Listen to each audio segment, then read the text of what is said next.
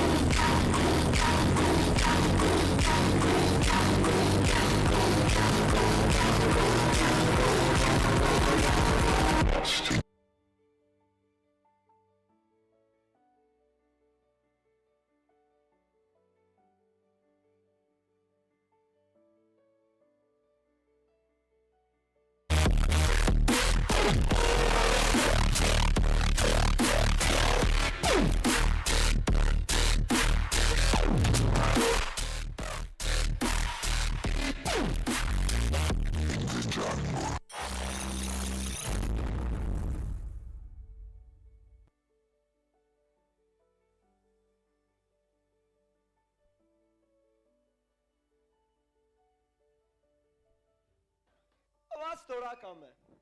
दोबारा करें. दोबारा करें. What's up Punjab? ये हुई ना बात.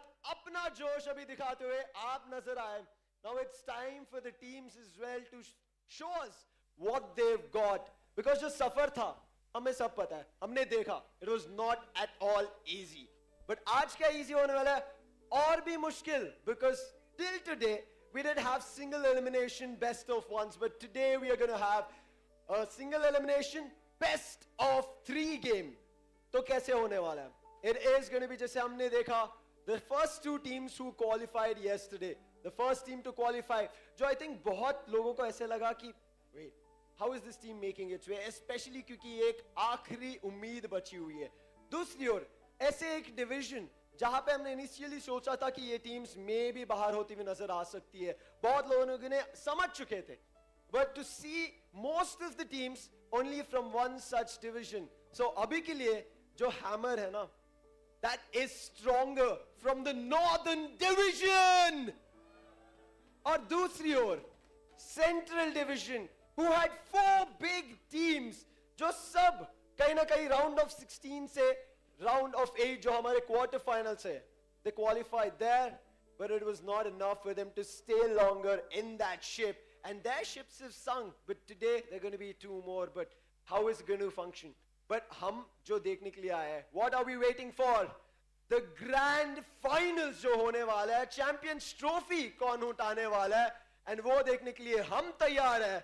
But अब बुलाएंगे the teams, and especially the first game, first team who is in question.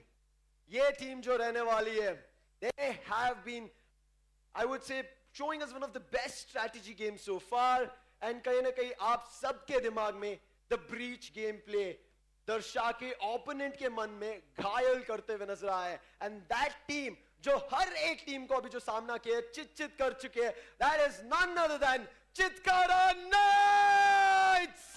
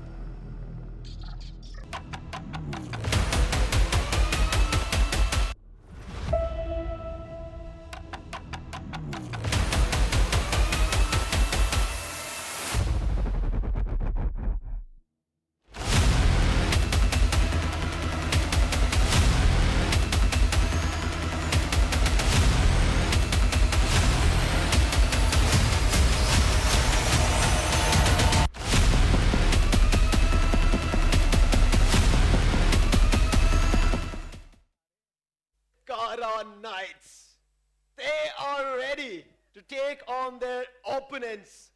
But ये क्या चित कर पाएंगे is the question, because ये जो team आखिरी उम्मीद है, the last hope for none other than the Central Division, and especially this was the 4th place team. But जिस हिसाब से इन्होंने जीता है अभी तक, everybody counts them as the rightful opponent. Are you ready for the next team in question? और आवाज आना चाहिए, because this is the semi-finals. Let's bring in VIT Bhopal!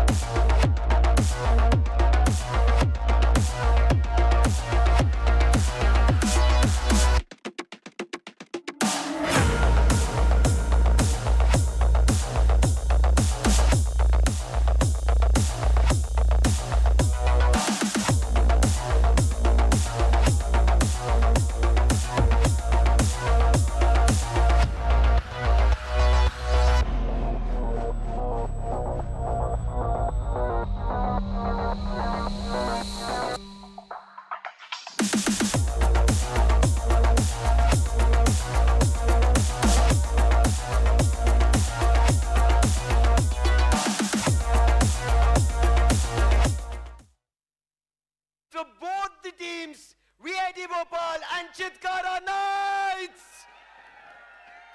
Our first semi-final games. Both these teams are ready, but before we start their game, I want to interact with them and understand, because this is a crucial stage. Itna aasan nahi tha yahan tak aana. Danav and AZ, we'll start with you. हम कल जब बात कर रहे थे, आपने बोला breach याद आया, नाम याद आया. What is this gameplay? Breach का खौफ बहुत है मेरा. बहुत ज़्यादा.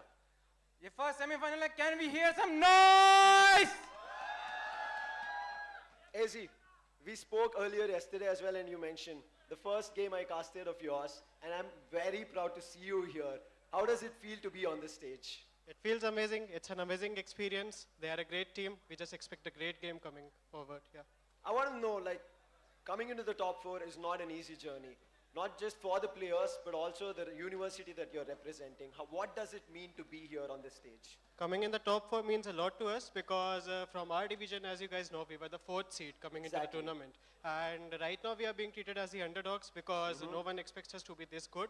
And like, we just expect to keep our run going. That's it. Danav, coming to you. आपने जिस हिसाब से खेला है, I think everybody is fearful of what you can do. तो यहाँ पे जैसे उन्होंने बोला, what does it mean for you and your university to be here and look forward to even becoming the champion? जब से हमने खेलना स्टार्ट किया है, we started from this OG roster, and today we have revealed our trump card. Egoist is in and Lovesick is out, and I would say you are in hell more of fun. We have a trump card, but now I want to call in the duelists, because there was some banter between these two, Sky and Harish. If you could pass the mic to them. Harish, when he walked out, right, in the walkout, what you did yesterday was what he showed here. He's looking forward to dumping you. What do you want to say? I have a lot of respect for Sky, and I'm expecting the best from him, and I'll do my best as well. That is here on the stage, but inside the server? You guys have to wait and watch. What about you, Sky? आ जाओ, यहीं बैठो दूसरी chair पे, हरा के दिखाओ. तो यहाँ पे जमीन गाड़ के ही दिखाएंगे. जमीन गाड़ दी है. जमीन गाड़ दिया. Who wants to see Chitkara Knights winning? Who wants to see VIT Bhopal? Let's go! Woo! Let me have the mics. Shake your hands and let's get this show started. Casters, you guys, it's time to take semifinals number 1. Over to you. Well, a lot of energy on that stage today, as we do see both the teams really pumped up. You know, whilst their walkouts were questionable at times, their intentions through their words were a lot better. They clearly seem to respect each other even through the banter, and they know that they're both of them are competitive and formidable teams. So they are going to be trying their level best, and of course the duelists of both teams have been the star performers. That's right. For their respective teams, and I think that this is going to be quite the duel, because I believe that Sky and Harish both haven't really found their competition as yet. Sky's been the dominant force. Yesterday he dropped 31. Harish also did pretty well yesterday. He did well. Yeah, so I believe that these two now going up against each other and on the maps that whatever we're going to be playing, if they're going to have the jet duel off, or if they're going to be playing on a different map where maybe they pick up a different agent, the duel of these two duelists is going to be probably the most important. That's right. I'll be waiting for all of these scenarios to be created at the end, because Sky and Harish, the way they have been playing, right, I couldn't emphasize more. That was really good. But there's a recent addition, Egoist, in the corners of Chitkara Knights. We have to see whether it's going to be actually a good roster for them, because he's a new guy at this point. I mean, even though they might be playing at the back end a lot. I mean, he did say this was the OG roster. Yeah, so the OG roster. Oh, then I guess the team chemistry will be much better than before. Lovesick was supposed to be the 6th, I believe, and he was filling in for Egoist, because I believe Egoist was the one who was sick. Probably. Not quite sure. Yeah, but he's back now, so him feeling a lot better, and he's going to be on stage, giving his all for his team, and whatever it is that they called him the trump card, of course. Yeah, so they did. I'm excited to see what role he's going to be filling in. Is he going to stick the Sentinel role itself, or is he going to be picking up something different? Do we have a change of composition here? All this is, of course, based on the maps that we see, which I believe we should be having a look at the, map veto real soon. I'm really interested to know what exactly is going to be the pick of each of these teams. The bans, of course, can go anywhere. Fracture Lotus could be banned up, but I believe that the Chitkara Knights, with the way that they play, they've got probably a map that isn't Ascent, Haven, or Bind that's strong enough for them to maybe pick off in this for a best of 3. That's right. I'm expecting something different today, because it's a BO3 nonetheless. So 3 maps is what we're going to be seeing real soon. And in the midst of that, it's going to be extremely fun on how these teams are going to be tweaking their performances, because it's either going to be a search or recon, or it's a search and destroy mission, which either of the teams can literally decide upon if they'll understand the opponent's strategies. And it's going to be fun to see how the opponents implement and just fiddle around and know how to just make it perfect for them. On the other hand, I'm just expecting a really good fair fight. Yeah. How about you? Yeah, I'm expecting a pretty fair fight as well. I think it should be close enough for us to expect that. Both these teams are really experienced. They know what they're doing, and if as the CK team just told us that they are playing now with their full squad, it should be quite a bit something. And just having a look at the brackets, we've come quite a journey, man. Yeah, it's been quite some time here that we've watched this tournament unfold, and now we are just about a step away from deciding who's going to be the champion of the Mogo National Championship 2.0. Only 2 teams here will move ahead, of course, but it is, of course, a best of 3, so they do have a bit of breathing room. Like I mentioned earlier, it's not going to be as pressurizing as a best of 1. That's right. First game, of course, is going to be VIT Chitkara, where we've already seen the crowd is filled up, so they're pretty pumped up about today. They're hoping that the games are going to be good, and of course, following that up, we've got the home team coming in up against a really mighty CU Cheetahs team. So this is a really good day for this tournament. That's right. I mean, the competitions are going to really, really tough. And CU Cheetahs yesterday, the way they've just played it, it was so good to see. The rounds are being re-rolled over and over, but it was still their win. They were ready. They triumphed over.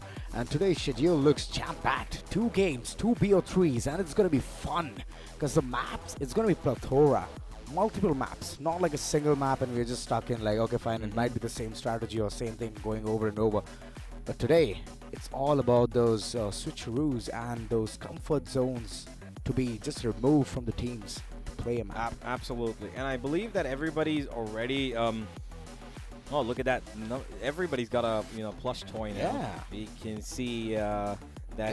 Bro. You never used to see this in a different FPS. It's kind of developed as a Valorant thing, and it's nice. It's fun to see that they've got a softer side to them. Yeah. While they do love their banter, but I believe right now what we're hoping for is a little bit of early map reveals. I really hope that the veto comes up soon, because I think everybody's already ready to go. Of course, the admins have realized that they need to turn the monitors away from us this time. Otherwise, we'd be running away with a lot of info. That's right. I'm pretty sure they've done this on purpose. Look at that. Yeah, we can't see anything. That's right. No information whatsoever. This is bad. This is bad for us. Yeah, I don't like it. I don't like it. Can we just ask the admin standing behind there to turn this monitor? It's okay. The player can be inconvenienced for 2 seconds. We just want to see what's happening. That's right. Don't tell me they're at the shooting range. No. I'm pretty sure they're not. How sure are you? You can see that the mouse is okay. Never mind. The mouse is moving. Oh no, I think he's just clicking. I don't think he's. It can be. No, he's not in the range. I'm pretty sure the lobby should. You know what? I don't care about the lobby. Lobby will be started up pretty soon. Let's have the veto. I want to see. What do you expect could be, coming up here from? I want to say from the Chitkara Knights. What map do you think they would be coming up? Chitkara Knights. The way they have been playing, I feel that they're way too confident in bind, and I'm expecting that pick coming in from their corner. Okay. And from the corners of VIT Bhopal, I'm expecting Ascent. Ascent, all right. That is, not too bad at all, of course. But let's have a look at the head-to-head between the two players so far. In their recent matches, I believe in the previous... Sky's been dominating. Oh, yeah, he's been pretty good. Not to any discredit Harish from what he's done, but I believe that there is a huge difference in First Bloods. Yeah, look at that. Sky, of course, we've seen that his confidence has been really high, and I believe that he has gotten so much done in terms of his team's, workload, because he's the one who is unwaveringly going ahead to take fights. We've seen that on Ascent when he was, just started off the first game. We saw his game style right up, out of the bat when he came to participate.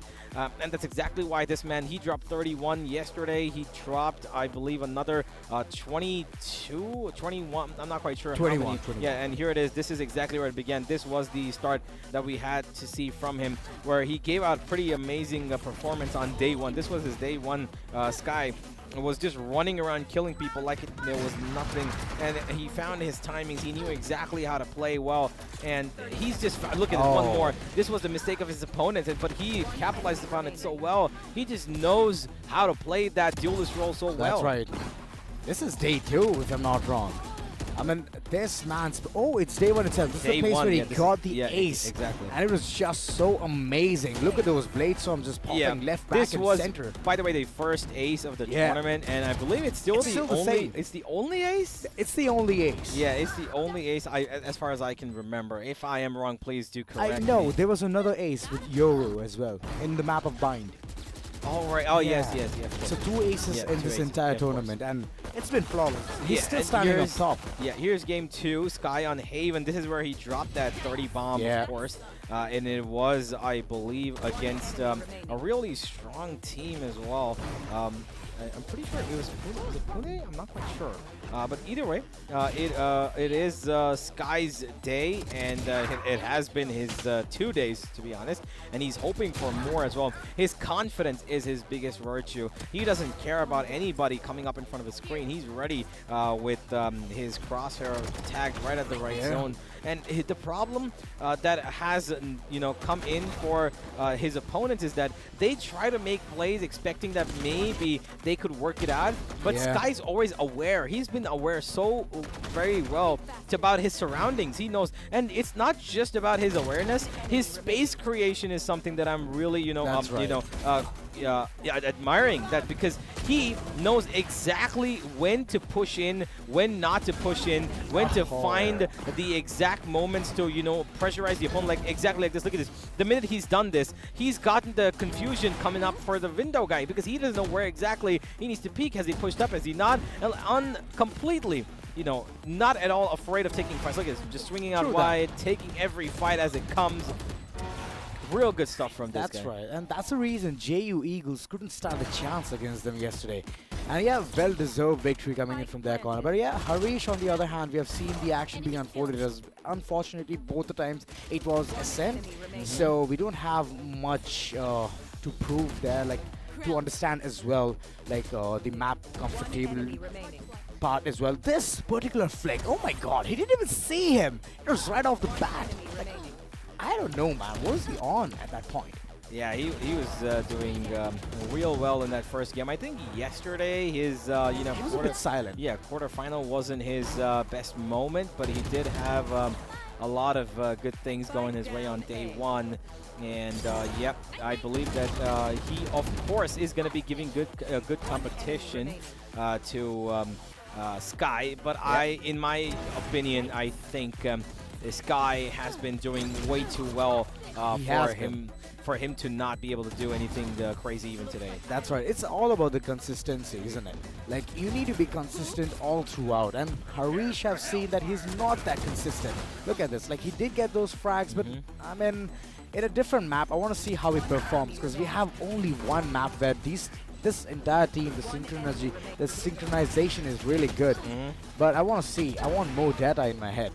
That's when I can actually bring a verdict that if he's good or bad in a different map. I do believe that there is a there it is. Both these teams actually have played you know, Ascent itself for both their games. Oh, it's a 50-50 in their corner. Yeah, of course. And they've won exactly. VIT Bhopal have been able to manage a bit of an equal win percentage, but you can see that the Chitkara Knights are slightly more efficient on their attack, and that's primarily due to our guy Sky. He's been the, you know, spearhead of that attack, and he does really well. And you can see that as well. They usually dominate their attack so well that they don't really need too many rounds in defense to win, because they're able to, you know, maneuver that. You know, they've gotten a 9-3 half, they've gotten an 8-4 half in what they've done so far. So I think that that's exactly why they've got that 65% in the attack round wins. And you can see the attack rounds that they've won by them as well. They won 17 attack rounds. That's right. Compared to the 9 on defense, and they won those both because,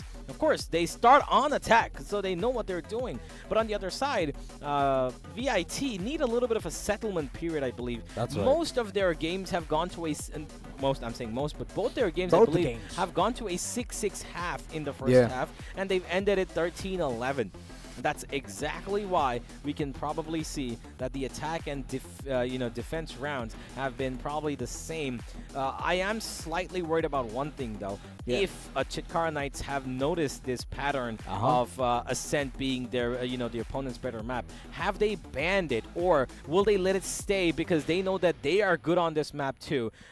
Because VIT Bhopal, they've not been seen on any other map, so of course they would like to throw in a little bit of a spanner in the works by maybe choosing something out of the blue like Lotus or Fracture, but I would love to see that from the CKs. But I think VIT need to be careful, because if Ascent is banned here, Azora, I think it's gonna cause a lot of trouble. I think that Ascent is, of course, their strongest map, but I think it's about kind of comfortability, that if they feel too comfortable on Ascent, and if they're not really ready for any other maps, because now we could be playing 3, if not 2. That's right. They could lose out on this game. True. I mean, here's another thing about VIT Bhopal. They're the last team representing the Central Division.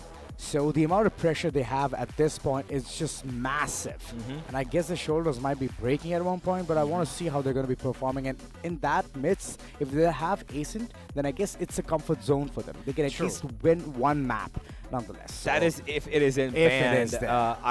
You know, both these teams having played Ascent, I think they're going to let Ascent be there. I think the Chitkara Knights are not going to let, because I believe that they are more confident than VIT, Yeah, because true VIT, both the opponents that they faced off in Ascent, they were able to drag them for quite a distance. And I believe if this Chitkara Knights team is as good as we've seen them be, then they would have read how this team plays, because they've got a set composition of playing that Jet, Reina, KO. No information based initiator. They play on the basis of a little bit of space creation from Tai Chi and Harish. They only depend on the fact that the close corner is cleared out by the KO. The minute he knifes in, they allow him to get that initial information, and the rest is done on the basis of that Reina flash. They pop both of them together, and they let the Jet dash in. That's the kind of the basis of their play. But let's have a talk about the ban first. We can get back to their playstyle a little later. Lotus gone straight off, which means Ascent is probably going to stick around. If Lotus has gone straight down,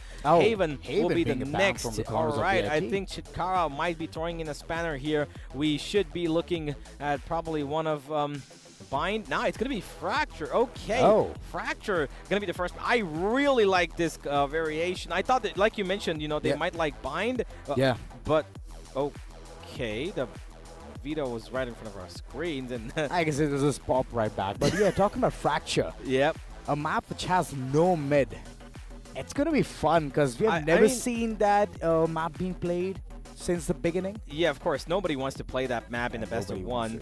You know, it's not that nobody wants to play. It's just that at this level, they always prefer to have what they, you know, like, and what they like is Ascent, Haven, Bind as their, you know, basic maps, go-to maps. Split maybe in the mix as well. But speaking about Fracture, which just popped up on our screens, the Knights did have a good, you know, understanding of how they could maybe, you know, confuse. There we go. It's back. The veto is back. Ascent, of course, is going to be picked by VIT Bhopal. Oh, okay, we're restarting the veto, and we've already seen 4 of those, so we might as well go through with it.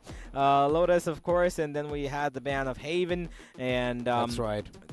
Fracture to pop up now. Soon. It's going to be there real soon. Come on. Come on. Bring it to us. Yeah, there we go. There we go. We have Fracture. Second being a pick of Bhopal Ascent. There we go. And where are we going to be ending up is my question. Pearl being gone. Okay, we still have Bind. We still have Bind around the corner. Split is also available. And we are going to be ending up on the map of Dust. All right, Split it is. Forgive me, Bind it is. The map of I mean the Dusty map, not the Dust map. No, it's the map. For a second. It's the map of Dust. It's filled with dust everywhere, right? Anyway, and this is with teleporters as well. Yeah, of course, yeah. You know, you could make a case for the Chitkara Knights looking early into this pick. Just because they've had better success on Ascent, and Fracture is a map that we've not seen, and if they've picked it, which means that they've got a game plan coming into this, they understand that probably, even on Fracture, this team of you know, VIT is probably going to go for that double duelist, right? Yeah, and the most famous, you know, usual pick on this is to go for that Neon and Race combo. Have a Breach as the, you know, primary flasher, you know, and he's going to be able to initiate most of the stuff. And if you're keen with it, you could have the substitution for the Neon with the Chamber. That's one of the things that we see on Fracture. It's not that often. It's kind of the, you know, it's kind of a 60-40 thing where 60% of the times Chamber is not picked, but 40% of teams do pick it because of the, you know, amount of plays you can still make with the single teleporter, right? You can use it towards a ramp, of course, and it's still available towards, you know, B arcade as well, where you can, you know, put the teleporter towards spawn, and you can run all the way with the operator, and you can teleport up back to safety. But if I have to ask you, Fracture, we of course are going to be probably seeing VIT start on attack because Fracture favors the attackers a little bit more when you start on it. What composition do you think they need to go for here, or what do you expect we might see? Neon was a really good pick. I would say close quarters, so she can do a lot of damage. But here's one thing. If Reina comes in the midst of it, Raze and Reina, it can be a really good combination. Like, I've seen a team just mow the enemies down with that combination. And yeah, even in Sentinels, it can be a pseudo-duelist as well, which is Chamber. On the other hand, I even have a second thought, that is Sage. Sage, okay. A good, interesting pick. Here's my speculation on it. Like, she can easily wall down the barriers, wall down the places, whichever is going to be literally pincered from the defenders section, so they can easily go in for the plant towards side B. Yep. So that's one thing which I really hope that they're going to be bringing. Well, looking at the way they're just going in for those picks, throw it out. Throw all of my speculations out of the window. I don't even care at this point. Nah, you got it right, actually. The Reina's right there. This is... Oh, never mind. Sky's going to be changing to the Rays, which I believe... Okay, I already looking at this, I've got a kind of, tangent pointing towards the Knights being a little bit better with their utility, because the Reina Taichi needs to be really, really good with his secondary initiation. That's right. Because that fade is of course so much more well equipped to find yourselves some information, get yourselves a little bit of extra space, because it allows you to push back your enemies. It allows you to find that the two prowlers that she has makes it so much difficult towards especially that A main side. True. Where you play alongside that, openable door, and you keep, pressurizing that, point of contact with those two prowlers. And if you have somebody peeking off towards long, it's a constant push and pull that, it's something that, of course, Optic used to do really well. True. But we do have to see if at all this team is going to be able to replicate that. On the other end, I'm really not confident about the Jet and Reina pick. Yeah. It seems like, okay, we've got a countdown now. We are heading in, ladies and gentlemen. 5, 4, 3, 2, 1. And the semifinals of the Mogo National Championship. MIT have left, forgive me. Mogo National Championship 2.0 have begun. And unfortunately, right before we begin at 1, there we go. Finally, via that. It was like 2 Mississippi and 1 Mississippi. And we are back. We are back. Yo, man, no Mississippi, bro. No Mississippi we're anymore. To fracture. Yep, we are sticking to fracture. Let's begin, ladies and gentlemen. Oh boy, it's gonna be showdown. The first pistol round gonna be commencing real soon. The first semifinals. How's the Josh universe? How's the Josh? Looking at the way all these players are stacking their toys right on top, I feel it's too high. I want to know from your side. Yeah, it is, absolutely. It is as high as it can be.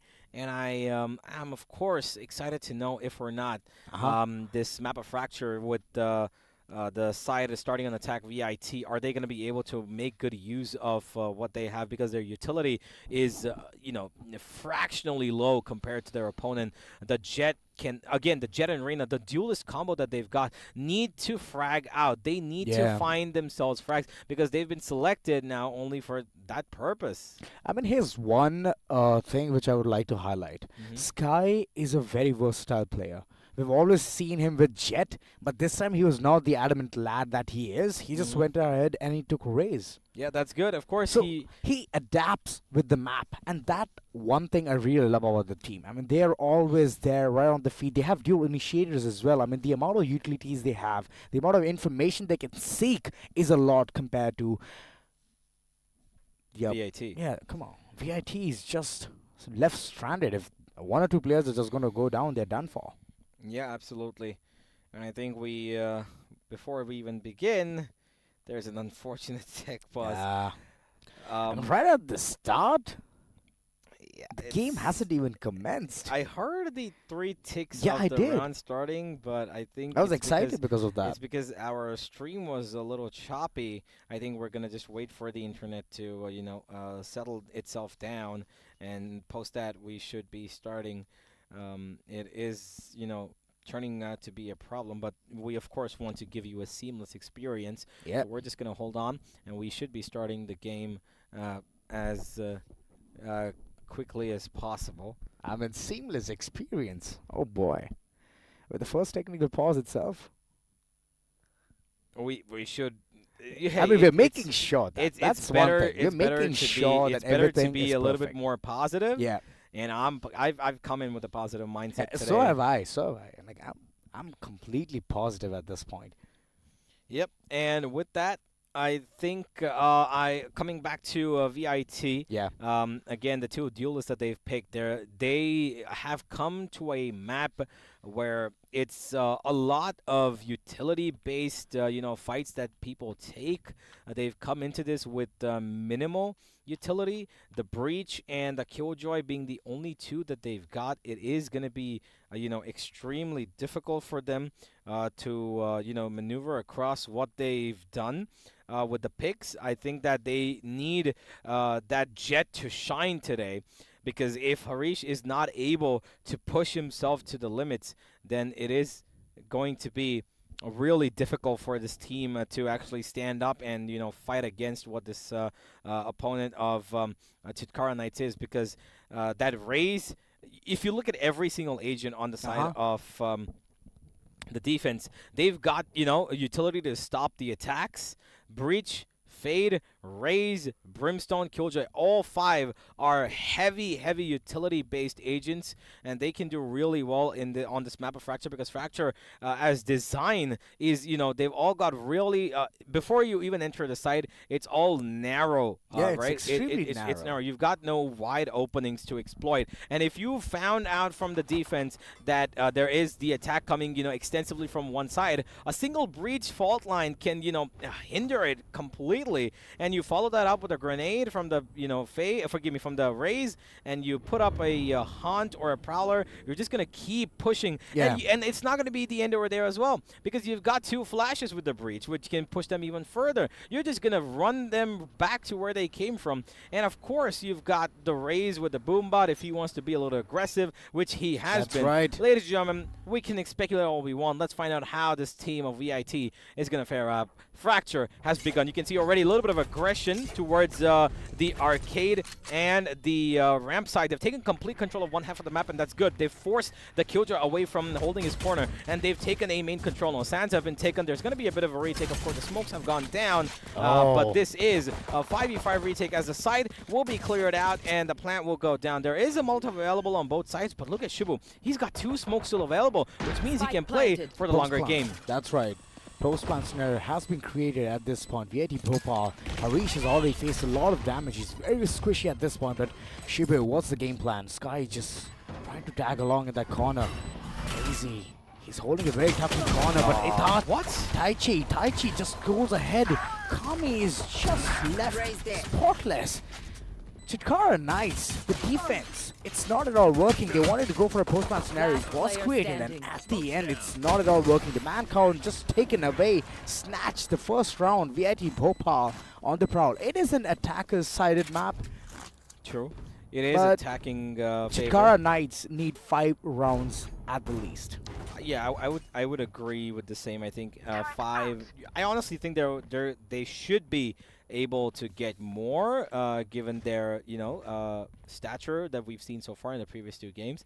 But this again depends on how far we see that the side of the attack has woken up today.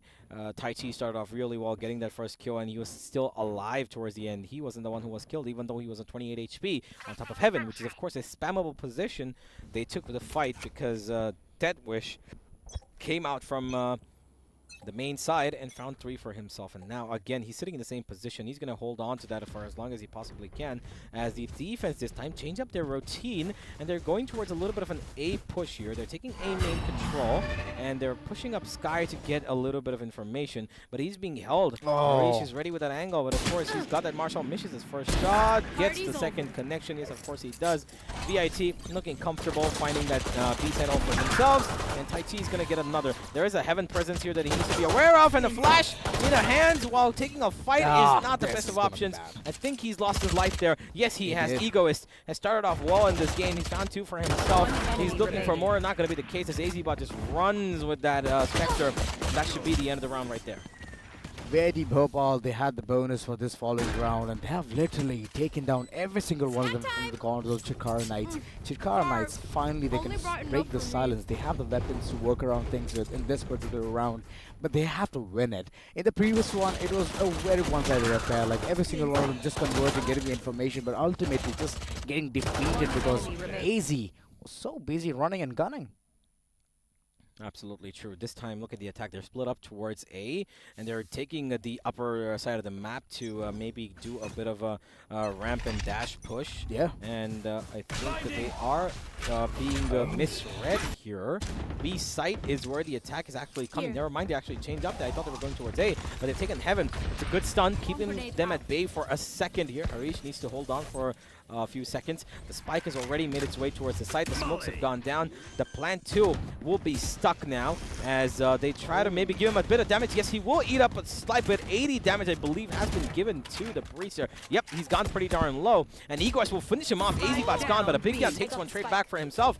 4 versus 4. The retake is on. No charges left. Seems like a hard task here for the corners of VIT Bhopal to even contest this Tai Chi. Just aggressing forward, trying to just take away all the information, repositioning in a corner so they can play the post-pass scenario. Sky, on the other hand, he's busy fragging. He's a frag fest, and Kami is just prowling on top of it.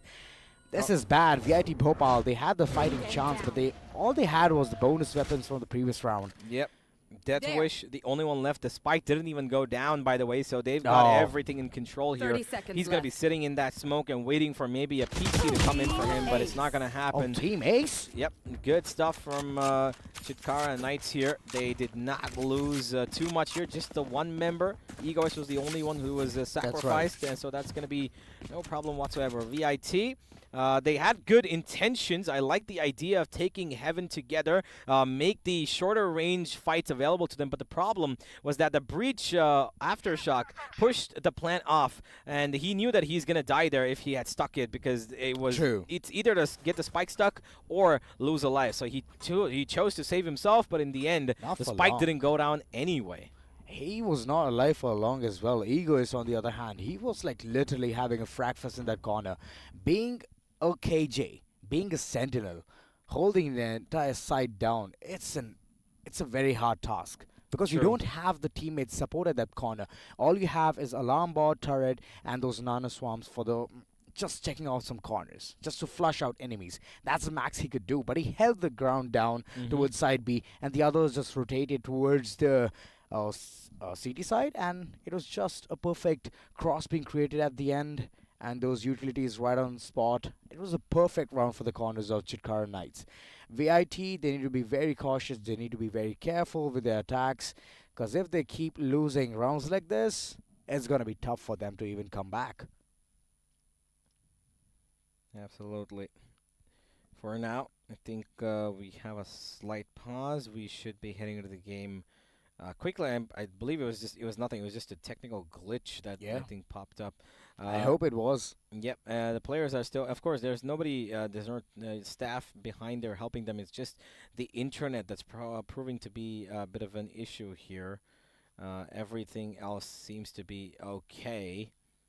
We're just waiting for the internet to stabilize so that maybe the players don't have too much trouble playing these rounds. Of course, the loss that comes in is always something you don't like playing under.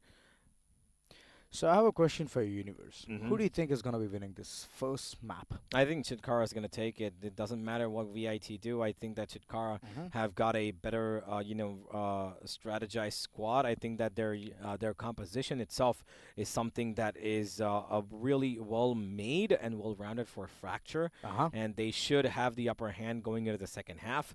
And I believe even if they don't finish this game, as much as I would expect them to, I think that this will be a 13, maybe 10, maybe 13-11 in their favor. And I see them winning the series 2-0 itself. Even if it's not 2-0, if it's 2-1. I feel that is too far-fetched. Nah, even if it's 2-1, it's still, I believe, going to be the Chitkara Knights to win this game. Oh.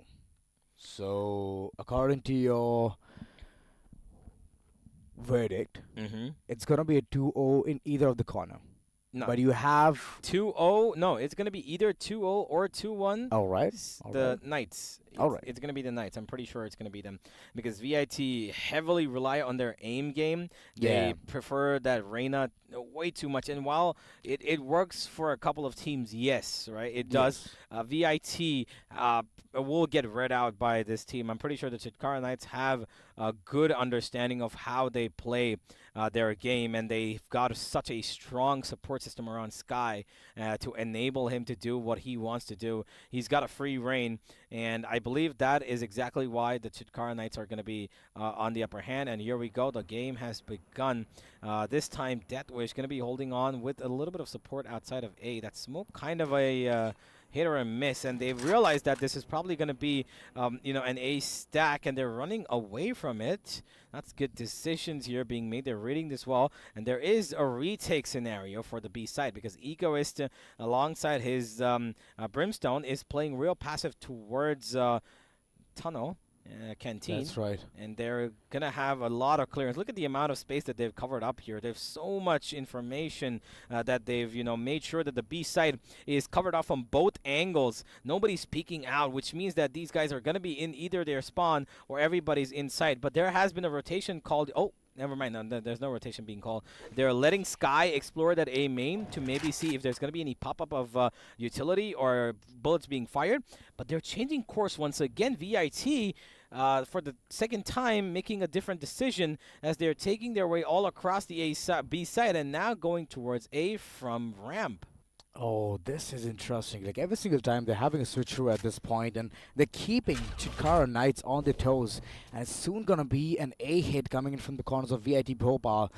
Taichi, he's having itch at this point just to use his flash and just barge inside the side. Look at the way he's already got the side access. It's going to be a postman scenario coming in real soon. They need to hurry up. The time is not being the best friend, but Abhigyan, he's making a hole in the wall. Kami bites his dust, and at this point, it's going to be a postman scenario which Chitkara Knights need to win, because the weaponry, it's going to just falter down if they lose this round. Yeah, and look at that. They've got the plan. They've taken out everybody, it seems, in the same frame that we missed it.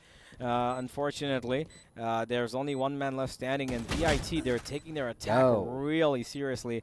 The patience is well appreciated from my end because they're doing all these attacks together. They're playing as a team, and that's exactly why they're able to find their openings. I think there was a little bit of a mishap there from Kami. Yeah. He popped out of the smoke all by himself and tried to take a fight. And he had 3 players spam him down, and the kill, of course, went in the end to Abhigyan. But I think that it was a mistake. He should have stayed alive. Now they're on a bit of an eco, and I think they're already feeling the pressure here, Chitkara Knights. They should realize that there is, you know, a good amount of team play coming from the opponents. And the minute that Reyna flash comes in or that breach flash comes in, they are going to be jumping in the same direction. That's how it's been the game so far in the first 4 rounds, and they will be continuing the same. Look at that. They stick as a team. They play as a team. That's right. VIT. It's a team game. It's all about the team game. The executions need to be perfect, and VIT Bhopal knows what's at stake. They have to win the attack rounds because winning in defense is a bit hard. And it's going to be a side execution again coming down towards side A, and this is happening over and over. Chitkara Knights, all they have to do is stick to their guns and at least get 1 or 2 frags so they can destroy the economy of their opponents. And that's the max they can do at this point. Looking at the way the buy is, they all have sheriffs and a marshal to be invested. So long range fights, it's going to be a tad bit difficult because they have to hit those shots right on target. Every single one of them just getting narrowed, channeled down in one corner. And Kami, come on, you need to win those fights. Oh, it's going to be tough times coming into the corner of the Chitkara Knights. One enemy. On the other hand, Kami was the last man standing, but Abhigyan. This seems like VIT's game in the first half towards the attacking corner. But probably. I mean, of course, they would like to, you know, establish that control as a 5. That's exactly what they're doing. They're not. There's nobody lurking. They had a lurk in the 1 round that they actually lost. They had a bit of a split up, and that's exactly when they kind of, you know, immediately abolished that play. And now they've been sticking as a 5 across the entire time. And I am worried if this is going to be something that blows up in the face of the Knights. Early gain of information. They've cleared off 1/2 of the map. 1/2, I believe, is actually the eastern hemisphere. True that. The western side, because the ultimate from Deathwish goes down. That's going to be clearing up a huge amount of space. But the flank is coming in. There's a big flank coming in from Sky and from the Fade. They're coming in together from the back lines, and they have actually been detected here from that Killjoy. But he will be taken down. Deathwish tried to take that fight, and he will be losing it. And Tai Chi's going to find one himself. There is Ego has been taken down, and there comes now the big bad ultimate, the Rolling Thunder. It will force Daanav to hold on to his ground, but Tighty's going on the aggression. He finds a kill. This is exactly how they need to be playing with the composition that they've got, and they're making good use of their agents. 3 versus 3. There is an ultimate available to stop this defense from getting anything, and now it's a 3 versus 2. Harish is making everything possible here, making it easier for the VIT Bhopal boys to get this round up and running. Shibu's smokes are not going to matter because the minute he taps that spike, there's going to be a flank coming in. Never mind, it's been taken out. There's going to be an ultimate. Yeah, there we go. The stun and alt combo absolutely destroys Shibu there. Yeah. And Molotov might miss, but it doesn't matter. They still got 2 players alive. They're going to spam him down. Time is neither their friend. Another great round from VIT. They're running away with this, it seems. That's right. Another good round, even though there were flanks coming in. But it was taken care of. It was taken care of so well that VIT Bhopal was just prepared for the end game. The Rolling Thunder being invested and the Orbital Strike. It was a very expensive round, but nonetheless, they have gotten it. It's a big lead. It's a lead of 4-1, and this is amazing because I've never seen VIT Bhopal actually be in such a good lead. Yep. Absolutely, but we've seen that these guys kind of tend to allow their opponents creep in a little closer towards the end. So they like to play on the edge. I mean, I'm pretty sure they don't like to play on the edge. I believe that they want to finish up their stuff quickly, but here we go. There is a bit of a push here. He's trying to get it. Doesn't find anything though because the Killjoy went too far away. He absolutely took his heels, ran away from there. Just the ropes have been his best friend, and they've taken the ace head. Never mind, Shibu's actually find Tai Chi. That's a good kill to have as well towards Sands as he was trying to get up that rope region. And it's still 4v5. It doesn't have too much to work with though, but Chitkara do have 2 big ultimates they can use to win this round. A big Kyan's taking a Kami on site, and now this is going to be a difficult scenario. I believe they got in another kill. No, it's actually Shibu. We're taking on a big Kyan. This is big. He's holding up his own and the entire team. That's right. And the Orbital Strike also being invested. He's going to get multiple frags here. Sky, on the other hand, he's on the flank. He can easily take down Harish. But I have to see how that entire thing pans out. It's just a 1v1. VIT Bhopal have a better standing chance over here because the plant is down. And it's all down to Sky. Sky, what have you got? You have the Sheriff in your hand. You have upgraded the weapon as well. There's a Phantom. All the corners being checked at this point, but Deathwish, she's just waiting for Sky to tap on. Oh! But Sky, oh my god! And he's got it. He's got it. He's got it. Yeah, absolutely. He has the time. He most certainly does. It's going to be real close, but he's got it. And there it is. The defuse comes in. This is wonderful. Oh, man. They required individual... This was a hefty round, right? Yeah, it was. They required individual bravado here to win this. That's Shibu right. With 2 real impactful kills here. If he hadn't gotten that, and in third as well with his orbital strike, well done. He's the hero of this round, of course, with Sky clutching it out in that 1v1 towards the end.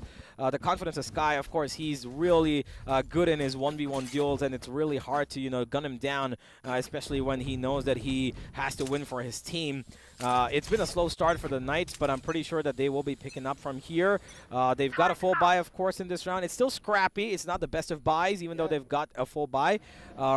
But thanks to winning a Thrifty, they've got enough money to probably store in for the next round as well. Whereas this time, VIT changing up their approach. They're going on a little bit more of a split. Look at the kind of split. They've let their duelists kind of explore the opportunities towards towards B. Whereas Harish right now, he's holding on to a ramp.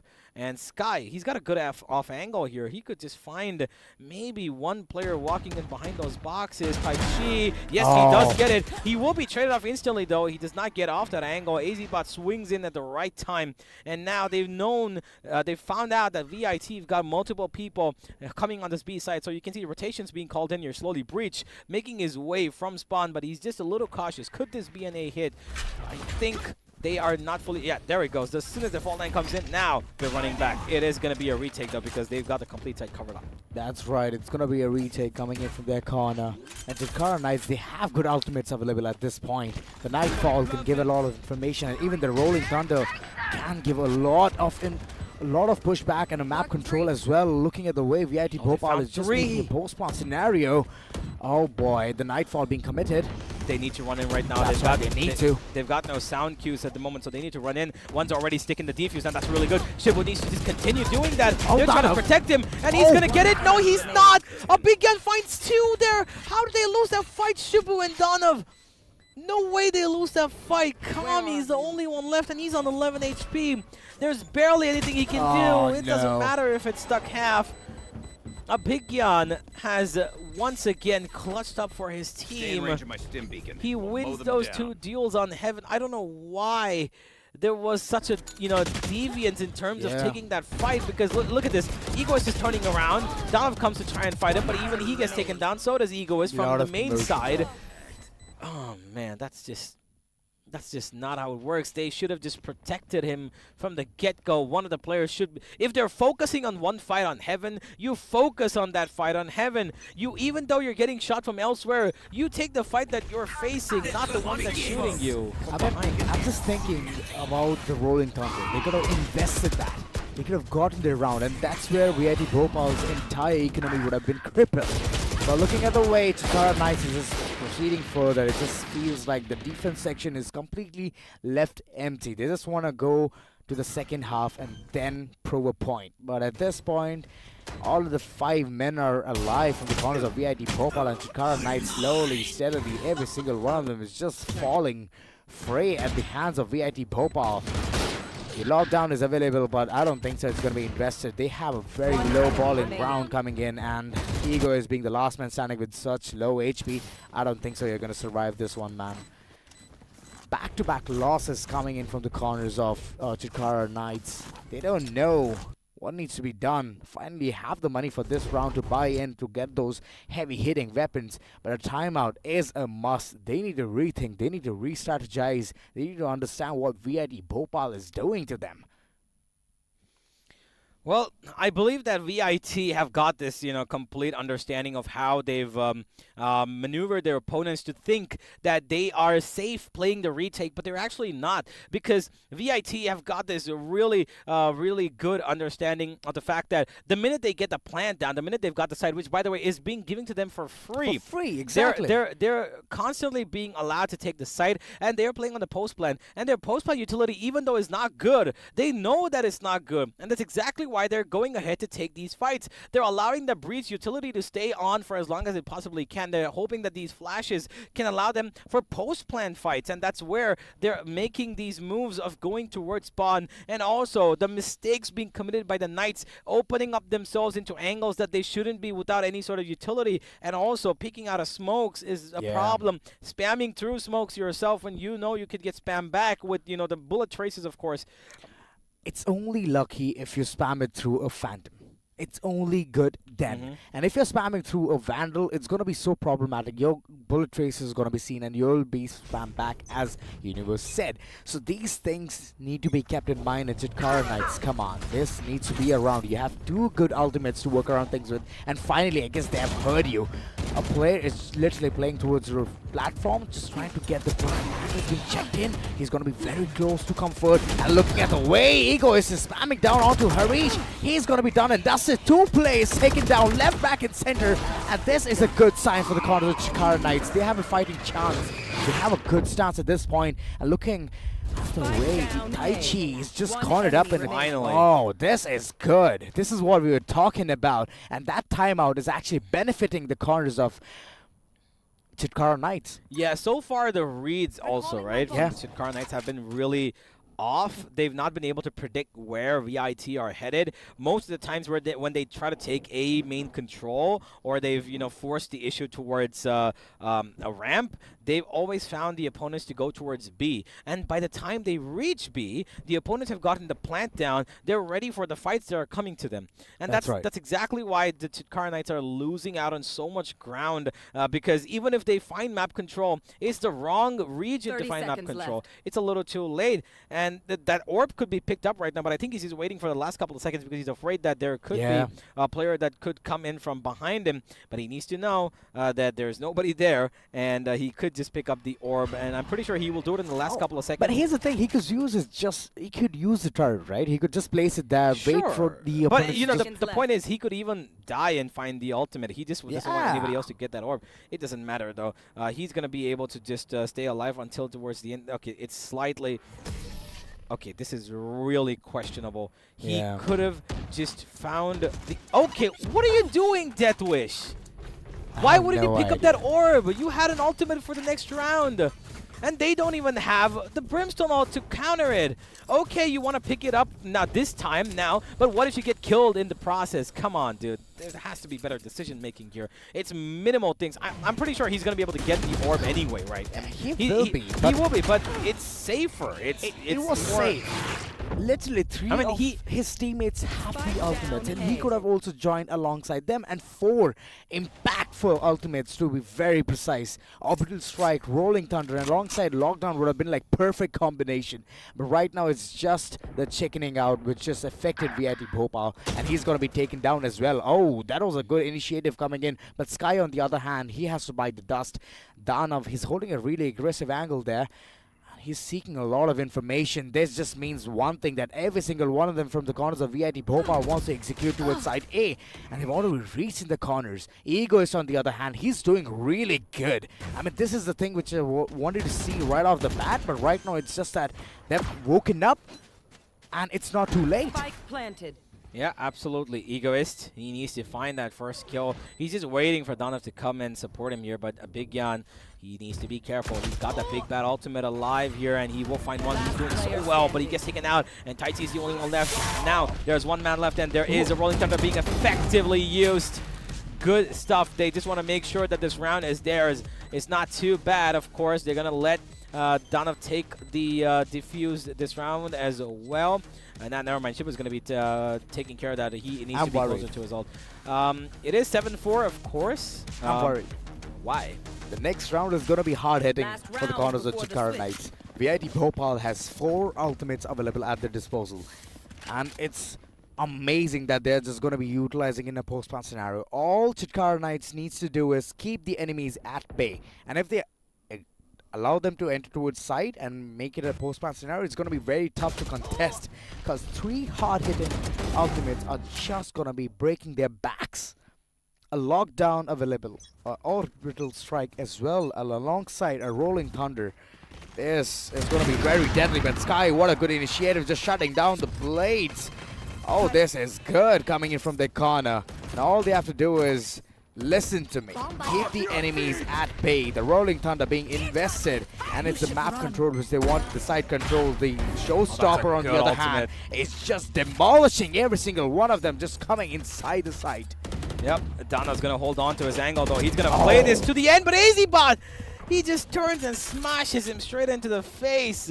It was a a feisty decision, of course, but he made it right because he knew that even if he lost his life there, it's gonna be a 4v3. And now they've got an ultimate to work with. The Chitkara Knights have the Killjoy, the big bad ultimate. And what they need to do is take out a Big Yan. He's the big one who's gonna be able to, instantly he takes it away. That ultimate is absolutely destroyed, but he's on heaven and he's got no more utility left. He will be detected here as well. Sky needs to win this, but there comes the spray down. He gets the one as well. What are they doing? They need to all come to side. Oh my God! He's gonna clutch this out. No, he's not. He runs out of bullets, and Chitkara Knights win this.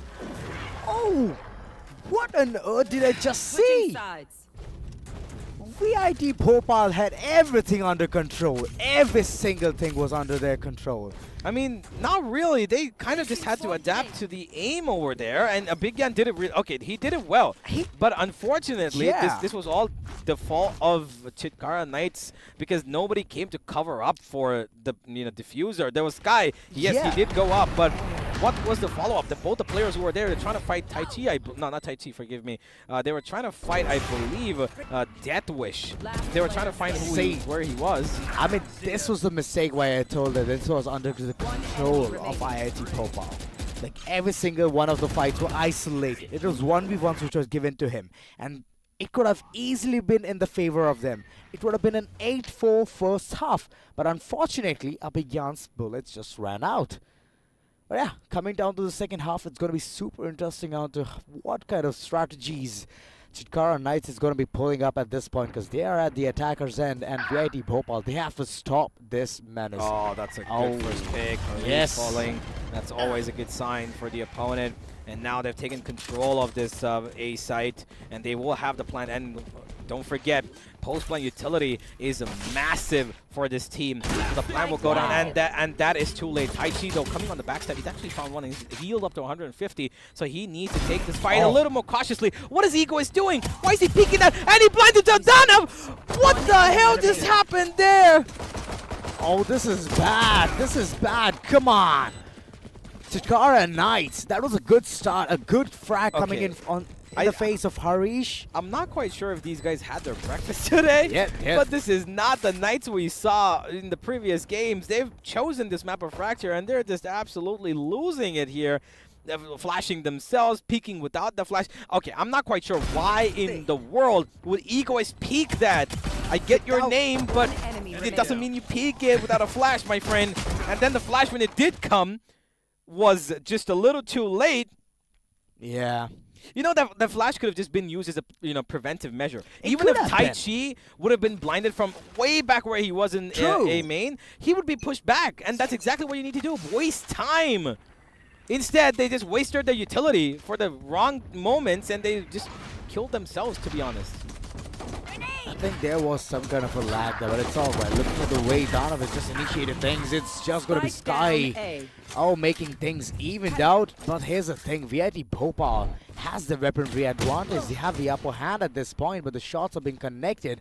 I like to see this. Kami has the sheriff in his hand. He could go in for a post-plant scenario. That's what this entire team is looking forward for.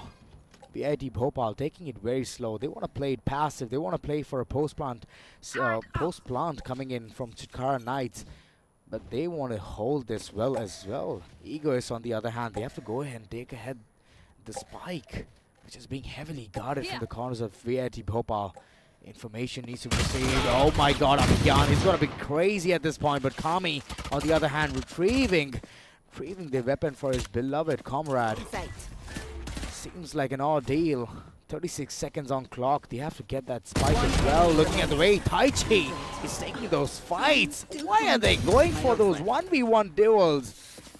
Peek together. One's crouching, one's standing, and that's when I can actually tell that you have a fighting chance. Again, it was a good start, but they're not checking their backs. They're just being blindsided. They're like, okay, fine, I put a smoke down there towards the upper corner, and that's it. Towards the ropes, and they're just like, okay, fine, the smoke's gonna do its thing. Yep. But come on, they get pushed to the smoke. It's not a wall. That is true. Harish now, he's got the operator up and running, and he's going at the right angle. He knows exactly where this attack is coming. He has been pushed off his mark, but he's still waiting for more. What a kill from him. He still finds that. That's absolutely amazing from him. Finding that first frag is brilliant. And just like that, they've lost their main duelist. And with that, even though the side has been gained control of, it's still going to be really difficult. Because if Harish just keeps fragging like this, Egoist is going to give him off. And the smokes were just too early, to be honest. They were put in. I just pooped in. Forgive me. They were put in too early. And whilst, yes, right now, I think that Chitkara Knights are being a little poopy about their gameplay. That's right. VIT are in complete control of how they want to approach this. Shipper with the only trade so far. Still a 2v3. Still a 2v3. And yeah, it is impossible. Harish gets on. He's getting on the nerves. Look at that. 4 frags onto his name with the operator. I mean, he's just showing the classic example of being a checkmate. This is good. Look at him. Every single one of them just so happy, enjoying every bit of it as they're just hitting the double digits. This is good from the corner. On the other hand, Chitkara Knights, come on. You have to wake up from the slumber. Those mistakes being made so bad, smokes coming in so early, and that's just affecting the entire gameplay. This was the first frag coming in. Sky just sadly has to depart, and slowly but steadily the frags are just plundering for the corners of Harish. Placing swarm grenade. It's a 10-5. I just feel it's done for. This first map is not falling in the corners of Chitkara Knights because VIT Bhopal, they've hit the double digits. They're confident, and Harish, he's on a killing spree. The first Sentinel taken down, and unfortunately, it's all about the side execute at this point. Those 1v1s need to be good, the duels need to come in. Sky needs to take an initiative. He's not letting go of that angle, man. He had to be pushed off by 3 different utility pieces, and the smokes are going to keep him at bay for now, but he's still aware of the fact that he can just spam through, and he's hoping that somebody pushes in and gives him a little bit of a free kill here with the shorty, but it's not going to be the case. They are desperate for a round here, and they're going to try and stick to that. Of course, they're playing on a couple of rescinded weapons here, and Harish, one spam, does not hit the shot. He knows that there could be one above. He might want to take that shot on top. Sky is getting spammed though. And now Harish is looking at, he spots him. One Molotov to cover up on the right side, but it's just not going to be enough. Sky constantly being spammed, constantly being pressured, but he still will not give up. He's gotten one. No, he's not got anything actually. It's going to be Kami and Dana getting one each. And they're running in. The Reina's going to get the one, and he will be able to teleport away. Forgive me, dismiss away. I'm not quite sure what just happened here, but it's still VIT Bhopal on the winning streak. They will be looking for the final kill. Oh my God. Finds it, and they will have more than enough time to defuse this spike. Another great round for VIT as they just keep taking steps forward in the right direction. That's right. And honestly, at this point, it's just aim duels that they're winning. They don't even need utility, it seems. It's just aim, pure aim. Aim and brain. It's what the combination is working for VIT Bhopal at this point. I mean, come on. The confidence is just overflowing. It's seamlessly going towards every right direction. Those pushes are coming in from the corners of Chitkara Knights, but unfortunately, they're just so close, yet so far. Harish, again, he's going to be reinstating with his operator towards A-Long, and I feel that he might get multiple kills, but okay, that was a good utility coming in. And that's right. Go away. Run. Shoo. As Sky is just moving in further with a nade, just going in, getting the map control, getting the side control. It's going to be a post-man scenario coming in real soon, and it's going to be VIT Bhopal up for a retake. Oh yeah, they've got now the lineup, of course, ready for the Molotov, and they also have the Orbital Strike. This should be a round for the Chitkara Knights as far as I believe. Yeah. Because Shibu's gone way past their reach right now, and if they want to actually win this round, then they need to push him, and they've got no ultimates to actually try and make that happen, because first they got to clear out the site, and after they clear a site, they know that they're going to go towards main, and the main region is guarded by 4 different people before they can even reach the Brimstone, and he's going to first throw out the Molotov, and there comes the Orbital Strike as well, following it up. They're just spamming each other across. Shibu does get one. Time is not their friend. It is over, ladies and gentlemen. Finally, Chitkara Knights force a round out of their opponents because they were just a little careful. They did lose Kami, but that's okay. He's going to have money still to buy in, but I believe that this round was really, really important for them. Again, guess what? It is that number 11 round. The minute the clock strikes 11, always the opponents just somehow find a round, don't they? What is with that number 11, dude? I mean, they've always constantly thought about one thing, the wish. They want to hit a comeback. They want to at least showcase their talents, their skills. And looking at the way Chitkara Knights has gotten the previous round, I mean, lucky that they had the Orbital Strike, else it would have gone south. Because, I mean, the confidence at this point VIT Bhopal is having, it is overflowing, but okay.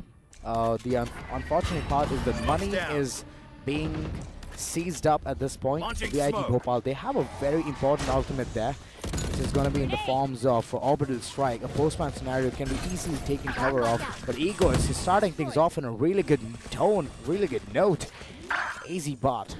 He does have the angle real cold and close. Abhigyan, on the other hand, did manage to get a frag there with the Sheriff in his hand, but that's the max he can do. If he invests the Orbital Strike for this particular round, it's going to be a sad loss for them.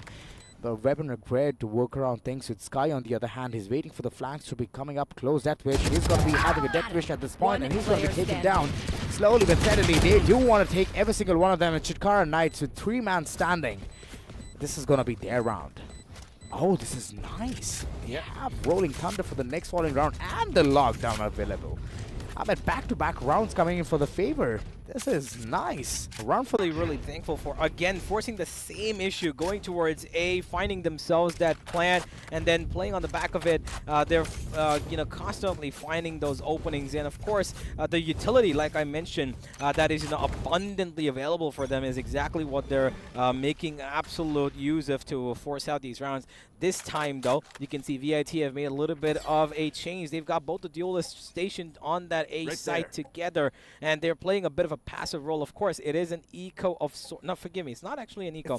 It's not an eco. Forgive me. It's not. Yeah, they've got the operator still running, but they're playing it a little bit more passive this time. They're holding outside A, and they are going to be going towards A. Just the approach is a little delayed this time. Harish, though, he's got a good read about this. He did not want to go aggressive. He wants to play a little bit easy because he knows that these players are probably going to be forcing a little bit of a delayed action, and once that happens, he needs to be ready for it. They're going towards Sands, though, and the ultimate is going towards the side. Oh, that's big. That's going to attack both those duelists. They're completely been stunned up, and Sky is running towards them. There comes the first, and follows up the second as well. The big ultimates are doing their work here as they constantly keep finding value. A Big Yan in a really tight spot. He's been tagged up by the Seas as well. He's still alive, but he's not been completely found out. The door is open. Donav could lose his life here, but he's not. Kami just spams him down. He sees him through the edge of the smoke.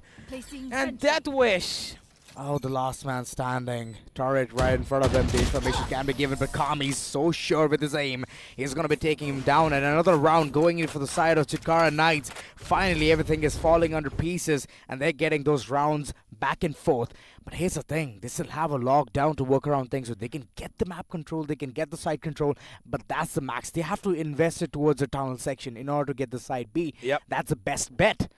Yeah, now I'm pretty sure they're going to try to change their, maneuvers towards B for the particular reason that a Big Yan is playing there. And he's got the big ultimate that's going to destroy that Killjoy ultimate that they've got. And so the only reason they're probably going to go towards B is because they're going to try and force out an issue of him. I'm pretty sure there's going to be an A fake maybe to try and maybe force a rotation and then utilize the Killjoy ultimate, maybe work it that way. But I'm pretty sure right now their focus should be, at least as far as I'm concerned, to find a Big Yan where exactly he's going to be stationed. He's been at the B side for, a prolonged period of time, but he's been playing safe. So to force out a fight from him is going to be difficult, but I'm pretty sure that this team does have a strategy on the back of it. I believe that should be the, stance they should be taking. As long as they eliminate him, they have a post-plan scenario to play with. But if he's alive, then that Killjoy ultimate is practically useless.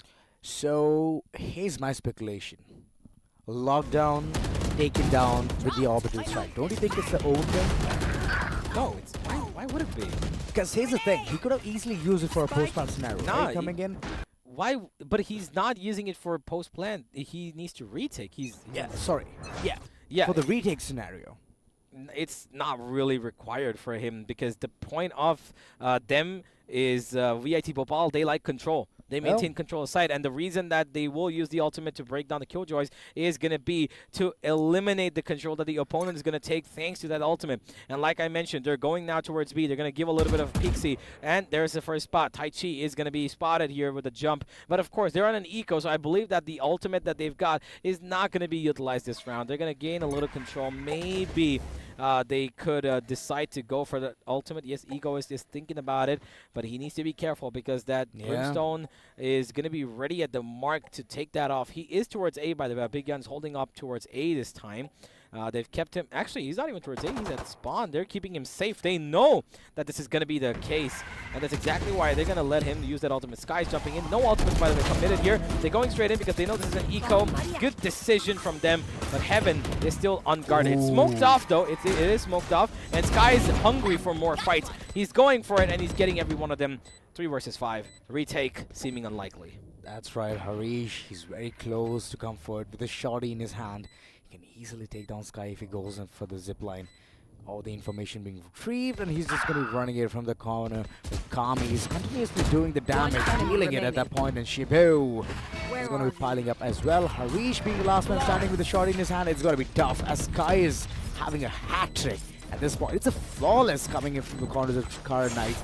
And VIT Bhopal, finally they have the money to invest for this particular round, and they have 2 big hard-hitting ultimates as well. So a good retake scenario can be created alongside Chitkara Knights. Finally, they're just breaking the silence, getting the rounds back to back, and I'm liking this. They're confident, and Sky is doing his fair share of deal as well. He's fragging out for the team. He's already sitting with 16 kills, and on the other hand is Abhigyan being the controller with 20 on his name.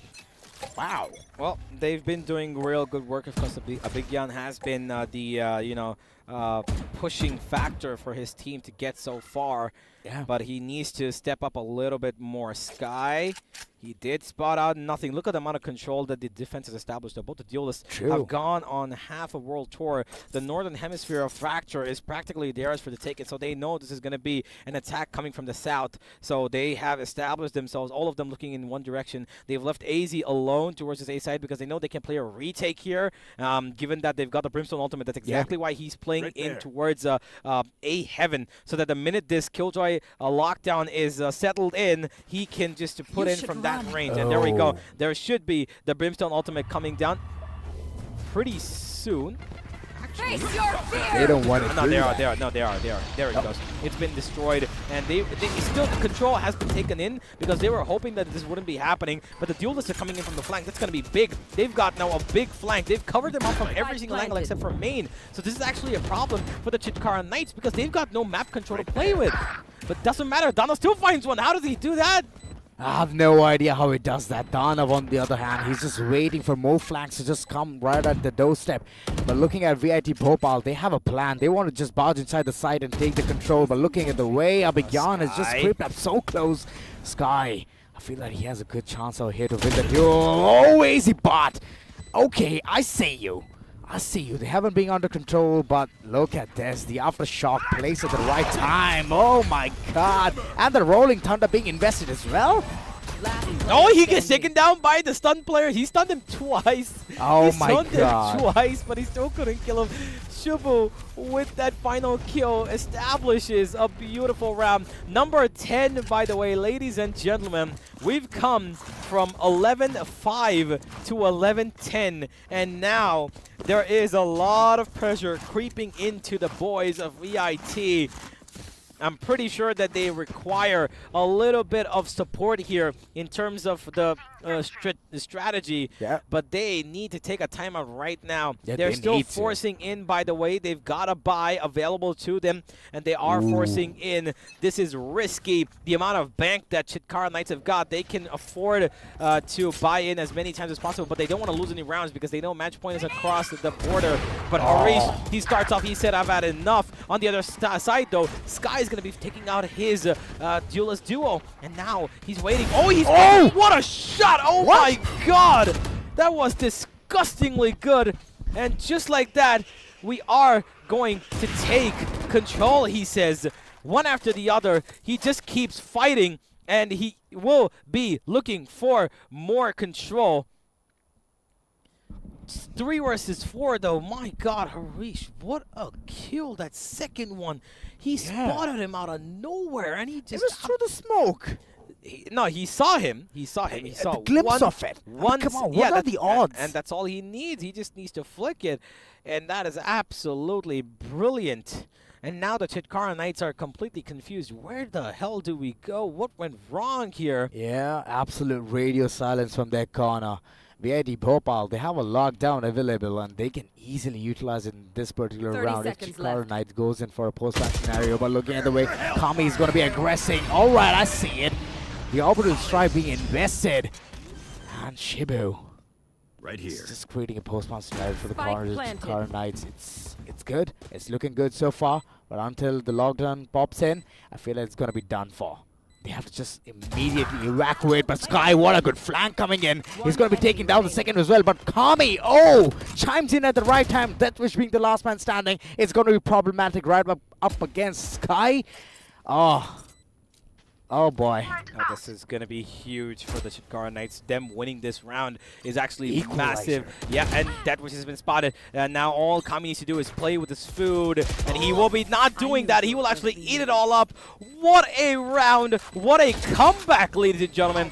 the crowd needs to give Chitkara Knights their due credit and cheer for them, honestly, because this has been astoundingly good from them. Kami's that first kill, he found it so easily, and Sky was just allowed to crawl in from the B site because the first kill, the minute Kami found that, the distraction came in, everybody rotated away because time was not in their corner. They knew that it is going to be an A hit, but did they know where Sky's coming from? Absolutely not, because they knew that Sky has always been the front man. They didn't expect him to lurk. They thought he's going to be ahead with the team. And now they're trying to establish control back onto Sky. They want to kill him. They want to finish this guy's reign, but he's got a big bad ultimate to play with. He was considering it for a second, but he will not be going on the back of him. He's pushed them back now, and that's a good thing. I really believe that VIT Bhopal should have tried and stayed there and fight that, but they don't have money. They've got only a couple of people with weapons, and one of them is a bulldog.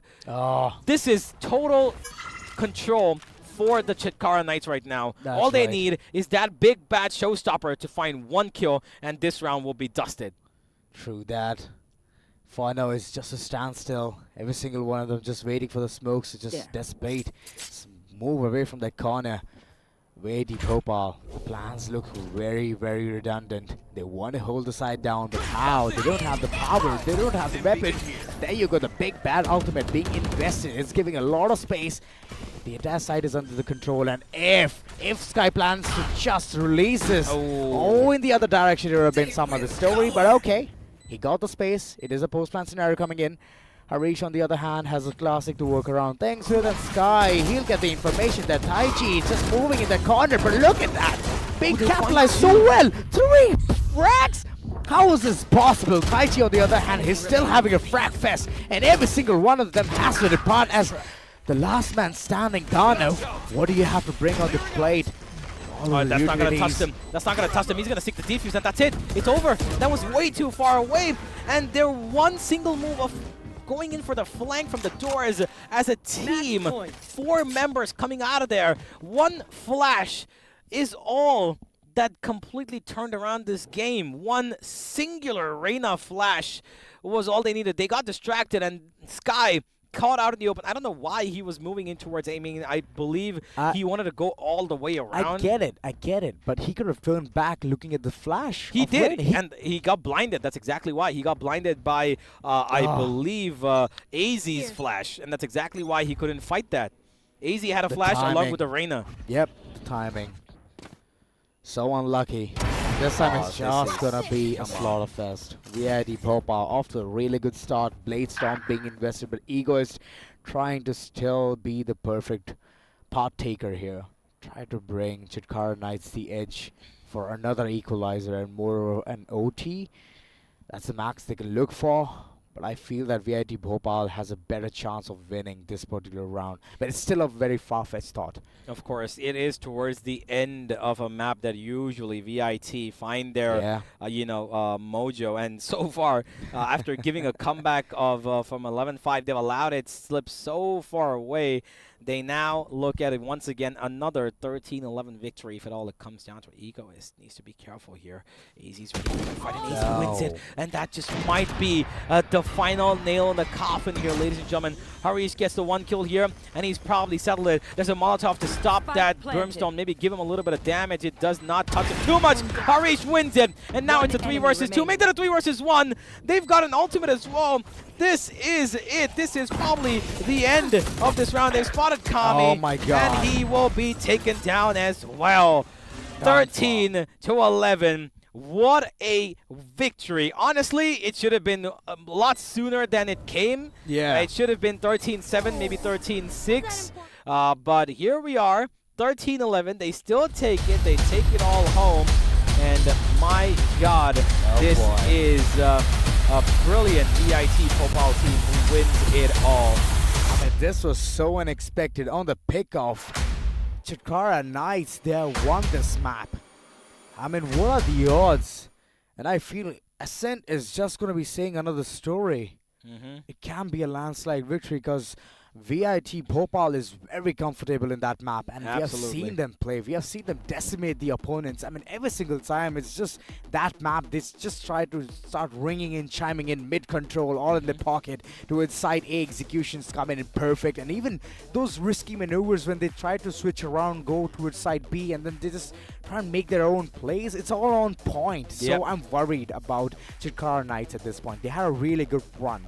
Yeah, they did have a good run, but unfortunately that run shut down by one single round. Yeah. They just couldn't hold on to the flank that came in. 4 people from that door after the A site plant. They just couldn't hold it, and they took fights single-handedly. When there were 3 players peeking towards one, the other side, the Chitkara Knights, were just peeking out one by one and just giving the fights in an unnecessary manner. They could have run away, but ladies and gentlemen, all of this is speculation for a later time. We will be back after a short little break. Don't go anywhere. Map number 2 is underway soon.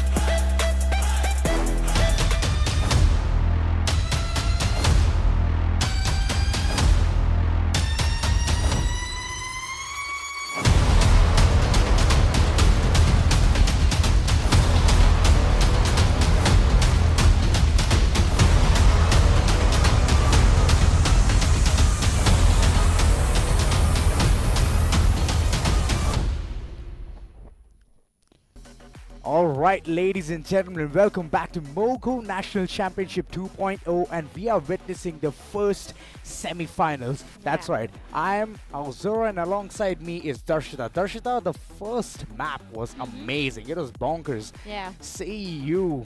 It was the way like Chitkara's played, right? I mean, it was like tata, bye-bye, see you on the other side. And it's the second map which we are going to be seeing real soon.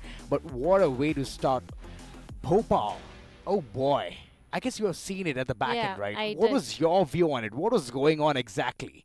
I mean, at a point of time, to be very honest, the comeback story was being written. It was almost time that, you know, would have witnessed a comeback happening, but nevertheless, sometimes it does not seem to be the way you really want to. But right now, what we are awaited onto is the upcoming matches as well. Because as we discussed it prior, this is not a best of one, right? This is a best of three. Right. So the first map is already done and dusted, and right now we are on talks about the second upcoming map, which is Ascent. Ascent, yeah. Ascent being VIT Bhopal's favorite map. It's always been that they have gotten those rounds really good. They've gotten those map control really good. But talking about the stats of the previous map, it was wonderful from the corners of VIT Bhopal. I was actually worried for a second there that they're going to be losing this one, but Chitkara Knights, come on. Like, one mistake being made, and after that, it was just those rounds piling up for the corners of VIT.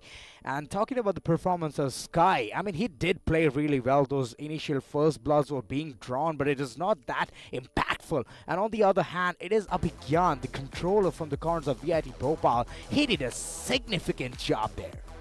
Oh, he definitely did. 21 kills, 16 deaths, and 15 assists. I mean, all right. It's not just about the kills that we are talking, also about the assists. But talking about Harish, I mean, I remember a few, operator shots that he was connecting. Yeah, that guy was going crazy. I mean, being a jet main and having operator in your hand, it's like boon for you. Exactly. Pretty crazy shots coming up from his end. But right now, we are witnessing the player of the match. It's going to be Sky coming up with the ACS of 240. 19 kills, 16 deaths once again. Oh, 5 first bloods now. This is interesting. 5 first bloods to be in total and a rating of 77. Well, a good race gameplay coming up overall. I mean, he's always been the person who always provides whenever the team needs the most. And we have seen him deliver, but not the first map. I want to see what he can do in the second one, because it's going to be Ascent, and it's a pick of VIT Bhopal. And Bhopal has been playing that map since the beginning, like twice. But for now, let's just relive all of the moments once again. Let's see how all of these things just started. Sky did showcase some really good opping there, but come on, it was not enough. We did look at that.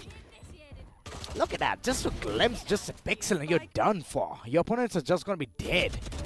Yeah, that's good plays coming in. Yeah, more or less that is what the case looked like. I mean, the showstopper, every single time we've been witnessing the showstopper, it isn't really that great previously, but right now, the connections coming up. Oh, the champions Vandal, come on. Shine is what I am looking forward to.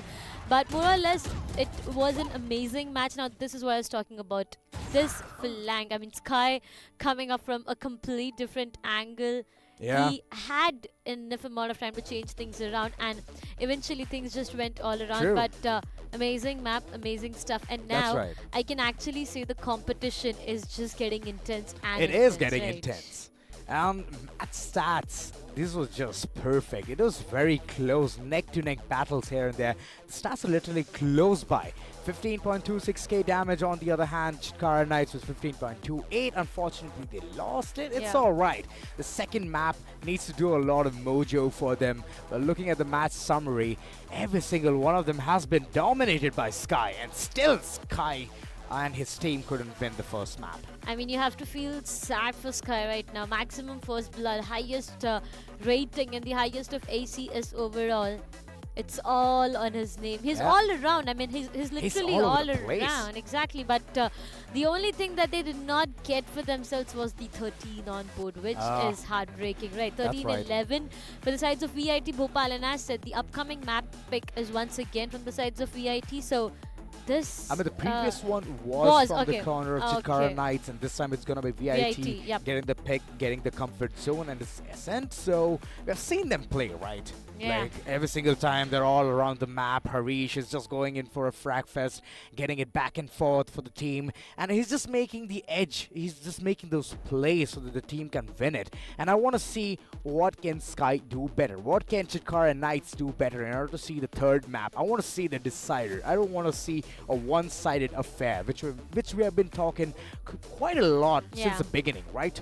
Yeah, we definitely did talk about the one-sided affair a lot, but again, here's the thing. Yeah. VIT on what their decision will be like, right? If they want to end it here, they definitely will be giving all their level best to, you know, just shut down the sides of Chitkara and this map itself and get rid of this best of 3 and be the very first team to qualify for the grand finals. Ladies and gentlemen, if you guys don't know, this fight is for the slot of grand finals. Slots, we just have 2. No more than 2. Only 2 teams from here on qualify for grand finals. And this is the biggest university land that we are talking about. So I don't think any of the team want to really miss out on this. They don't want to do. Like, at least they can stay in the stands and watch the fights next. But today, both these games, 4 of these teams are playing a very important match. I mean, it's more pressure for the corner of VIT Bhopal because they're the last one standing for the Central Division. On the other hand, it's Northern Division all around. I mean, 3 teams from their corner qualifying. It was 4 and 3 have qualified. So just imagine the amount of nerve they have at this point to showcase their skills, their talents. So it's going to be very tough. Yeah. But we have to see what do Chitkara Knights have to provide because this map is going to be very crucial. I mean, coming down to Ascent, it has always been, if I talk about the Killjoy, it has always been the most important agent whenever we roll down to Ascent. It's like Ascent is incomplete without KJ. KJ is incomplete without Ascent, more or less. But it has to be an important pick coming in. But alongside that, I do expect a KO, Jet, Sova, and maybe. So you're saying a dual initiator, right? Exactly. Instead of a duelist. And a smoker, Omen. Alright, Omen. Standard. Yeah, exactly. But I'm expecting more of a duelist coming in from the corners of VIT Bhopal because they're having a very aggressive stance and they're doing comparatively well. But on the other hand, I guess it's just going to be the same dual initiators coming in from the corners of Chitkara Knights. And they lost it. They were very sloppy in the first map, but I'm expecting something different in the second one. At least learn from the mistakes because it's a BO3. You'll keep getting that opportunity over and over, but once the second map has gone from your hand, it's done for. It's going to be a 2-0. But if you win the second map, then you'll still have a fighting chance. From there, it'll become a BO1 practically. Yeah, exactly. I mean, 1-1 is what the scoreline will be like, and we will be heading towards the third match, which is Bind. Yeah. Interesting, isn't it? It is very interesting. So, I love Bind. I know, even you guys know right now. But that's not the reason I want to witness Bind right now. The fact being the level of competition. This is what I talk about right now. It's just going so close. I mean, talking about the very first match itself, it was almost the time that we had overtime, right? I was almost prepared for that. I was waiting for the overtime. So was Universe. But at the end, it is not destined for Cheetahs to even win at that point. Sorry, my bad. Knights to even win at that point. So that was one thing which was a very shocker for us. I was expecting some kind of a really good play coming in right after the timeout. It was something different. They was just playing. I was like, okay, this can be getting a good grasp upon, but unfortunately, the timing of the ultimates at the end of those few rounds was just so like off, and after that, everything just wavered across. And more or less, things did went wrong. The comeback story was almost written. It was just remaining full stop or 2-3 letters here and there. That's what we talk about. But right now, it's high time that we head towards the agent selection, and I feel the double duelist, as you're talking about it, I do see it coming from the sides of VIT. But on the other end, interesting. No KO, but we have a breach. What about the smokes? Okay. Yeah, we did see Omen. Omen, yeah. Come on. Oh, Omen is the controller there. But okay, it's alright. There's some brain fog apparently, which will be soon cleared. Okay. But looking at the way they've already brought in the dual initiator from the corners of Chitkara Knights, and on the other hand, Bhopal again sticking to their guns, going in with the same composition. Tai Chi very, very comfortable with Reina. And on the other hand, Harish, we know him as yeah. a Jet. So again, he's going to be showcasing his same shenanigans towards B side or A side, wherever he's going to be having the blade storm in his hand. So that's one thing to look for. And on the other hand, I want to see Sky. How is he going to be coping up to this? We can see a duel. Oh, it's going to be a perfect duel between the Jets. And I love it. If it's going to be towards the mid, I will just like sit there and just enjoy. Not even cast him that. Because I just want to look at the action. I mean, definitely. And it's going to be an action-packed, match overall. Looking at the agent selection, Chitkara Knights, all 5 great picks coming up from there, and talking about VIT Bhopal as well. Now, the investment of Brimstone does say a lot. I mean, the lineups is what I'm talking about. Yeah. But, yeah, looking at the agent selection, who do you think has an upper hand here? I mean, like the last time, it looked like Chitkara Knights had the upper hand, but they lost it. But this time as well, the picks are interesting. It's really good picks. And I like the odds of them to win this map. Yeah, I would really say that they have a really good meta. They have a good composition. But on the other hand, VIT Bhopal, they're sticking to their guns. They're very comfortable with these agents, and they would just want to win it with that. But Abhigyan, I mean, in the previous map itself, he created a lot of chaos there with being the Brimstone. And this time, he is again the Brimstone. Is it? It's one thing that this map Brimstone is not that favorable. It's only one side where we can actually have the impact on it.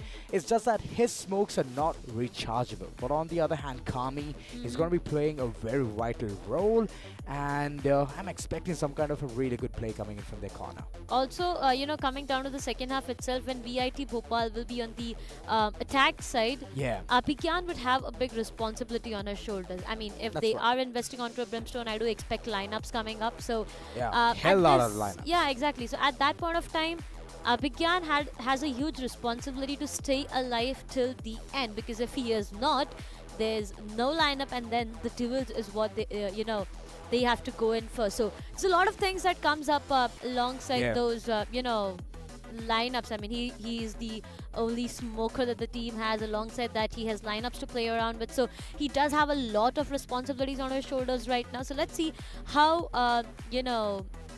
how will he able to fulfill them. But yeah, on the other side, Sova, again, as said, the information is something that needs to be relied on, coming down to KJ being an important investment. KO, Jet, again, but the double duelist coming from the sides of VIT Bhopal. I feel VIT Bhopal has prepared themselves a lot for the attack side as well, right? Yeah, they're more inclined towards the second half. And on the other hand, Chitkara Knights are just overall, in general, they're waiting for both the ends. So they're very versatile at this point, and we could see the versatility in their previous map as well, but it's just that few things just went off, and I want to see them at their best for this particular map. VIT Bhopal. Yeah. They're having a duelist composition there. So it's bit towards the aggressive stance. They would like to explode right off the bat, get some initial frags, then give the team the confidence that, you know what, it's a man count advantage for their corner. They would like to capitalize on top of that. So that's one thing which I'm looking forward for their corner. And Chitkara Knights, all the best to you, because this can mean otherwise. It can go south as well, but you need to win this map in order for us to see the third map, which is the decider in the Dust map. Oh yeah, the map of Pint. I remember. According to Universe, it's called the Dust map. I mean, yeah, what he means to say is there's a lot of dust all around. Yeah, so that's the same explanation he gave me. And I was like, like, there's even teleporters. You could have said the sci-fi map. A lot of explanations about Bind, but right now it's high time that we head towards the map of Ascent. This map is going to decide the fate of Chitkara's as well as VIT, because it goes either ways. But what I see right now is a good start from both of these N0 all. I mean, the very first pistol round is what is rolling up. Sky comes in, dashes directly inside the site, and more or less site is completely under their control for now. That's right. It's going to be a post-plant scenario coming real soon. VIT Bhopal, how are you going to be contesting this? I can see 2 players coming towards mid and 1 all the way towards the spawn. This can be crucial. The information has been leaked, but Egoist is going to be capitalizing on top of that, manifesting it. He's just holding the angle so peculiar, and Sky, he's just on green. The information game is so on point from the corners of Chitkara Knights, and every single one of them, whoever is reaching towards the side from the corners of VIT, is just going to be falling apart. Harish is going to be stuck in the duel, and Sky is just winning fights left, back, and center. This is the 3rd kill onto his name, and the last man standing. It's going to be a tough thing for him to even push towards the side. Deathwish, he has a wish at this point.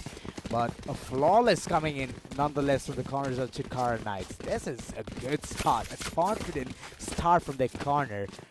And they have to get rounds in the first half. Definitely, they have to.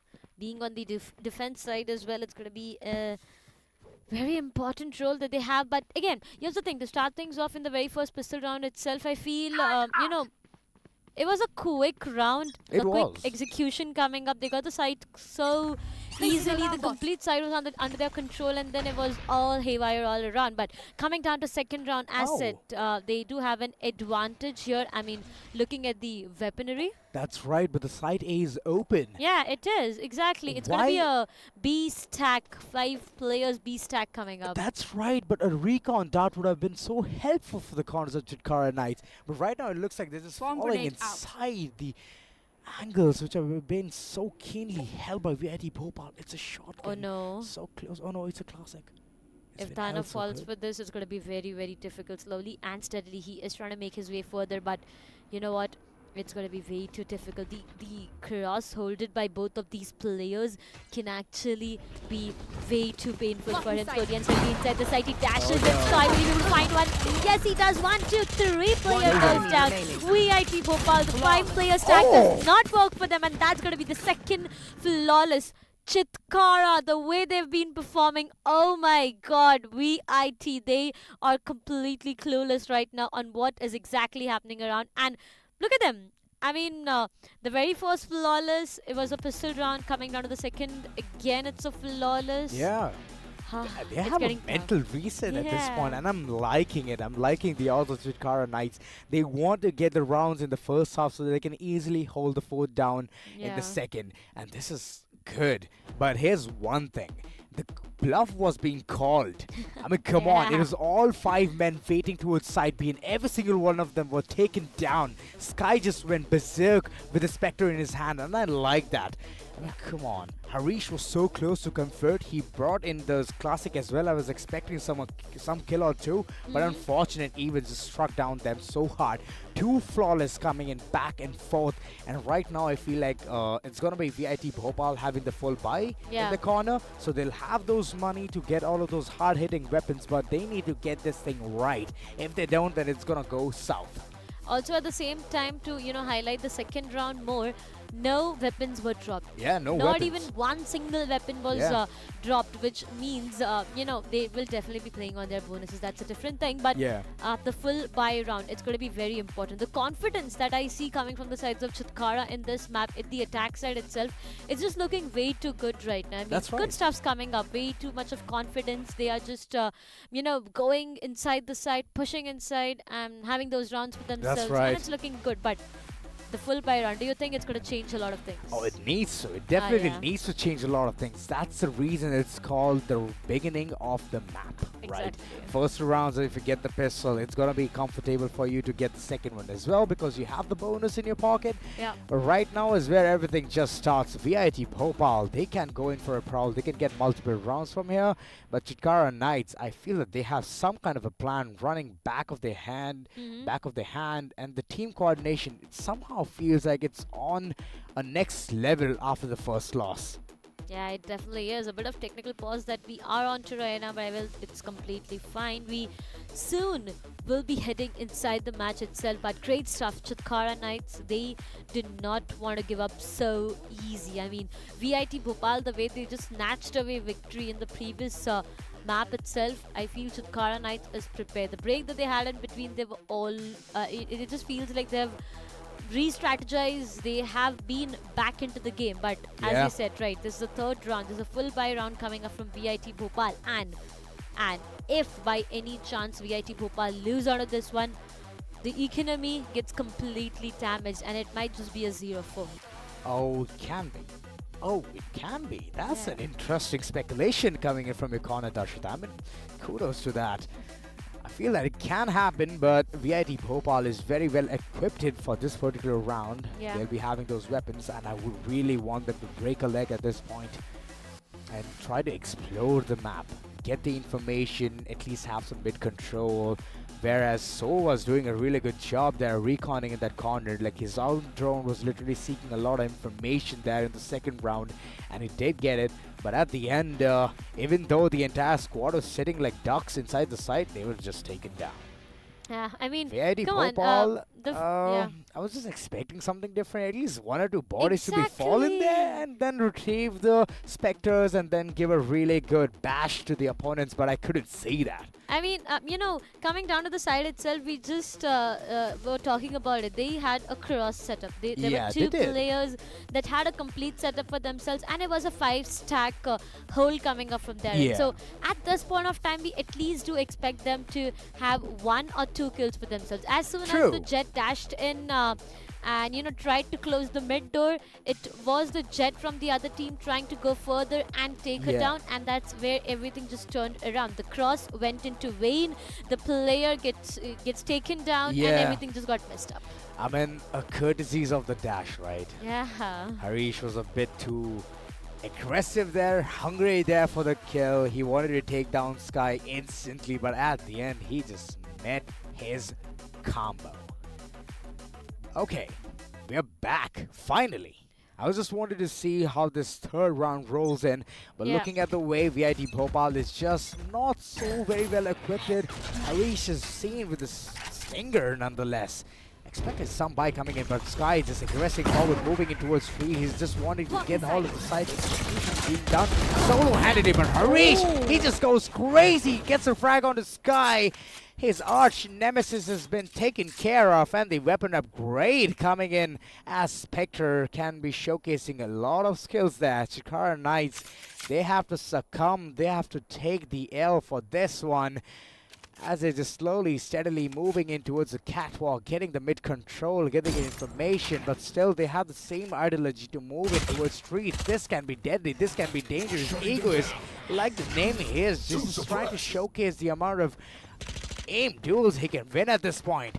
Easy ball, way too close to proximity, but still he's going to be biting the dust. So will Harish. Shibu is just on the prowl. It's going to be a post-round scenario coming in real soon, and as Deathwish is just a kill, this can be good. This can be good for the corners of VIT. Very close. Wait a second. Hey, Aichi. What? The enemy was right behind him, but still he just ignored, went forward for more frags, but at the end, all right, with 2 men advantage, VIT has gotten this round. Oh, I feel VIT more or less has decided to be on the same notes. 1 single kill for each of the players. Double deaths for every one of them. It seems to be looking so good. But to start things off once again, I mean, Kami took down EasyBot, understanding the fact that he was low, but Harish out there getting taken down. It was a bit shocking. I mean, look at that. What exactly happened there? There was one player right behind. Okay. But, you know, it just went completely opposite. 2-1 nevertheless, as you said, full buy round. But here's the thing, Bhopal, I mean VIT Bhopal, they've lost 3 of their weaponries in the previous round. Yeah, they have to reinvest. Exactly, they have to reinvest not just on weaponries, but the utils as well. So it's going to be a... That's standard protocol. Yeah, exactly. So more or less, they need to be careful to start things off. It's going to be a bit calm, compose, no sounds. I do see a lot of presence outside the B side. 2 of those players slowly and steadily making their way towards the B side. But hey, look, there's just a KJ and the setup that's left down at the B side. That's right. The stronghold coming in, just waiting for the information, but the mid being controlled as well. VIT Bhopal doesn't want to give the map control to Chitkara Knights. Yeah. But Chitkara Knights has already been in a very, very good conundrum here. They're just planning on for a side B execute. What they have to do is time all of those utilities right. Ego is on the other hand. He's just being the aggressive one out here. Oh no. He doesn't need to be. Come on, I've never seen a Sentinel do all of that heavy lifting, but Deathwish, he's just stuck in the corner, just allowing every single attacker to just move into his side, and that alarm bar just plays so perfect. And the Swarm Grenade, that can give a lot of damage to the defenders. VIT Bhopal, you have to take this control towards the map, towards the site. Oh no. It's not looking good. It's not looking good right now. 30 HP. I mean, come on. 70 is what he is on to right now. Chitkara Knights just doing a cool enough job. 3 players done and dusted already. No. Kami with 3k onto his name. It all goes down to AZ being the last surviving player. Make it a 4k. Chitkara Knights, what a round. What a beautiful start coming for them. I mean, the way they just got the side control. The KJ was left completely clueless on what can be done. That's right. KJ being isolated. There was information being relayed that they are going to be hitting B hard, but this hard, they didn't know that. And it's just affecting their mind at this point. VIT Bhopal, your money is just going. It's succumbing at this point. They have already hit the poverty line. Only 2 of them investing with those Spectres, and the others are just running around with the classics in hand. Even though they're going to be investing with those utilities in this round, I don't think so. It's a good bet. At least save it for the next following one. It has been a good run. It's only one player playing towards B side, towards Boathouse. It's going to be the Reina from the corners of VIT Bhopal. And on the other end, things are getting heated up. Things are getting aggressive. They want the mid control. They want to understand what's going on. The information is being relayed that nobody's there towards mid. And all of a sudden, look at that. The smoke being the information gatherer at this point. It's going to be a B take again. It's only one player playing towards Boathouse. He can make an impact. Taichi, what have he got at this point? Oh boy, the fifth's coming in. And Sky is going to be capitalizing onto that fight with just 68 HP onto his name.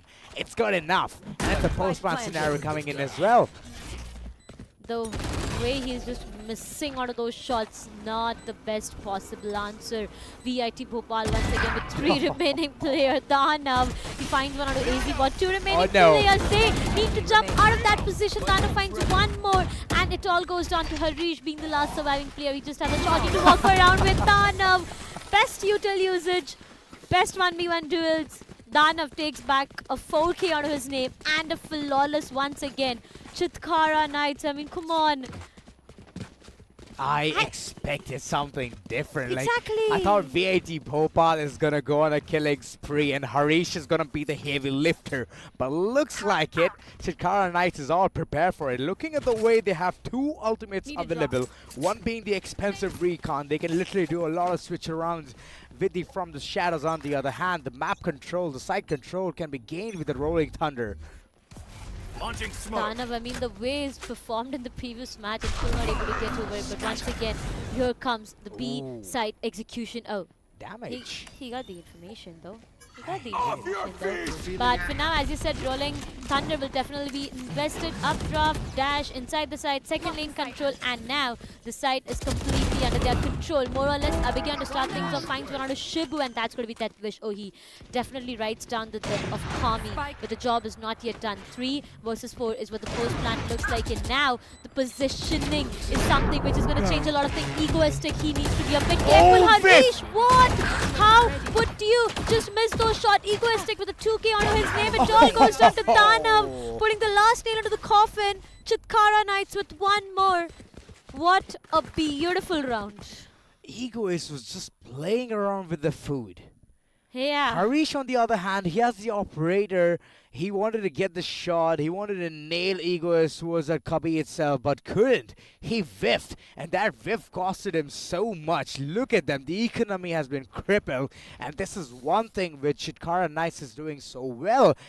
Crippling the enemy's economy and then capitalizing over it. Every single one of them has invested onto those half shields and the sheriffs. But I don't think so it's going to be that good for them. The corners needs to be checked. Chitkara Knights aggressing towards side. This is a deadly maneuver coming in from their corner. Sky has taken a lot of beating. He is down to pulp. 25 46 HP, but I feel that they're going to be backing off from this corner and moving in towards side B again. Every single one of them just moving away, going towards catwalk, but okay, this feels like a commitment coming in. They need to come back stronger if they want to get that side. The crosses are being maintained. They have the utilities at the disposal, and the outro. A lot of information to be received, but nothing. It's just radio silence. This can be a good deceptive play coming in. Harish creeping up way too close with the frenzy in his hand. This can be bad, but I feel that this fault line can be a really good indication coming in from the corners of Chitkara Knights. And look at that, every single one of them just falling prey to Kami's hand. It is not at all looking good coming for the side, but a easy bot. He finds 2 with the Sheriff. Perfect headshots coming up before he gets taken down from Kami. A 3K is what he has, but that's going to be the investment of Orbital Strike as well. The plant still being stuck. Come on. He had the corner for himself, and he will be sticking to that plan. Egoistic finds one onto Abhigyan, and now it all goes down to one last remaining player. Well, Kami with a 4K. I mean, what is exactly going on? 3Ks and 4Ks rolling back and forth, and Chitkara Knights gets the 6th one on both. Things are not at all looking good coming for the sides of VIT. I mean, looking at what composition they have right now, we have talked about it, right? They are a bit inclined towards the attacking half again, but they need to find ground in the defending as well. Ascent, right. it's Ascent at the end of the day. That's right. AZ Bot is doing his work there. But that's just little things that a KO can do, right? Just the way they're just playing. But okay, Harish, he's just gonna go wild. He's gonna go hard, investing on the Gladestone. No return whatsoever. He could have gone big there. But okay, it's alright. At the end, he needs to just compose, calm himself, move into the side, play deep down to be a better bet. But looking at the way the weaponry is, they have a buy coming in for the corners of VIT Bhopal, and a switcheroo which is soon going to be seen from the corners of Chitkara, but they are planning on to executing towards side B. Still confused. It's a silent treatment which Chitkara Knights is giving at this point. The mid control is not yet given, not yet taken either. And VIT Bhopal, they have gotten a lot of information with this. Oh yeah, they definitely do. For now, Taichi. You should run. Okay, everyone is just waiting back, and now the silence finally comes to an end as there's going to be the investment of the lockdown, the KJ lockdown, which will say a lot of things. But Harishi has a big responsibility. No way you do that, Harishi gets taken down from Danav. A trade comes in, Taichi finds 2, and that's going to be 1 player detained as well towards the mid-market. Now, will Egoistic find him or no is the question. Smokes being inclined, but hey, his back is back. For now, so instantly taking those 1v1 duels. It's a risky call. Egoistic, he needs to be careful. He will be pushed back, and so is the case with AZ Bot for now. This 1v1 could have been way too risky. 15 seconds and the plant finally goes down, but Kami. Oh wait, yeah, exactly. The flank is something that might just be a big problem. Hunter's Fury definitely gets invested, but this was bad. The flank is done for, and so are the hopes for the retake. Chitkara Knights, they're running for the money here. There's still a player towards B main, and it feels like AZ Bot needs to take this fight before he enters towards the side, because Kami can be a big pain. But Shippo, he's a man who could just end things off with his fight. A 3K onto his name, and another round rolling into the side of Chitkara Knight. VIT Bhopal, they've already reached the cap of those lost bonuses, and I don't think so they have much to work around things with, as I can see a Guardian coming in, few Sheriffs and a Vandal, everything on the basis of half shield, which looks extremely sad for the corners of VIT Bhopal. I mean, they played the first map so well, coming down in the second, their own home ground, they've been beaten off with their own game plan. Now that things are not looking good in the first half itself, I am really expecting a lot in the second half. But as said, they need few rounds, at least 8-4. If they are more inclined towards the attacking half, an 8-4. Too generous at this point. I mean, but still, they need rounds, right? Coming down to the scoreline that we are witnessing right now, 7-1. It's not going to look good for them. And once again, Harish, I mean, every single time the very first person to have the first contact and get taken down, it is Harish. And this time, all over once again. They still do have 2 ultimates to walk around with. That's going to be a lockdown and Empress coming up, but as said, for how long will it work in their favor? Towards the mid is where I do see the players of Chitkara. They are trying to take the mid control for themselves. AZBot does have some of that information. But, oh, look on the other side. What? It's just a blink of an eye and every single one of them from the corners of VIT Bhopal is done for. I don't know what VIT Bhopal is thinking at this point. I did expect a lot of moves coming in because Chitkara Knights KJ was just waiting at B Hall, waiting for the execution to be commenced towards mid, and this is what exactly happened. Sky just made a gaping hole and got the entire side control. The opponent's weapons didn't stand a chance against all of these Vandals and Vandals and Phantoms. It was just nerve-wracking for the defensive corner. And looking at the way they have the bye for this particular round, but it's just that the confidence has been shooken. Look at them. A silence coming in the corner. Look at Harish. I've never seen him this radio silent. I've seen him go berserk in the first map itself. He was just standing above on his chair and he's like, okay, we have done for it. We have proved the point. But looking at this map, it feels like it's a different story.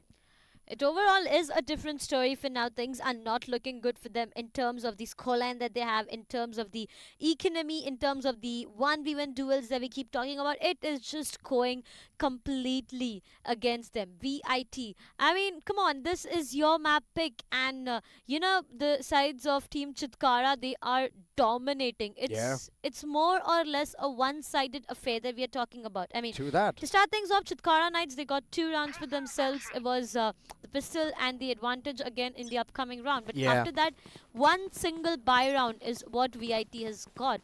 Oh, it's a they have gotten multiple buy rounds, to be very precise, but capitalization. Nothing was in their favor. And Chitkara Knights at this point, they're going to be reaching the cap, 9,000 credits in their pocket. It seems like it, the way they're just rolling. VIT definitely be hating at this point. Once again, the dash comes in and the side more or less is under their control. Now, the lockdown from the KJ can actually turn things and it will be invested. The KJ will be going in for that lockdown, but for how long will it work? All the players are trying to just get out of the side, but hey, look, that Taichi, he just will go peek, find one, and he will be traded there, and there are no players detained whatsoever. The turret will be giving a lot of damage out there, but it does not matter. Gets taken down. Harish finds one onto Kami. The backstab, the flank is something Harish is onto right now, and he is able to convert those kills. Right now, Chitkara, they do not have those numbers for themselves, and VIT Bhopal is looking good. On the other side, AZBot trying to gain some information, and he does find with one player in the nearby compounds, but what's the call? Once again, Chitkara Knights, 30 seconds they are left. giving them a silent treatment. I mean, they are not trying to make any kind of noise, but last 20 seconds. They need to buckle up. They need to make it bit quick, egoistic. Come on, man. The duel. He finds one onto AZBot, and it all goes down to a 3v3. That's right, it's a 3v3, but the flanks are coming in real quick as well. Oh no. But one by one, everyone has to falter, but there's a second player coming in as well. Abhigyan being the person, the controller that he is, he has a model to work around things with, but he's going to be spotting Sky. Sky know this. There's going to be a lot of ping coming in, but wait a second, what's going on? What did happen? What? Sky? I expected him to flinch, but he didn't at all. He was just so confident that his teammate is going to be there supporting his back, and they did. They did it so well. Abhigyan, what were you on at that time? What exactly went wrong there? I mean, he was trying to shoot his Vandal. He could have thrown the incendiary. He could have flushed the attacker out from that corner, but he couldn't do it. He didn't do it at all. And to top things off, he had the best utility in his pocket. Faster reload, faster movement, everything. The same bacon. He could have just utilized it, peeked, and moved back again. But he didn't do that. He was just stuck there. He was just trying to shoot the wall. I don't know. The Vandal, maybe? Yeah, the Vandal. No, the arm. The hand which is holding the Vandal. Obviously. But he couldn't do that as well. The pressure on him is just surmounting at this point. It's not at all looking good coming up for the sides of Team VIT right now. They just have one single round, and the scoreline is a 9-1 coming up. VIT Bhopal, what is your plan? I mean, I feel like Harish is not having the best of his day today when it comes down to the aim duels as well. Every single time, it's Harish who is being cornered, who is being targeted, I would feel, and he just gets taken down out of nowhere every single time. But on the other side, when I talk about players like Kami, Egoistic, Danav, they are not just too good with their aim duels, but when it comes down to the util plays as well, we saw in one of the rounds, Danav, he used his flashes, his aftershocks, everything to go ahead and take those kills. But oh, that twice, come on. He did wish for a death, and he got it in the form of Sky. I like it. I like the odds. Sheriff just going crazy there in the corner. Did deny a lot of players to just barge inside the site, and the utilities are just going to be affecting Chitkara's push towards side A, but side B is not at all under surveillance. Abhigyan way too close to comfort. Has a sheriff in his hand. He could just get one or two kills, but the timing not being his best friend, the information has been relayed that a player is just way too close. This is the utility I was talking about. The same beacon being utilized at this point. I like it, but it's just way too late. Kami, on the other hand, going crazy, getting multiple frags onto his name, and it's going to be a post-plan scenario real soon. It's now the attackers being the defenders and the defenders being the attackers. Harish, on the other hand, he's utilizing, he's having a ball with the weapons he has. It's not that much, but he's doing some amount of damage in that corner. Versus 2 is what the call looks like for now. Two remaining players, Chitkara and will they be able to clutch it? Danav and Shubu once again.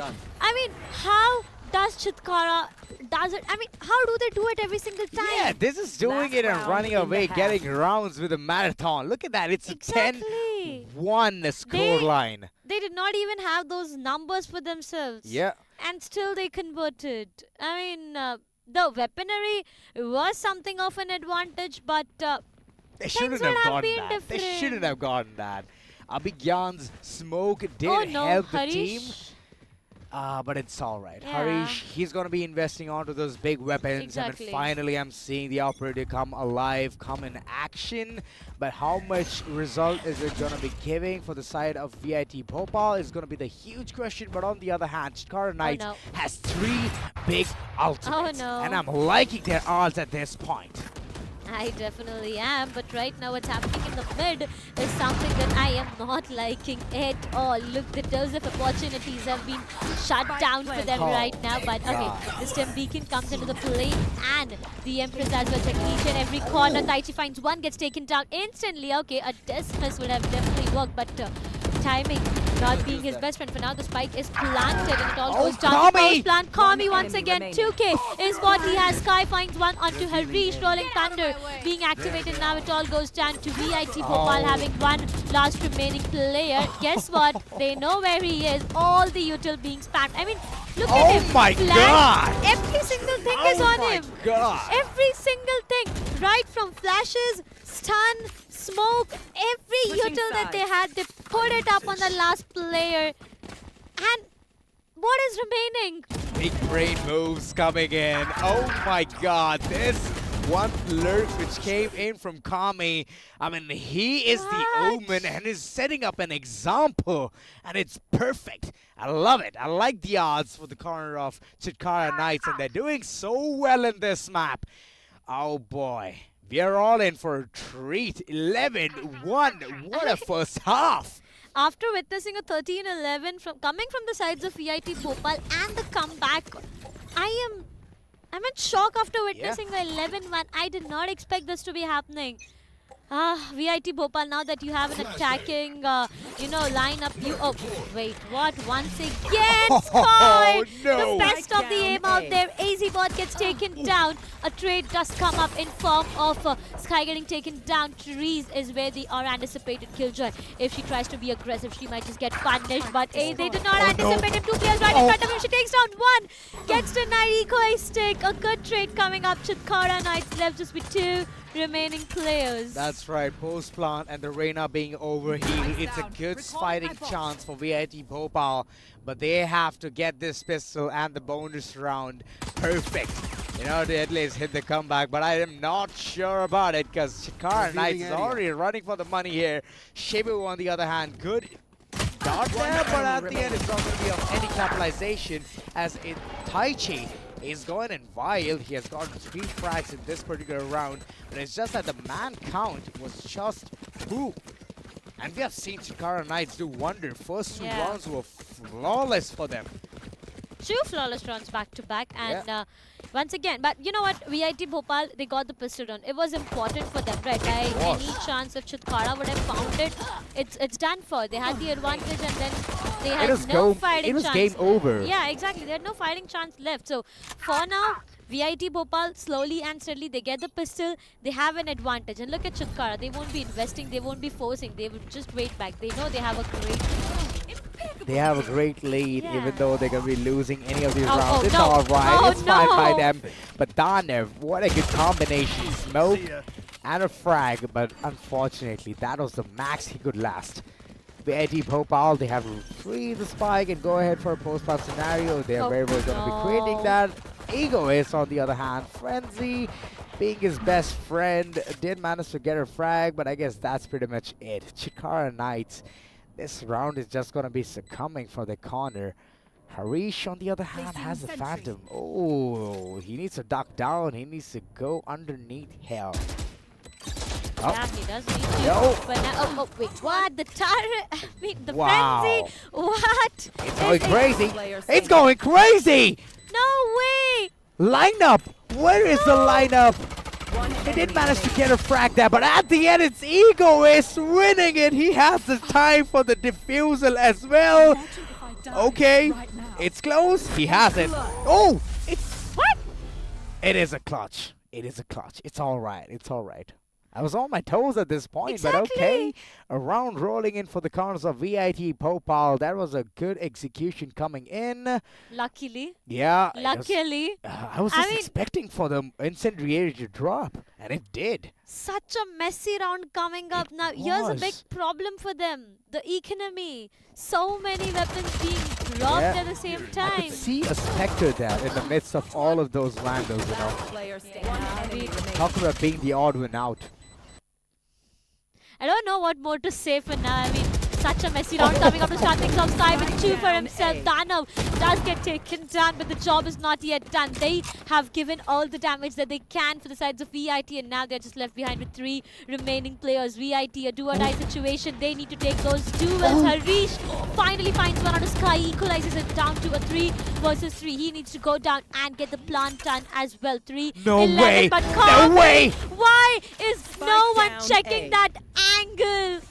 Oh, they wanted to play for post-plant. I mean, Abhigyan. I mean, you don't have the incendiary. At least you could have supported your teammate. No utility, and that was the result. And right now, Shibu is just waiting for the right opportunity to barge in, take the information onto where the attackers are. And it seems like they're not inside the line of sight. Abhigyan, he's playing in hell for now. Shibu, on the other hand, if he drops dead, he's going to be taking the fight. He's going to be taking the 1v1 duels. And with that said, Chitkara Knights, they won this round fair and square. VIT Bhopal, they have no attackers remaining, no money for the next following round. They've already invested. They have to force for this one. Bulldogs, 2050 credits being used, and even 1600. It is just looking like a one-sided affair. That's all. That's all. I mean, there are hopes of VIT getting this, but Chitkara is already on the match point. We soon will just see a 1-all scoreline coming up in terms of the total map wins, and then soon we'll be hitting towards the bind. Until and unless VIT Bhopal find 9 back-to-back rounds, 2 more to win it all and get a 2-0, which is like a big climb to do. The turret will definitely give a lot of information of Sky being a bit aggressive, but towards the mid is where the action is unfolding. The air is spam coming up. Dana finds one onto Harish. Now this is pretty hurtful to end things. 4 versus 2 is what the call is. Oh no, Abhigyan. Oh my god. That's gonna hurt a lot, ladies and gentlemen. Egoist finds one, the last nail onto the coffin, and 1-all is what we are talking about. Look at the scoreline. Look at that scoreline. Talk about domination at this point, and it's just amazing. Oh boy, Chitkara Knights, finally they have woken up from the slumber, and this is one thing which I wanted to see. And Sky, being the impactful player that he is, Egoist has also stepped up. I love the gameplay, and like these kind of things is just so mesmerizing. And finally, it's a fighting chance for Chitkara Knights. And on the other hand, VIT Bhopal, what do you have to offer for this? Because it's a 1-1 evened up scoreline. So right now, you have to perform as it's a BO1.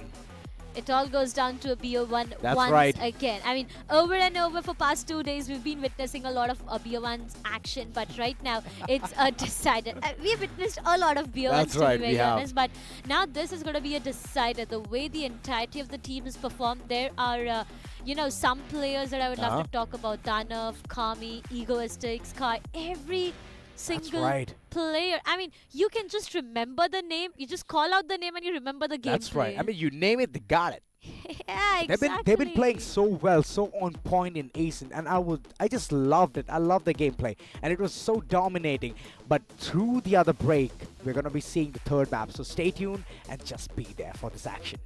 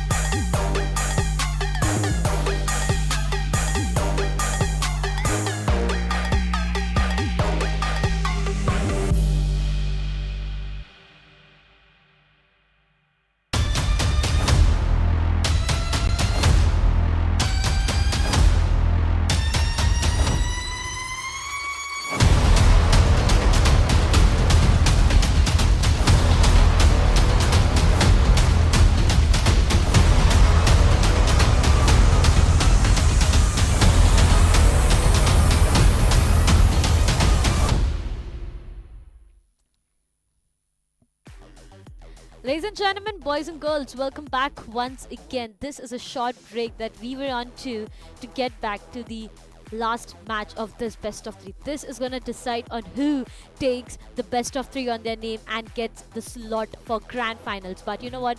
Azura was a bit hungry, so I just told him to take a break, and I got back Universe for you on the desk. So, yep, Universe, what do you think is going to happen? Map of Bind.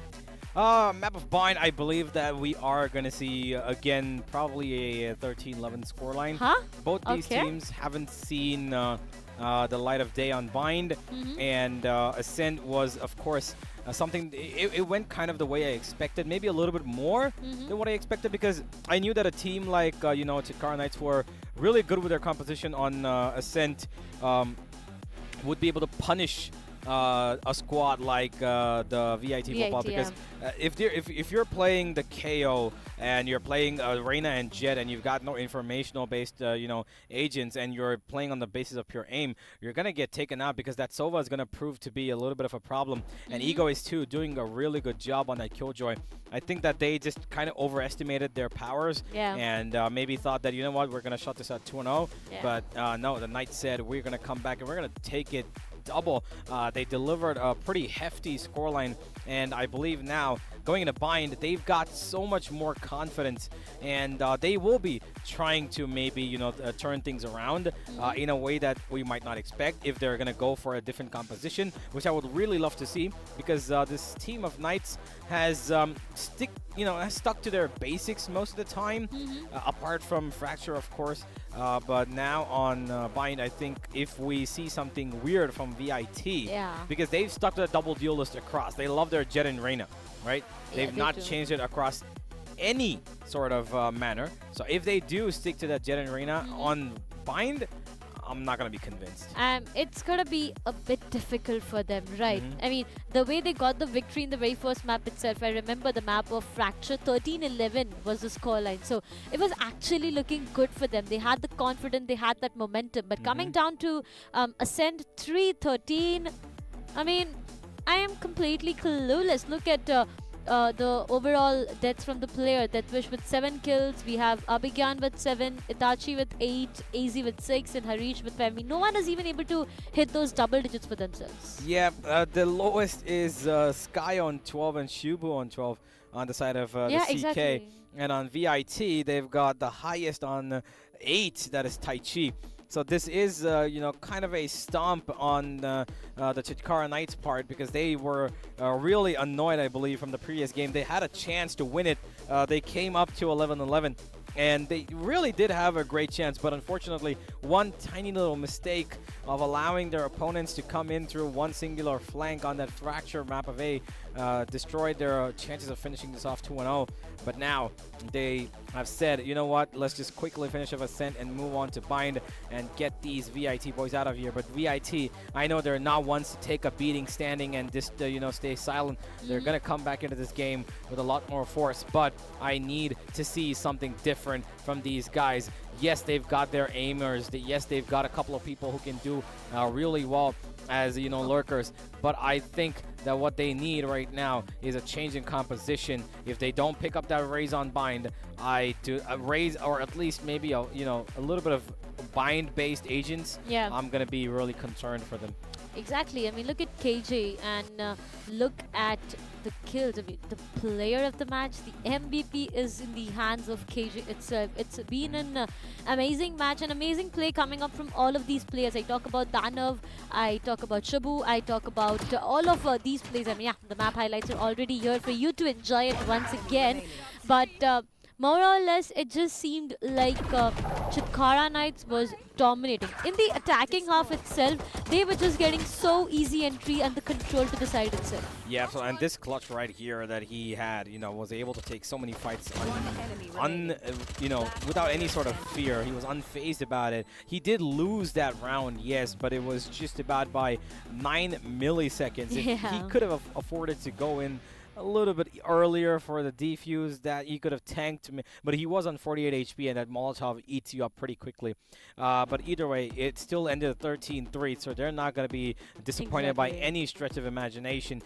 And now going into Bind, I believe that these guys will have the upper hand in terms of, a composition. Oh my god. Because I believe that they have everything in their hand. Let's just quickly look through, of course, the match stat. This doesn't even matter. Of course, we know how it ends. 11 wins on the attack, 2 on defense. The damage, of course, is going to be significantly different because there was nothing that the VIT boys did this time. And yeah, it's just a plain frag fest from the side of Knights. Yeah, definitely it is. Look at that.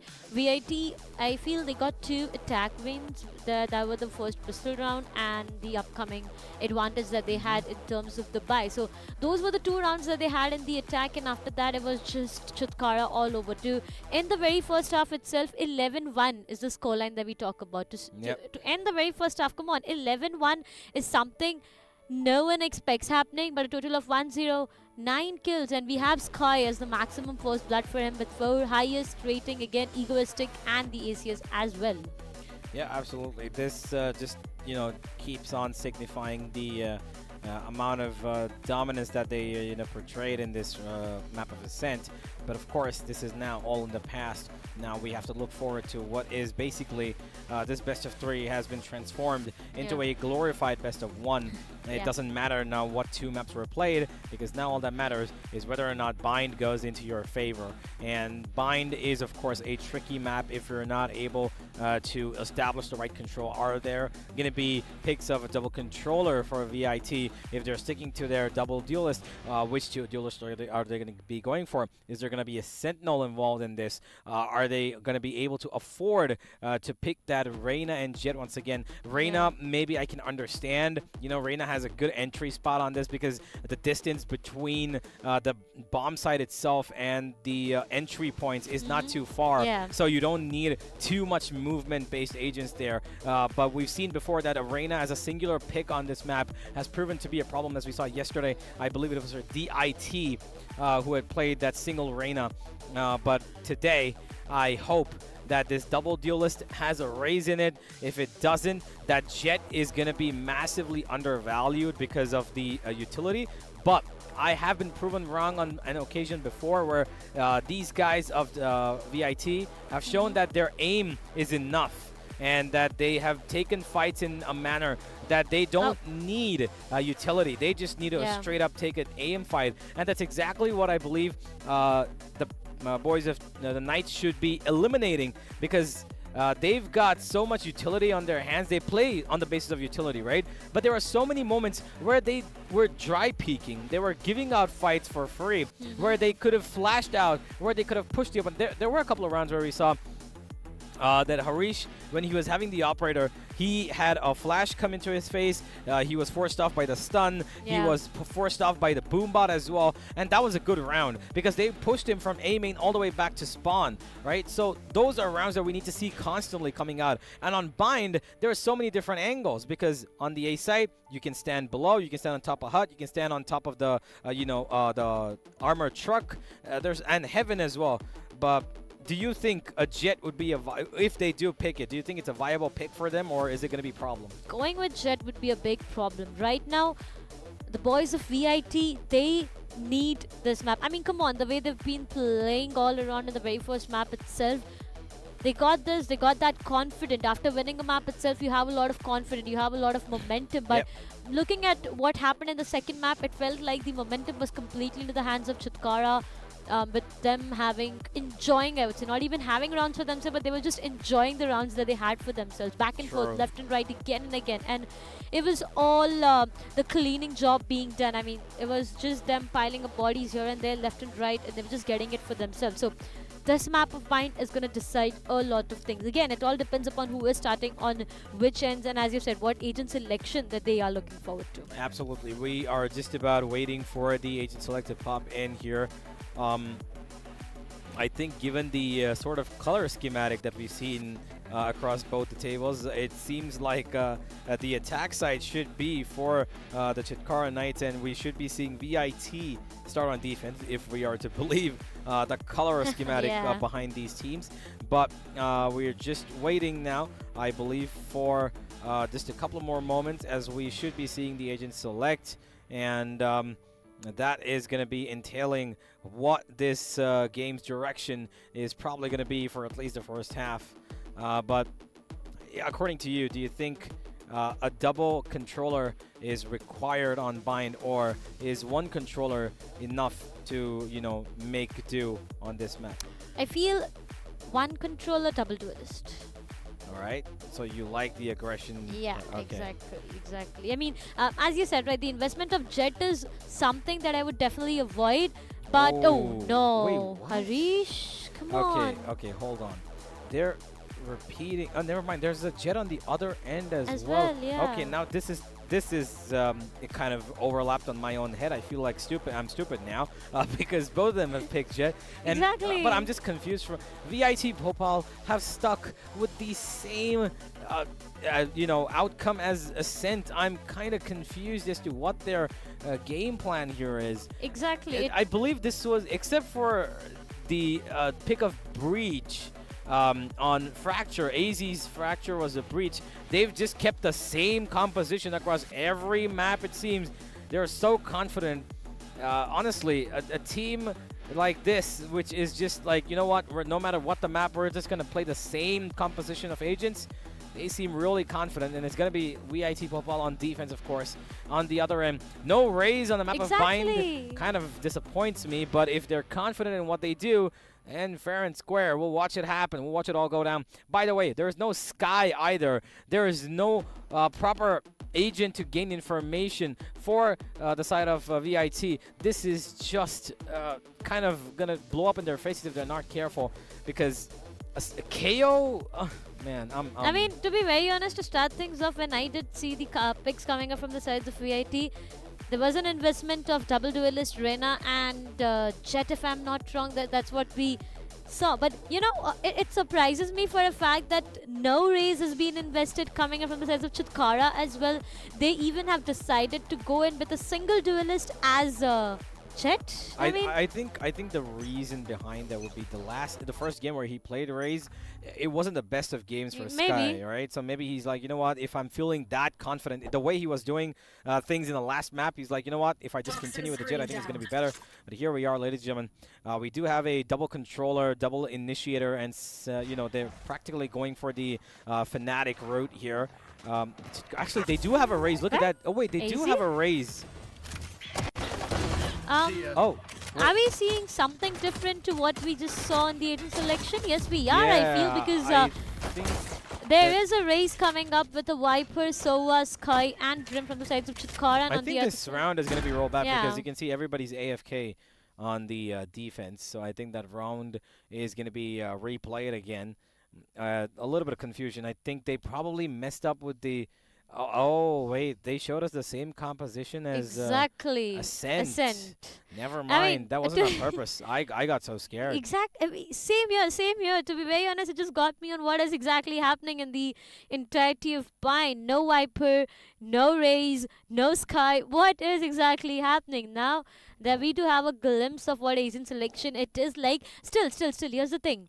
I did see the sides of VIT with a Jet and a... I mean, I did saw a Jet. Not really sure about Rena, but I did see a Jet there. Yeah, I think we saw the same duelists. Yeah. But the only difference we saw, there was a Sky instead of the KO. We just saw him get killed in front of our screens. Yeah. But yeah, that's if that is what is true, then well and good, because the agents that were shown to us were absolute nonsense. So we should be we should be looking at the round being replayed. Forgive me, the map itself has to restart. And yeah, we're now just awaiting for round number 1 to be replayed and continue this game now, this time in a better fashion. Oh yeah, hopefully with Ray, Sky, Viper, and all the other agents that we were anticipated about. But yep, coming down to Bind, again being one of my favorite maps. I'm really excited to witness. I feel every time I'm on desk, there has to be a bind every single time, and it has happened in the previous 2 days as well. That's quite a that's quite a demand there. Okay, then she wants to see bind. You better make it happen. You want to go for the veto? Nah. She decides the veto. What, you want to play Ascent? Nah, just get out of here. We're playing bind. What do you mean? Yeah, but yeah, she wants to see bind. She's got the bind. I hope that it's even there in the next BO3 just to please you. But I'm pretty sure LPU might be choosing to go for bind. They also are, I think they're okay with bind. Now, we will find out their stats later on, but for now, instantly, yet again, just in the fashion we started off this game in map number 1, we're going to have another tech pause. To start things off itself, in the pistol round itself, we have a tech pause. Let's go. Pretty soon that we will be heading towards the very first round. Oh yeah, finally the map of bind is on our screen, and I really want to see the agent selection once again. No, we're not going to have it. It's there. I mean, on the screen with the HOD, we will definitely see what the agent selections look like. Okay, coming down, we have Jet as a single duelist VIT Bhopal. Okay, and, interesting. Exactly. I believe we have the deal with taking the first fight. Okay, Donovan and Sky both find one each like it's nothing. Dry peek again. I'm not quite sure what the hell was a problem there.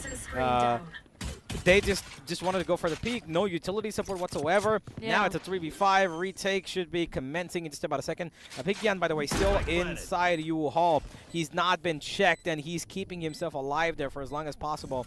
A little bit of a stim beacon action. Gets him a little one kill, but he needs more. The Trailblazer to try and find a little bit of what is happening, but I think even this round is going to be rolled back? I feel so, yeah.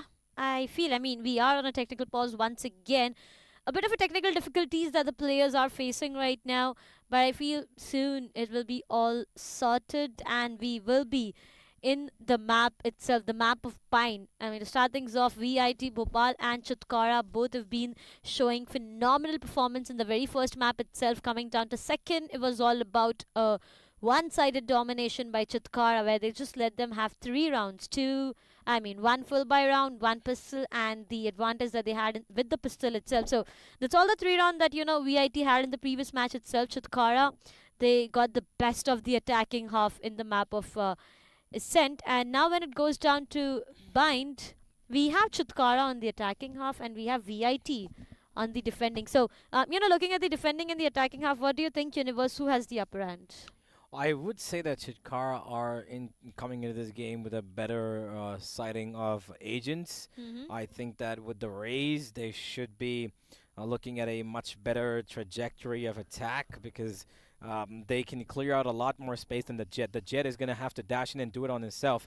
But the Rays, and on bind especially, the grenade clears out. If you're going to B-side, the back of B-side is going to be bombed off, or you can do it towards Cubby. The Boombot clears off towards Hookah, and all sorts of things with that Rays. And of course, the Rays can jump in without having to lose the weapon in his hands while he's in motion. So when he's jumping in from A-Shore towards U-Haul, he doesn't have to worry. And ladies and gentlemen, for the second time, we're rolling back. For the third time, we're rolling back this round, and we should be hopefully starting off a little better this time.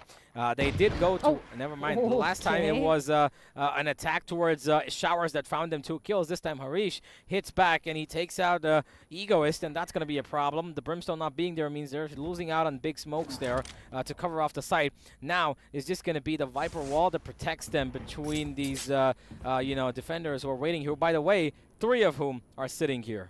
Definitely 3 players who have placed themselves at this side itself, which means this is going to be a big of a problem. Chitkara, now that they have lost one of their important players, they will be slowed down, slowly and slowly down off towards the Showers is where I can see him trying to make his way towards the side, but I feel it's a bit of a risky decision coming up. 4 of the players, I mean, there's no one towards the B side. Every single one of them. That smoke does have a slight little gap, but I'm pretty sure that he doesn't want to explore it. He probably knows that somebody might be looking on the edge of that, and he will not have the advantage peeking that.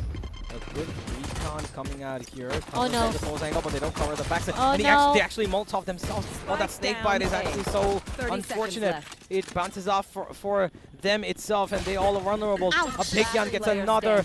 Death Wish will lose, win his fight as well. And with that, it's a flawless round. What should have been Chitkara twice, they actually found themselves ahead. And the minute the game actually begins for real, it's VIT who turn it around third time. Harish, to start things off, I mean, the way he's been hitting those sheriff shots, precise and crispy connections coming up from his end, it was looking good. We did saw a classic shot coming up as well. So VIT Bhopal, a good round coming up for them. They definitely have their hands on Spectres, half shields, you know, bulldogs. I don't think anyone will be going and investing onto a Vandal. I mean, if they do, they had to compromise on a lot of things. But yeah, more or less, they do have the Spectres and the bulldogs to work around with for now. And Chitkara Knights, they need to be careful because right away they do not have those weaponaries. They do not have the sight as well. They need to be pretty careful. Classic is all that I can see. Yeah, of course, they cannot afford to buy into this round. Maybe I expected a shorty push from Sky. Is Satchel in towards U-Haul. He just wants to make sure that he's saving enough money for a full armor Vandal buy. There are no openings for the moment for them. Yeah. They can try to create some towards U-Haul with that boombot. That boombot is going to give them a little bit of space, and of course the Viper's wall covering up for him. They can run into U-Haul, find a little control, fight together. That would be one pick that they could find to pretty easily if they do choose to go that way. But now there's two here, and Harish is keen on taking the fight. This is going to be big. Out comes the swing, beautiful from Donav, and Sky follows it up. That's actually great. This is exactly what I thought that they should be doing, and that's exactly what they will be doing. Getting that U-Haul fight, the control with the Viper's wall is exactly what the call was, and now they're running in. No. Egoist, he needs to find his corner. It's going to be Sky instead. He jumps and finds him. What the hell? Easy, but he loses that fight like it's supposed to be a very difficult one, but it wasn't for him. It was supposed to be the easiest fight of his life. Exactly. At least one kill should have come there. The smoke and the placement of the smokes itself is something that I was having my eye on to. But right now, VIT Bhopal, as said in the start itself, they had the advantage. They lost it out completely. And now they are just down with two remaining players, the KJ and the Omen. Now, I'm not really sure on what both of these players will be able to do. They need to take those head-on fights and then clutch it out. Tai Chi trying to stick into that defusal. But for now, he will be going, that wish. He finds two. It all goes down to one last remaining player. 1 versus 2. It is yet doable. The way he's been doing it all. 47 is what he has. He finds one more, but a trade comes up from Shibu. Takes that wish down. And this will be a thrifty to start things off, Universe. 1-all the scoreline is. Yeah, it's a great round there from the side of Chitkara, yeah, and it's exactly as I predicted. They were looking to take that shower control in the beginning, but nobody kind of budged to give them any info. So they took towards U-Haul. They went as together, a wide swing out. They knew that somebody's going to be holding there, and that's exactly the call that should have been made. Great stuff here, because if you're having pistols, that U-Haul position is really vulnerable because you've got no utility practically to stop it. Otherwise, it falls into your own feet. And now they're executing that B side, whereas there is a full stack on towards A, and they're running into a free side. This is a good read from the attack here, and kind of a misread, of course, from VIT, who gambled their way onto the A side. No. But nothing is going to be affecting them. Those lineups of the Viper Snakebite kind of did miss, but... And also, it came actually pretty late. It should have come earlier. Yeah, Kami, he's got the backstab ready, and so does the rest of the Knights. They're expecting it, they're ready for it, and they will find every single kill. Sky wants to find everything for himself. He wants his showstopper to come back online, and he's just one orb away from it. But they're losing players on the back of it. It's actually become a 2v2. It's become kind of doable, but Egoist will take down a Big Yan who was pretty darn low. And Deathwish, who probably, I think, has secured a weapon in his hand, is going to go ahead for the save. And that's a good choice as well to let them be, because these two players practically cannot do anything but just save their weapons because they don't have economy. definitely they did not have that economy for themselves. That Wish will be able to save that Vandal back for the upcoming round. But Chitkara Knights, good stuff coming up once again. To start things off, it was VIT Bhopal having an advantage, but 2 consecutive rounds rolling in for the sides of Chitkara Knights. Now, they do have the lockdown to work around with VIT Bhopal, but it's all about the post plan that, they can invest onto it, but it all depends upon what is the scenario. On the other side, if I talk about the sides of Chitkara, it's a full buy round, not just for one team, but both of the teams, and it's looking good either ways. I mean, an operator being invested from Harish. Now, this is a big and a huge investment made, and if he is not able to find those skills, it's going to be a bit difficult. But to start and to initiate things, we do have Kami. We'll be trying to go and check each and every angle, making sure to not miss out to anyone. The Molly this time will be perfectly placed as well. Yup, that will be the CT side, but the elbow is where I do see the omen, so it's gonna be a bit difficult. But again, look at that, the side is under their control. Yeah, it most certainly is. That hyper snake bite is kind of concerning me. It's coming a little late, so I don't know why Donovan is going for it. He could use it for a better time. But the defenders now have their lockdown established. Oh no. Look at that. Oh no. Oh, it's destroyed. The grenade is perfect. Oh, no. I don't know why he would choose to opt for that towards that particular angle when he can go further towards elbow and try to, save it. Tai Chi, though, does get one back. There's 5 people still remaining, but the Knights are slowly faltering onto their feet. Deathwish gets another. It's all about these 2 initiators. Can they find one? They find one only. Shubu needs to spam down the diffuser, but it's not going to work out. AZ will take him out, and that's going to be VIT finding their second. Blow for blow we go right now. Kind of confusing as to why the Knights are constantly, relying on that snake bite wastage, honestly. Even after the side has been taking control, it's coming way too late, so might as well not actually use it, because by the time they reach that region, the Brimstone is already so far into the site. He's cleared off tunnels himself. Yeah, I mean, it could have been used in the post plan going towards the long and just, being used in the post plan itself. It would have been different, right? I wouldn't have had a problem if they use it a little earlier. Earlier, yeah, exactly. Yeah, because then at least the site would be cleared off in terms that by the time their teammates enter in, they would be taking damage. But unfortunately for them, nobody was there anyway. AZ, he's been detected, and he is probably going to be chased here. Now he's going to be allowed to get away into elbow. And I'm pretty sure he's going to be smoked off here. Yep, there we go. Does he plan on pushing that? No, he doesn't. No. He delivers a headshot. He gets the kill as well, but he instead gets taken out. That is a big move there. They've lost one of their big ultimates, but they still have one more. Make that 2. And there it is. It's activated instantly. That's exactly why Donav was planning the spike. And that's a huge cover of poison here. And they are going to find so much difficulty in entering this site because Deathwish, he's got the turret. He's going to try and place it down. And they're waiting for Tai Chi's flash, because that actually might be a great call. And they do flash blind one of them, but nobody's entering on the back of it. It's a little too late, but they still get it. Donna finds one. There's going to be another. Abigyan. How does he find 2? No way, Abigyan. He converts 2. And the biggest thing that he converts is the Viper itself. The Viper's pit was invested, which means the Viper had to be alive there. He had to survive, right? I'm not quite sure why he was sitting towards spawn when he could have played a little bit more safe. For him staying alive there is the win condition. Exactly. I mean, he wants to go for the fight, sure, but he's got 2 other players on that side, which he just does not. He could just depend on them, right? So I believe that they should have waited for the Viper to stay alive inside the pit, while these 2 players could just take up the fight. And it's not even as if they all need to take the fight, because the Viper's pit is designed for the particular way that the longer you're in it, the more damage you take. Yeah, exactly. But they're taking fights at the edge of it.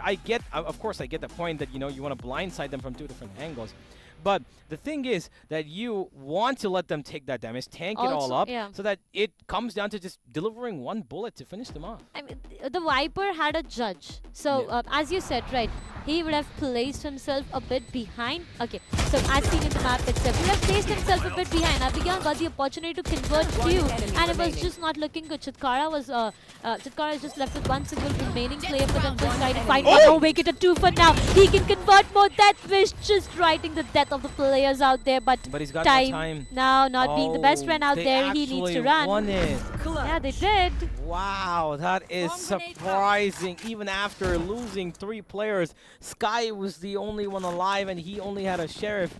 I cannot for the life of me fathom what the hell just happened there. But they are completely in utter shock, I believe, themselves. Yeah. Bigyan finding these 2 points was massive, and they made it all work. But Sky finding one and then, you know, shooting the other through the wall bang, and then in the end, that grenade, him just staying alive was enough because he stood alive. He took out the diffuser, and he found us. Our 3rd round, he says, for Chitkara, as they now await with a little bit of a passive approach. They maybe expect a little bit of, you know, passiveness, because they sort of, forgive me, aggressiveness from the opponent. And I believe that they thought that Harish might come on a little bit of a journey of his own, but nothing of that sort. He's towards B. This is actually a pretty good read from the side of the Knights. Excuse me. They might take up the site. Slowly. There is a rotation immediately coming in. You can see that as Harish is actually pushing up towards hookup, which means there's going to be a flank, and they know that this is going to be an A hit. But before it could even attack, Shibu's been taken down, and that is a big loss. They've still got the ultimates available, though. 2 big ultimates. Still not used it. The plan should be going down any second now, but the Bigyan's just waiting for that. And there it goes. A chunk of damage. Yep, just about a touch. Are they going to teleport here? They can, actually. If they teleport, it's going to be huge. But look at Harish. He's coming to backstab. Harish is probably going to get 2 kills here. He gets one for free. Gets away instantly.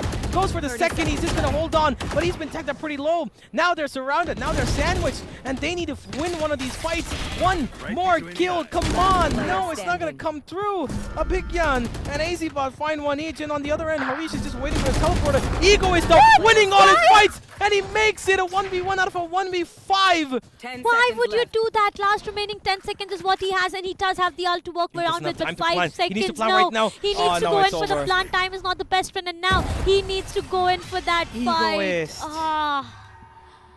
He should have just stuck the plan. He took his time.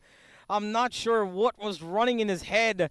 Maybe a little too much adrenaline, I guess. He was hoping that maybe he could just, you know, frag out and find all those 5. But this kill from Harish was so important. It allowed the players inside U-Hall to get aggressive and put the extra pressure. But then this, one after the other, jumping into teleport. Why don't you just jump together, man? I mean, it has happened so many times, right? The previous day itself, we had the same conversation, and it all goes down to us having the same conversation once again. But the scoreline, it's 3-all. Both of the teams do have 3 rounds for themselves. Chitkara Knights, 3 of the ultimates ready with the Hunter's Fury, the Orbital Strike, and... they are actually going to be using the Orbital Strike. I can see that he's actually ready with it. He is. But Harish is just holding down an angle. Yeah, finally, he's going to be forced off. Good stuff. This is exactly what I want to see, but he's actually going back once again. Again, that flash going to help them. Good stuff. Good utility usage here to push off that operator from his mark. And they've actually chipped him off for a bit as well. The Seekers are going to go in. They're constantly troubling him. I love this from the Chitkara Knights. They're making sure that they are feeling the pressure of this facility. And there comes the Orbital Strike as well. Great entry from Sky. Egoist finds another as well. Although the Jet is still alive and he's kicking about, he will not find Sky, as Sky will just continue his rampage. Chitkara Knights are absolutely going crazy here.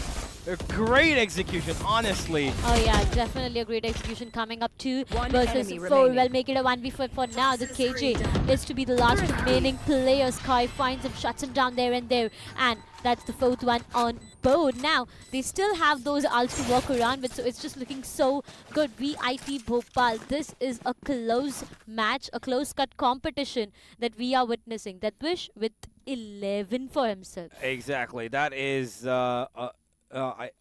I believe that, you know, of course, that round was so perfectly played for the only reason that they constantly kept pushing that operator back. They knew he's there. They knew he's going to take control. One flash goes in, they push him off. They know he's going to come back for a second because he's that kind of player. They flash him again, and then there comes the grenade. They completely push him back. Then the Seekers to follow that up to trouble him even more. Amazing stuff. This is exactly what I was expecting from them, and this is exactly what they're delivering. Harish now, he's come out with the blades, and he wants to probably have a bit of a tete-a-tete with the Viper, but nah, he's getting away, and so is the Viper from that angle.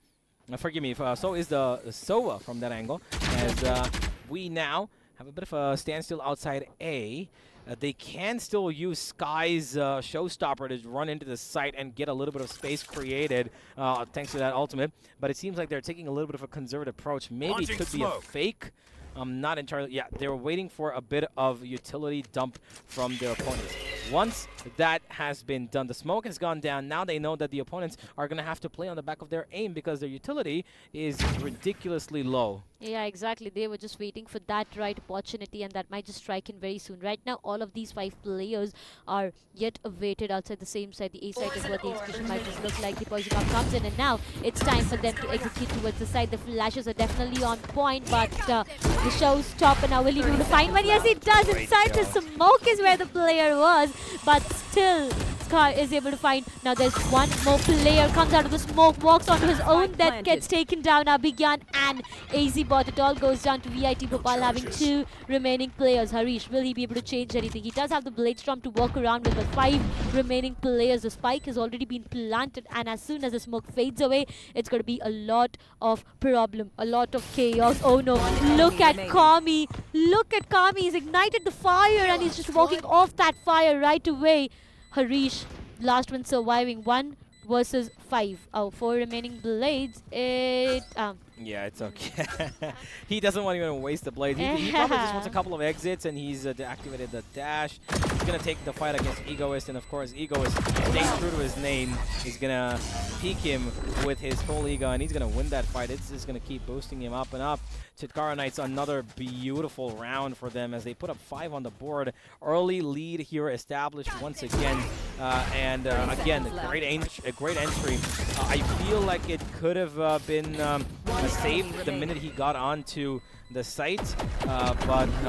Yeah, he absolutely made sure that there's going to be no, double edges to be worried about. They made sure that everything is clear, the smoke's gone, and just with that, it is a 3-5 as the Chitkara Knights now. Oh, they're getting pressured.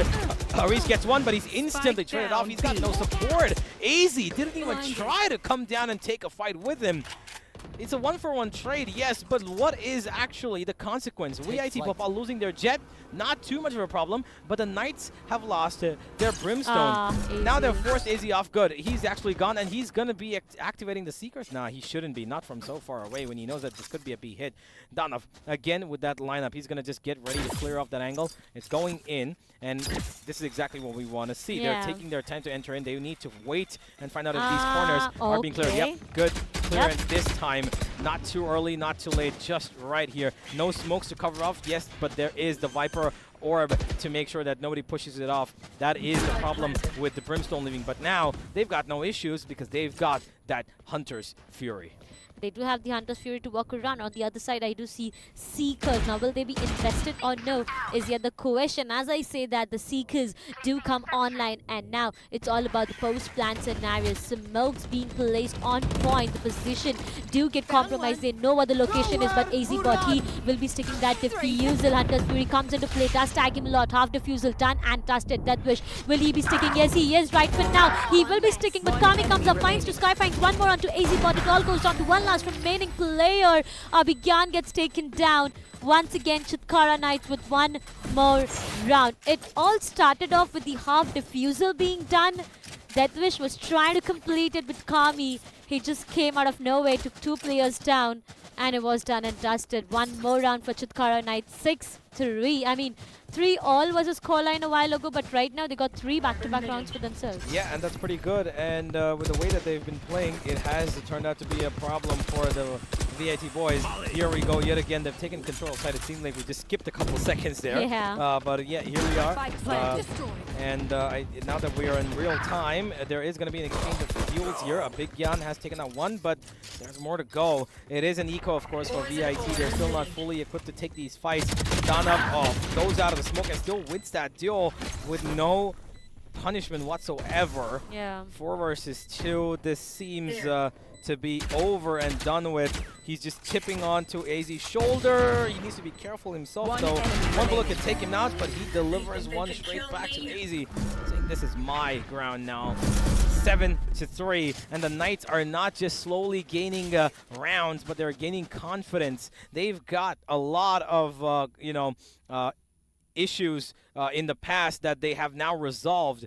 They are absolutely reading their opponents perfectly. They know exactly what's happening. You know what could have prevented all of this? Honestly, if Harish had taken up that raise, the grenade would have helped so much at this point instead of him jumping around to take fights himself, because Jet is just self-sustaining, and it's not always that you're going to be your day, but your grenade can always make it a little bit easier on you. And that's exactly why we can see Harish right now, he's on 4-8. He's not having a good game on this bind, and that's why his team is struggling. Definitely, Harish not having the best of his day today is leading VIT Bhopal into a lot of problems. Once again, Deathwish with the long turn available. I feel Deathwish is just doing a lot. I mean, coming down to the agent that he is playing on KJ, he is already up with 13 kills out of his name. A lot of hard work is what he's been doing recently, but nothing seems to be working in his favor. Slowly and steadily right now, Chitkara, they are looking forward to have B execution. Yep, towards the B side long, I do see one of those players. Harish does have the best of that angle. Operator is what he has, but the thing with Operator is if you are not able to connect one shot, it's done for, and there might be a lot of issues that you do face. The smokes have been placed, the reveal goes in, the molly goes in as well, and this definitely is an execution. They are looking forward to have it, but Harish, oh my god, okay, no. Sky, up from the sky, he comes true to his name, he stays. And they're actually going to get away. The Viper Spit is going to probably go down. Nah, he's going to be able to get back right before time. They still have it covered. And Tai Chi, it does have the opportunity to spam down, but of course he has a Vandal, so they're going to know if he tries to spam in. Sky, he's holding on to the angle. This time, they need to be smarter. This time, they need to make sure that the Viper stays alive, and that's exactly what you can see. Donovan's playing a little bit deeper into the pit right now. And no, never mind, actually, they're going in outside of it. They get the kill. That's great initiative from them. This is the agent that needs to go. Sky needs to go for those picks. They need to let Donovan stay in that pit and allow the opponents to come to them. But he's just jumping out. This guy seems like he doesn't care. He's enjoying himself at this point. And fair enough, why not? If you're getting it, sure, man. Of course, go for it. 8-3. It is risky, but he knew that he was in a situation where his teammates could cover up for him. It was just a 4v2, so it was no problem whatsoever. VIT slowly but surely losing their grip, losing their grasp on this game. This first kill itself shows how much confidence. Honestly, at this point, they're playing this for fun. They're just getting through the feels of it. They definitely are. I mean, every single time you talk about the first kill itself, it is Harish. Every single time. Operator being invested, that's a huge investment overall, and it all goes down in veins because VIT Bhopal, they are not able to convert it. Yeah, I think that one of the things that's constantly affecting them is the fact that they're desperate for a round. They're getting a little bit, fidgety about the fact that, okay, you know what? We need to win our first fight. They're not realizing that it's okay. The first fight can come to them when they're playing on the back lines as well. They tried that towards B long, where Harish again went all by himself, lost his life. They again lost him. Now, even though he was playing on the back side, who holds that angle with an operator? Exactly. He's got no support. He's stuck in that corner, and it's obvious that the raise is gonna fly into your face there, man. It is such a difficult position to put yourself in. Exactly. He should have been able to get away, but he couldn't get away. Why? Because the Molotov from the Brimstone was covering off the CT region. The door was completely covered, and that's exactly why they're just completely covered off from every angle here. A good flash, but nobody to actually come on the back of it. A little too late. A big Yan, he came too late, and now they know exactly where that player is. He doesn't get hit by him. He was out in the open. Tai Chi covers up for himself by, shifting his position. He turns down the smoke as well, and Pocket, by the way, still not being checked. That Recon's gonna help Egoist. No, it's not. Deathwish takes him down, and now they probably have a round to work with. Arish has a judge here. He's looking for maybe a half defuse being stuck. Nah, he's not. They're playing around for a little bit of information. The Chitkara Knights need to come and stick this down, and out comes Kami. He stops him. He gets two, makes it a big spray down, and just like that, it is going to be 9-3. VIT Bhopal have lost on the first half by a margin of 6. How did they not anticipate the smoke fading away? There were 3 players right inside the side itself. One was defusing. They actually did anticipate. But the reload just was wasn't on time. It was just right at that moment when the smoke faded away. Harish was reloading. One of the players was sticking the diffuser, and it was just went against him. The problem was the smoke was a little bit ahead of where it should be on towards A short. He had that little bit gap to play right in front of the boxes, right? So he stood in front of the boxes on the right corner,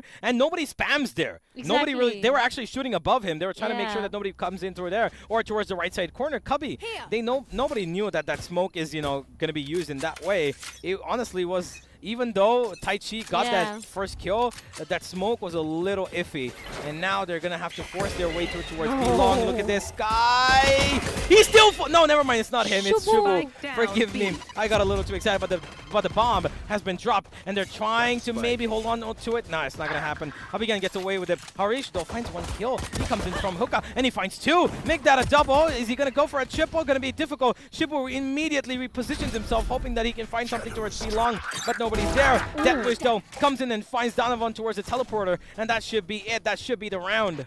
Yeah, they definitely should be the rounds. 4 versus 2 is what the situation looks like. The plant.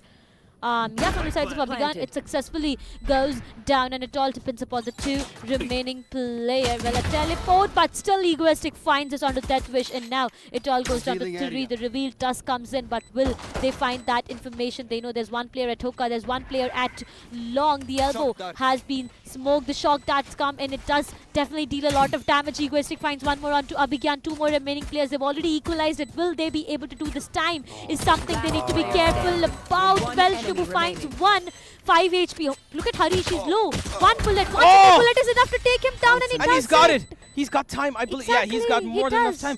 What the hell, dude? This is not supposed to be possible. It was a 2v4. Bhopal, you're just throwing at this point. You're taking fights you don't need to. Every single player falling down hold on. I just gotta have a look at this. This was so Ego is winning this. Deathwish didn't need to take that. Again, he's out of the open. He's half and half there. He's got no idea. Honestly, all 4 of them, forget Harish, right? 3 of them could have stayed inside tunnel. Yeah. They could have just stuck their guns, all 3 of them together, and taken fights all together. But everybody just wanted to peek out at teams. Okay, you know what? They did have the Killjoy out of position towards hookah. Fine. He lost the fight. The minute he loses the fight, it becomes a 2v3. You need to understand that Egoist is somebody who loves taking his duels. And then comes out the brimstone of the opponent, Abigyan. He didn't know that Egoist has crossed over towards the left of hookah. And he just peeks out, and with half his body, because he's half covered, he doesn't see what's on the left side or on the right side. And he just loses his life because he gets spammed down to death. And then it becomes a 2v2. Pretty easy, right? Should have been a win, but no, Harish was low. He could have probably been taken out. And then Tai Chi loses his fight. Man. Every single player lost on the fights. I mean, first things first, they engaged in the fights they should have avoided. Yep. Things would have been different. 3-10 is what the scoreline is. They let go of the round that was completely theirs, and they had the chance to do it, to make it 5-9 scoreline. I mean, 3-9 it was. So yep, they got the pistol, they got the next one as well, but they've been forcing it now. Now if they don't win onto this one, the economy gets shattered. Force was expected because they did plant down and they took out 4 players of the opponent, so it was kind of something that we should have seen coming. The Trailblazers detects 1. There is an instant smoke in. Okay. They're actually not going to smoke off B-Long. They're going to let them come in. This is interesting. I like this approach, but a little too late it seems, and Tai Chi punishes them for it because they've gained control of the site. I don't know why B-Long wasn't smoked. He should have come a little earlier. Shibu. Man, the Spectre is not your best friend in longest ranges, but come on, you're losing players like it's nothing. Again, this time it's the opponents. It's Chitkara. Nice taking fights that they shouldn't be taking, and they will be losing out on this pretty quickly as well. Yeah, this is not going to be a pretty fight. 2 versus 5.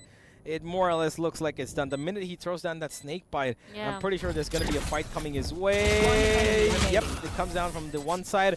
Egoist is going to be the only one to trade off in this round. Still 10-4, not too much trouble. It will be 10-5, yes. Yeah, it will be. But this is just the team returning the favor of, winning their own anti-eco. I mean, I wouldn't say anti-eco force round compared to what we saw in the first half, where the Chitkara Knights won their eco on the second round.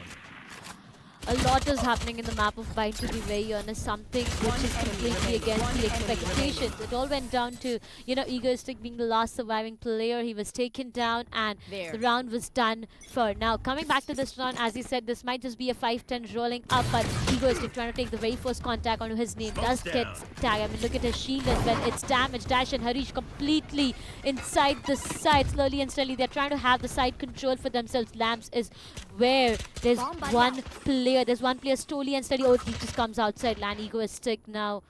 It's all down to the plant. Will they be taking in for that plant? The smokes to fade away, but the plant is not yet done. Sky is swinging wide. He's not afraid of anything, it seems, but Danav needs to be careful. Okay, the shorty not going to work on that range, my friend. Yeah, nope, not going to give him anything. Once again, you want to try again, once more. Oh, he gets the smoke to go for that. No, he can go. Why would you give him that smoke? It's only going to allow him to come closer. Never mind, he's spamming through it. That smoke actually helped Danav more than it actually, you know, prevented him. They basically were helping him play the game, you know. But either way, number 5 has come up. They're still halfway across the world and more. VIT, they need a lot of you know, juice in their mixer if they want to actually make this a healthy you know, meal. But I believe that Chitkara Knights, with this buy, they should be settling this game, because as much as the economy has been built up for the VIT boys, they're going to have trouble in finding these fights. This time they're going towards B. Sky, he's ready for maybe a little bit of aggression and has the grenade in his hand just in case, but he doesn't need it. For now, there is a B-long execution. The flash did come in from Sky, but he did not detect anybody, and that's exactly why he's gone back. Danav's going to hold on to that hookah for as long as he possibly can, but what he doesn't know might just end up killing him. 4 players now walking up B-long, and they've been spotted. Tommy spotted one, and he knows that this is probably going to be it, and that's exactly why you can see the Viper. Danav is more confident about somebody hitting in to that B side. Oh, Kami! He's... Okay, Harish didn't actually overextend, but he still finds a kill. That's actually good from him. They don't know that the Viper is still inside that smoke there. He's playing around with his life here. Danav needs to be careful. There comes one ultimate, and look at this. The timing of him peeking out is perfect. He still gets the one kill though. The plant has not gone down, so they still have time to work with. It's a disadvantage though in terms of men. It will still be difficult for them. The 2 players have been detected. They know this is going to probably be a B-long hit in terms of post-plan. But here we go, 3 versus 4. Make that a 2 versus 4. Death Wish makes it easier on the eyes for them. Oh, he definitely does. 4 versus 2. Chitkara Knights not looking good for them once again. Both of them look at where they are stuck. I mean, are they going in for a save slowly and steadily? Maybe some exit tracks that they might just have their hands on to, and a complete save. They know that the economy has been damaged and they need those weapons coming up in the next round itself. But you know how it all started. The very first flash did not get them the information. Coming out of the second one, it was a lot of confusion overall, but the teleporters would definitely be you know, used on the other side. Chitkara, they would be allowed. Yeah, they do have both of the weapons saved, but slowly and steadily VIT is getting back into the game. They have the 6th one on board. Chitkara Knights, they need to be careful. After a 9-3 half, we are witnessing a 6-10. I mean, 4 rounds of differentiate that is still on board, but you know, they got 3 consecutive rounds, right? They got the anti-eco, they got 2 more rounds after that, so Chitkara Knights, they need to be careful. If they let it off go so easily, you know, the very first map of Fracture, you remember that, right? That just can't repeat out here. Let's make them there. Yep. Here we have a possible comeback building up slowly. Sky, he's going to give them a little bit of a warning issue towards Hookah, it seems. He did have 3 players with him there, and they are instantly running back. They actually kind of wanted to force the issue. They maybe want them to go towards A, where Donav is waiting for them, and he, of course, has a Bucky. He wants to play this a little safe because he's got his orb on top of green boxes, which means he wants to get into his own smoke and try to maybe play around with the minds of his opponents, but they're not falling for it just yet. They do have all 5 players maybe looking towards A. Yeah. But slowly, I think their plans might end up changing because the Sky now is rotating back with the spike. Yep, he is slowly and steadily making his way towards the B long, it seems. Yeah, more or less, but look at Tanav. He has Bucky to work around with. I mean, every single player of Chitkara Knights, they do not have a good weaponry. Sheriffs, Buckies is all that they are relying on to. But once again, they have decided to not go towards the B side and come back towards the A itself. Look at everyone making their way towards the A. 5 players right outside 30 A. seconds left. It seems to be a bit difficult. The smoke's being placed. Yes, it's going to be Harish who is already inside the side slowly and steady. The updraft comes in as well. AZ will be staying on the defusal. Danav tries to take him down. He is inside this Viper smoke, but now he gets taken down. That's going to be Harish. Yep, he definitely should have waited for the right opportunity. I mean, they anticipated him being around, right? Yeah, they did, but unfortunately it just wasn't working. Kami, though, gets one trade back. He does have a Phantom to work with. Tai Chi, good positioning, and with this close range Spectre, he could be a little bit of a danger here. And there it is, the danger pops in, and it pops out instantly. Abigail will get the penultimate and Death Wish. Everybody finding a chip of their pie as they make it up to 7. They're slowly gaining control and map of, forgive me, rounds as well.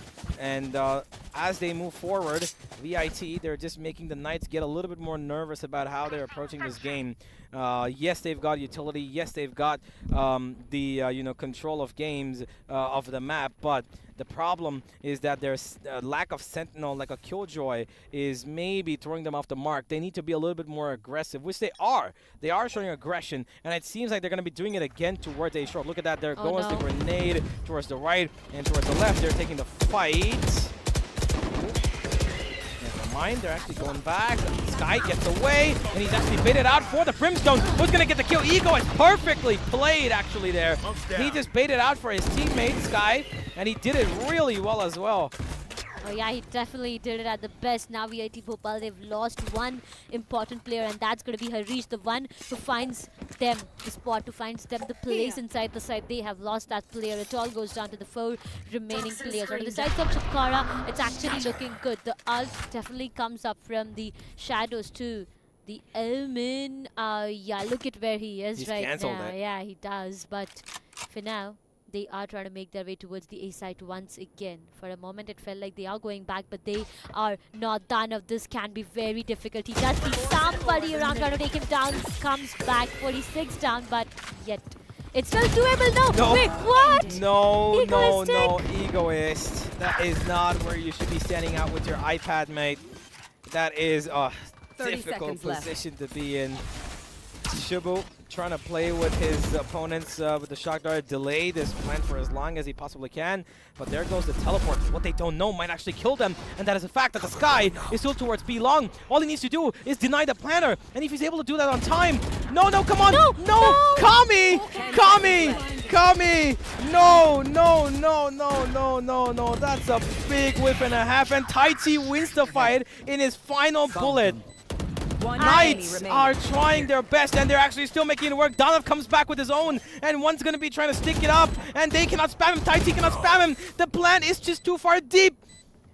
Yo, the chaos here, man. It's just kind of rotting my brain. Such a messy round this was. It all depends. I mean, you know what? Chitkara Knights, they would have denied the plant directly, and it would have been all okay. No need to fight, no need to lose players, nothing. But what happened was something completely different. The smoker trying to smoke in complete open areas. Honestly, Shubu deserves to be called a hero. Yeah. Kami just, yo, man, Kami, you need to get yourself checked after that. I'm pretty sure he's not feeling, this game's not been great for him. Of course, he's given a lot of different, assists, 15 assists to his name, but that was just a whifferino of a whole other world. Now, the Seeker is trying to be a little bit useful here. They give them information that there's 3 players on A. There were actually 4. One of them rotates away, actually, on the back of that, and they might have read this well. I'm not quite sure if VIT want to re-aggress this, but they're holding on to that Shower's position, maybe expecting that somebody's going to be, going for a little bit of a peek-see, but not going to be the case. Nobody's even picked up the operator from the side of Knights. They're confident in their rifling abilities. For now, the Omen, he's gone towards long, B long to be precise, and I think he's just going to be there as a bit of a bait. Yeah. Maybe throw down one smoke and give a little bit of a teleporter, action, because the spike is still towards Showers. I'm not understanding what exactly the movement is here, but whatever it is, the Chitkara Knights are ready. One recon towards Shower that actually doesn't detect them, but they should be ready for this.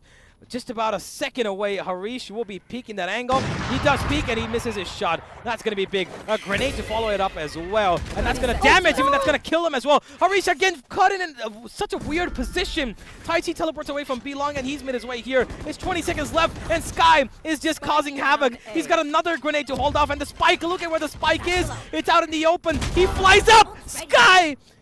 You monster, you crazy maniac.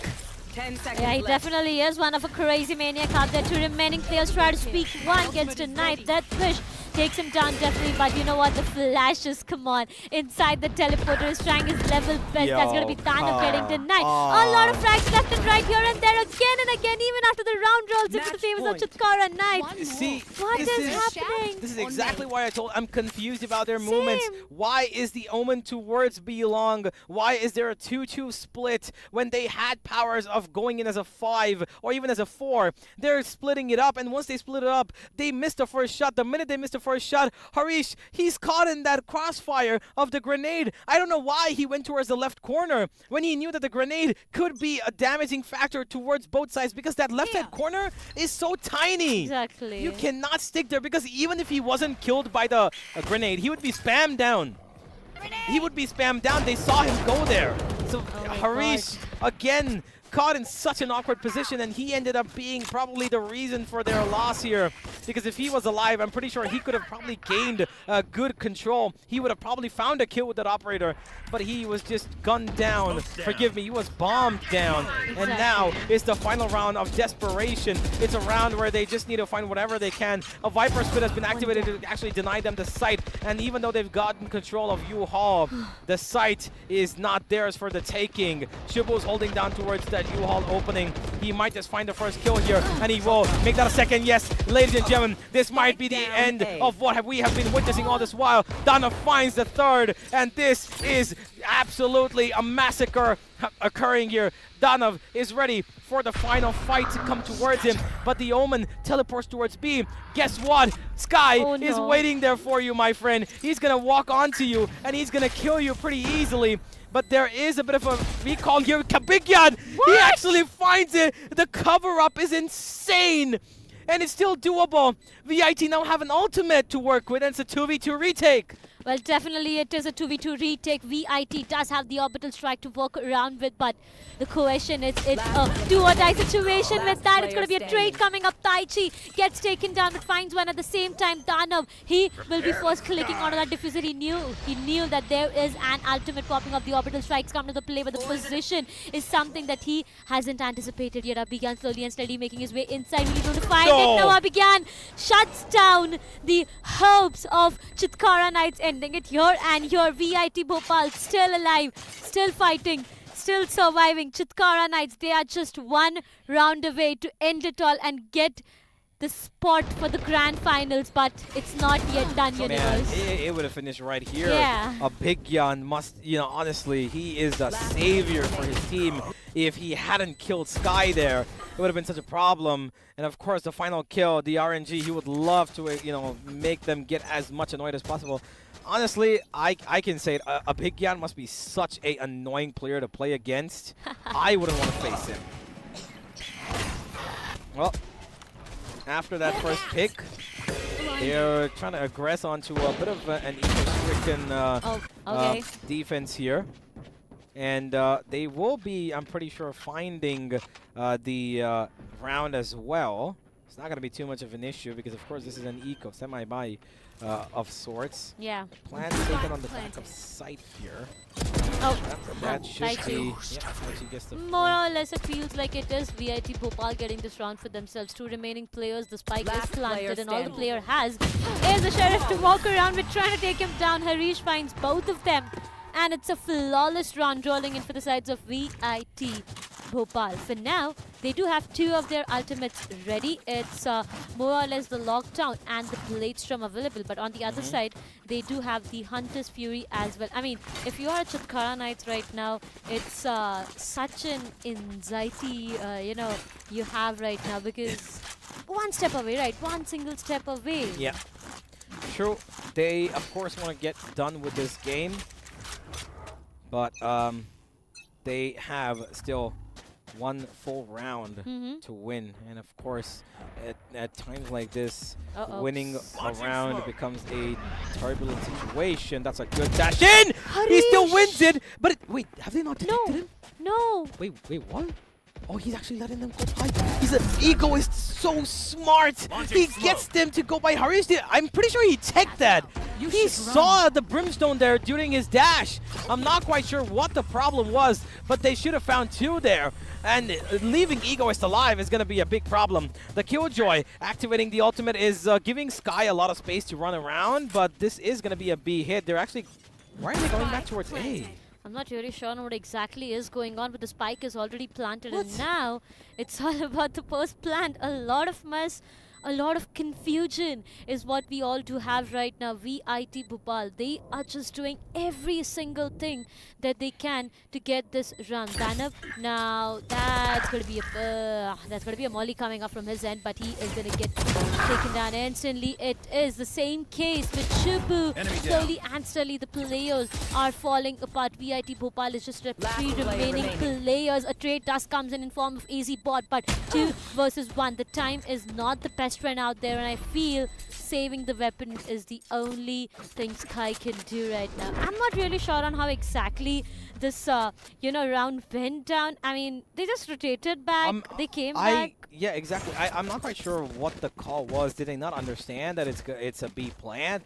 Because I think they I understood the Sky and Egoist went kind of around the Killjoy ultimate to try and cover them off. And whilst we have a lot of understanding of the fact that the players at A maybe were confused as to what the call was, because Dana was sitting there for way too long. Maybe what they were waiting for is an expectancy of a teleporter from B long, but that wasn't the case because they were sticking the plan. And the issue was that nobody heard the plant go down. They were too far away from the site to hear the plant, right? So that's exactly why they kind of lost out on that information. And with that, we are now at a bit of a impasse of tactical timeout being taken from the defense as they need to shut down this game as soon as they possibly can. One more round. If they allow it to run riot, and if the side of VIT are able to make this one more round successful, then overtime is inevitable, and we will be watching this game go into just a 2-round fight between each other. Yeah, definitely. This is more or less a fracture deja vu that I do have right now. I mean, whatever happened in fracture is happening all over again. Look at Chitkara Knights. They are on the match point itself, and it's just one single round that they need. But the problem is they are not able to have it. Sky, he had the best of that position, but right now what is hitting him is the paranoia itself. VIT Bhopal. Interesting flash there. I mean, it was to clear off that probably the operator angle on top of the hut. I've got your trail. Fair enough. Okay. Oh, he goes for the scene. He thought there's going to be somebody towards showers. Showers, towards showers. They're all towards side. There is one right outside of showers, though. This is, by the way, an eco, ladies and gentlemen. Sky is the only one who's probably got something to work with. Exchange. No exchange. Just Harish taking a bit of damage. AZBot eats up a little bit of that. But look at this. He's actually being so aggressive. He's taking up so much space, and he finds the kill because that flash was brilliant from AZ. And now they're taking up towards U-Haul as well. This should be going to the final round, ladies and gentlemen. Yeah. And of course, we'd expect nothing less from two teams of this stature as we now watch the final 3 members of the Knights try and attempt this retake. They're not going to be using any ultimates because they know this is not going to be a winnable situation for them. So they're going to save both the solo ultimate, forgive me. And I'm not quite sure if Sky is close to his showstopper, but if he is, that is again another problem for the next round. One enemy remaining. Death Wish will take out Shibu, and no, Sky is not close to it. He will hope for 1 kill. No, not going to be the problem. Now, Chitkara Knights final round, they have a game plan in store, of course. The timeout was for the final round, not for this one, I'm pretty sure. And VIT, they've got no ultimates to work with. Nothing even remotely close to round winning, as you can see. Tai Chi can probably get his one. That's it. A Big Yam, AZ, Death Wish. The main three ultimates that can actually give them so much value is not available to them. On the other side, they've got an Orbital Strike. They've got a Hunter's Fury. And they're pretty close on the Viper's ultimate as well, if at all. He goes towards B long, finds himself the orb, makes it a 6 out of 9. But ladies and gentlemen, this is it. This is going to be the final round. This is do or die for the Chitkara Knights. This is for the spot in the grand finals to play tomorrow for glory, to try and get a hand at becoming the national champion of the biggest collegiate event in India. As now they try to maybe amend their ways. Dana's playing a real close angle, but Harish, he expected that for a second. Okay, Dana, that's a free kill. He will not say no to that. What a beautiful, just random spray of bullets. 2 bullets, that's all he fired. And he's taken out the sky. No more initiation, no more flashes. This is going to be so difficult now because there's going to be no information whatsoever. And now they're holding. You can see they're instantly ice cold. They're stuck to their ground because now they feel like, what are we going to use to enter the site? We can. Harish needs to be the opening grace, the saving grace. And he's out in the open. He was almost taken out. Lucky. One of the players has been found. Belong, but what the hell was that? The right click connects. He takes out, he gets revenge, but now it's a 4v4. It is not looking good. The Hunter's Fury does come into the play. Oh, he's close. Tag a lot he knows of he's there. players. Harish is just running away for his life. Look at how low he is. But you know what? VIT Bhopal has already planted the spike. The orbital strike does come into the play. Harish finds one more onto Sky slowly and steadily. It is just slipping from the side of Chitkara Knights. No, the trades. 3v3. It is yet to be able. That way finds one. Finds the second one. Abhigyan takes him down. Ladies and gentlemen, this is an overtime. I mean, right from what we started, we are witnessing an overtime coming down to the third map of this best of 3. VIT Bhopal going up against Chitkara Knights. This is such a close-cut competition. And, you know, at that point of time, I did see the players cheering themselves bit up because now it all goes down to those 2 rounds. If they get both of them, it's done for. If not, we are going to head towards one more overtime. But hey, look at the audience. Come on. They're excited. Yeah, they're enjoying, they're loving this. Of course, they know that their home team is going to be playing up next, right? So they're just getting prepared for what is possibly a great game 1 and the follow-up great game 2 as well. Yeah. Shabu, the drone's been wasted. The drone's been wasted. It doesn't even clear. Yeah, it does clear the left corner, but nothing more. No more information. They just know the sky is available on the A site. They don't know that the operator's here. They've got no clue whatsoever, but the attack actually is going towards B. The Trailblazer was committed from the attack. We just saw that on the map, and he probably gave them a little bit of, a warning, but they're not falling for it. There's not going to be any rotations just yet. You can see that, right? A flash towards Hookah, and now, finally, you can see AZ's rotating. Now there's Molotovs and grenades being thrown in as they enter onto the site here. Egoist is going to be the first one to take a bit of a peeksy-do here. Nothing else. The turret has been taken off, the site's been taken control of, and the plan should be going down. And as it does, ladies and gentlemen, it is a complete 5v5 retake.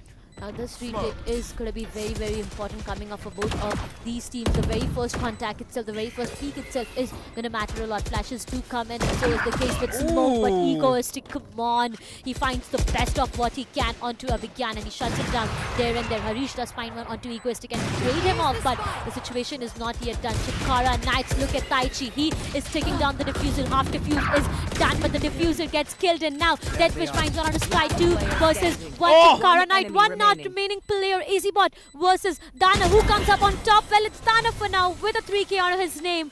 Chitkara Knights, they convert this round. 5v5 retake. But there's the team comms as well. The player just telling another one to calm down, slow down a bit. So much happening, Universe, so much. Yeah, there is, of course, chaos across the board here. And Dana once again proving to be the point of victory for his team. He's been quite the pivot as the Viper. and he needs to do it once more. There. He's got a bit of contact towards A-Shot. I believe he's going for a little aggressive poison orb. Yeah. But he's instantly rotating back towards Showers to make sure that nobody is getting any information except for the fact that he is the only one available here. A good snake bite, but look at it, he's playing it real close to his chest here.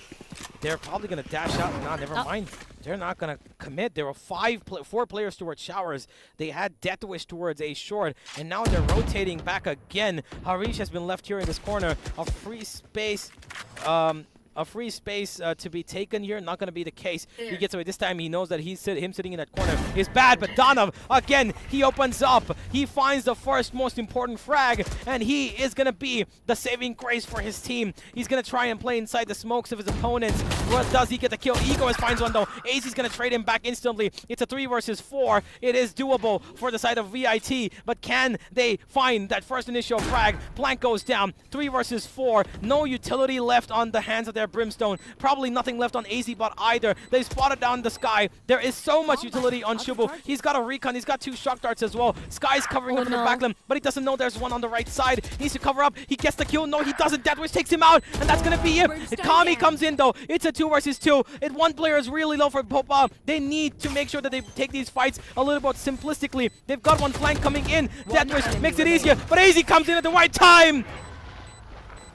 Oh my god, VIT Bhopal, what an amazing round. 13 all is what the scoreline looks like, and not sure what's exactly happening. Come on, so much of chaos, so much of mess, but it's fun. It's fun. I mean, the competition level is just getting intense as we, move on from match to match. Fracture, it was amazing. Ascent was a one-sided affair. But Bind, the actions are yet awaited. I'm excited. Well, as you wanted, Bind is conclusively more exciting. It has been, of course, as the final map. We would expect nothing less for it to be, but we should be, I'm pretty sure, heading back into the game in just a bit. Of course, there was a bit of a lag there that we saw, but I think that the issue should be sorted soon. But so far, I genuinely believe, again, Danav, he is the opening, moment for his team. He's the clutching moment for his team. The others need to try and find on the back of it.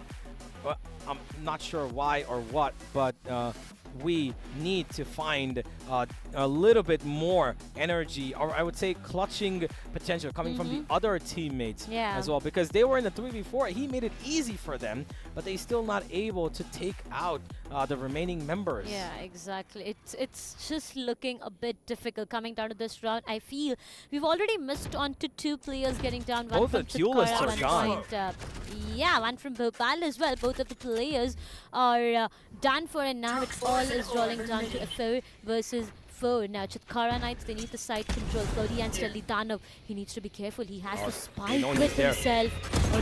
Oh no, comes into the play. He misses those shots, but still. It's always a problem. Never take out your utility. You know they're close to you. Why are you throwing down the stim beacon at that point? That's their cue to jump into you, man.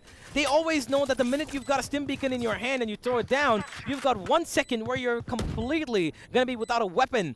And even though he recovered it, he just couldn't win that fight. And now Bhopal, they've got a 3v4 against him. A good flash to cover up for Kami, but he's got a teammate right there. Nobody's coming towards you all to actually come on the back of that flash and fight.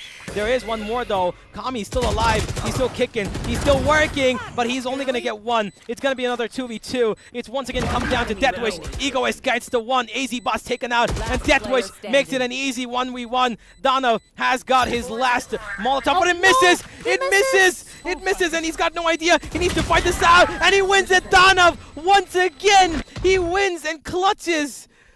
Oh my god, the Knights need to give him, I don't know what they gotta give him, man, but they need to give him a great treat after this game because of the number of rounds that he's clutched.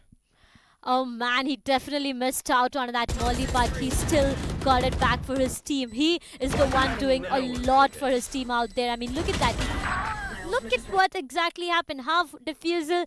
It was just him trying to take a 1v1, and Danav came up on top. Once again, Chitkara Knights, ladies and gentlemen, they are on the match point. This is the second overtime that we are witnessing, and it's not yet done. VIT Bhopal, if they get this one on board, it's one more overtime. Now, it's going to be a dash coming up from the sides of Harish. He's trying to take him down. He is able to do that egoistic. Well, good, initiation, I would say, coming up from Harish and Sky Yo, as he well. still gets a What? Third? What? Nah.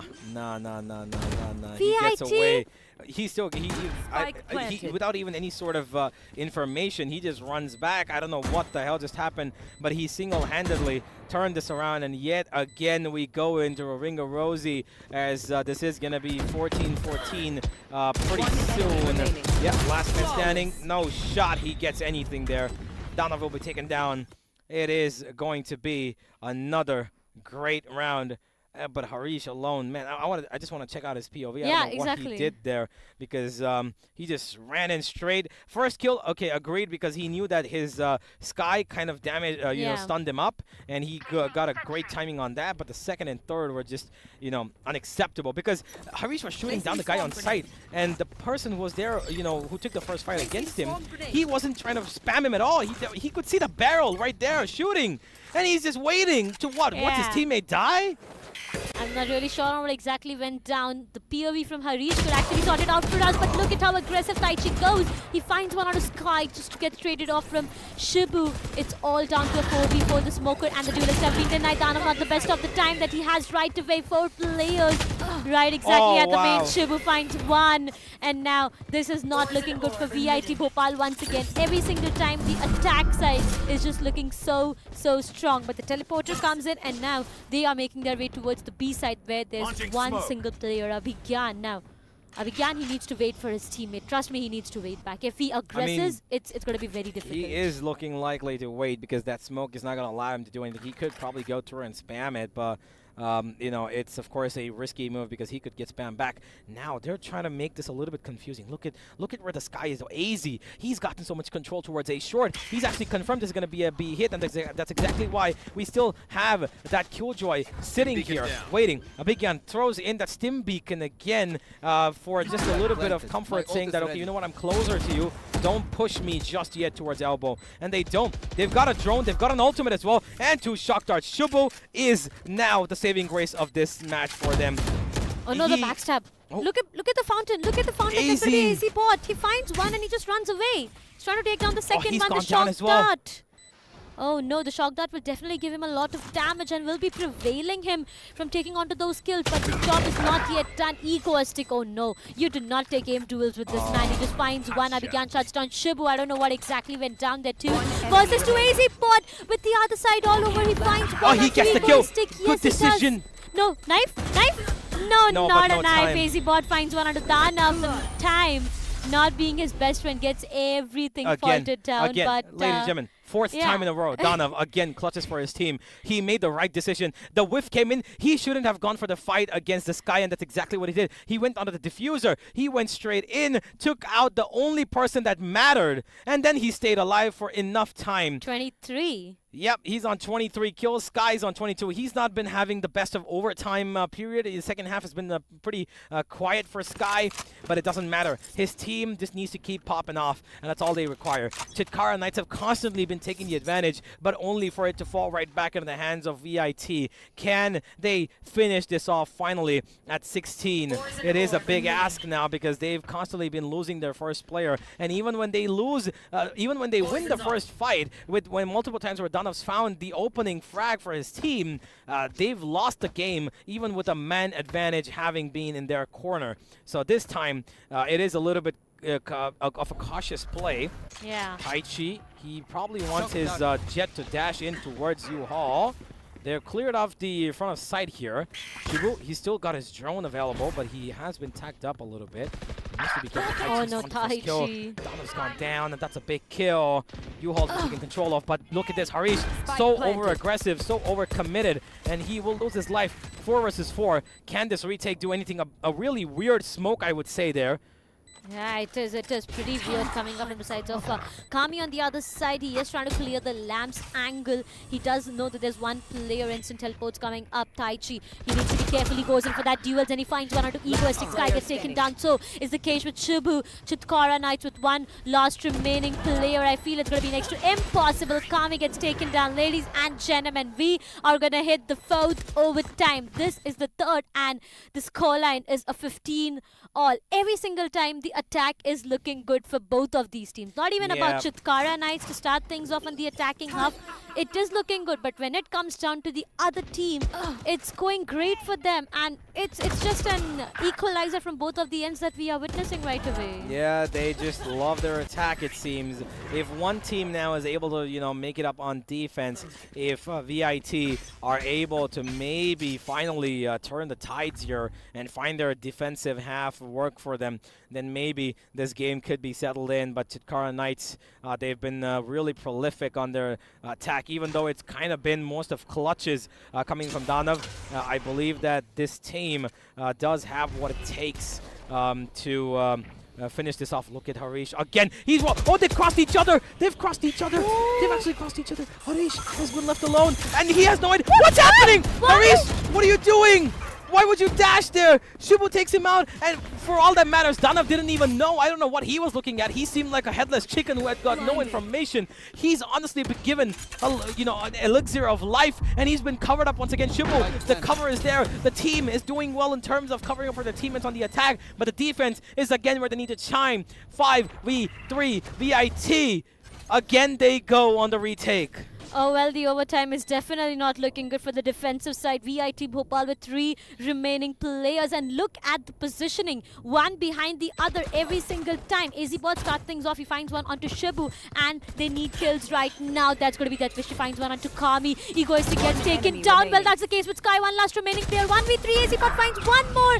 What in the world did exactly happen? That wish will be sticking onto the defusal. And as you said, on the defense side itself, VIT finds this round, and now it's going to be VIT on the attack. If they find it, it's done for. It's going to be VIT who gets to go to the grand finals, and Chitkara will be saying us a goodbye. But what is going to happen? A do or die situation.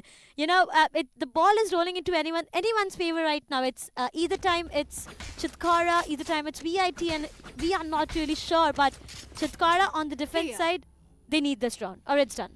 Yeah, absolutely. They've been a little bit complacent on their defense, and it's going to be difficult for them to win this, but they are going a little bit of aggression here. Both the initiators, but no, they might just find the kill. No, they don't. One goes down, but the other is traded back instantly. Kami does not take up a scratch of damage, but on the other side, Deathwish is found too, and this might just be the end, ladies and gentlemen, unless Egoist has something to say about it. He gets another Egoist! Absolutely brilliant stuff from him, but he's still covered off from 2 different angles. The spike is still out towards that A-short position, and he's got Deathwish coming up on the back of him, but what he doesn't know is that a Big Yan has actually covered up for him, so they know that A-short position is exactly where he is. Deathwish, he's got a tail, he's got a front as well. Egoist is ready for this. If he drops him, this is practically going to be over because he's got the spike, and he needs to win this duel, and he does. Egoist makes it work. Now he's got the ultimate as well. He's got a Molotov. All he needs to do is waste time. He spots the final player out. Up again. He shifts up the weapon. He's not able to pick up the spike. He's not able to pick up the spike. The weapon baits him. Valorant baits him. Valorant itself said, nah, man, take this L. You are only picking up the weapons. What exactly went down? I mean, there was spike right in front of him. He threw away the weapon. The weapon... there was something happening all around.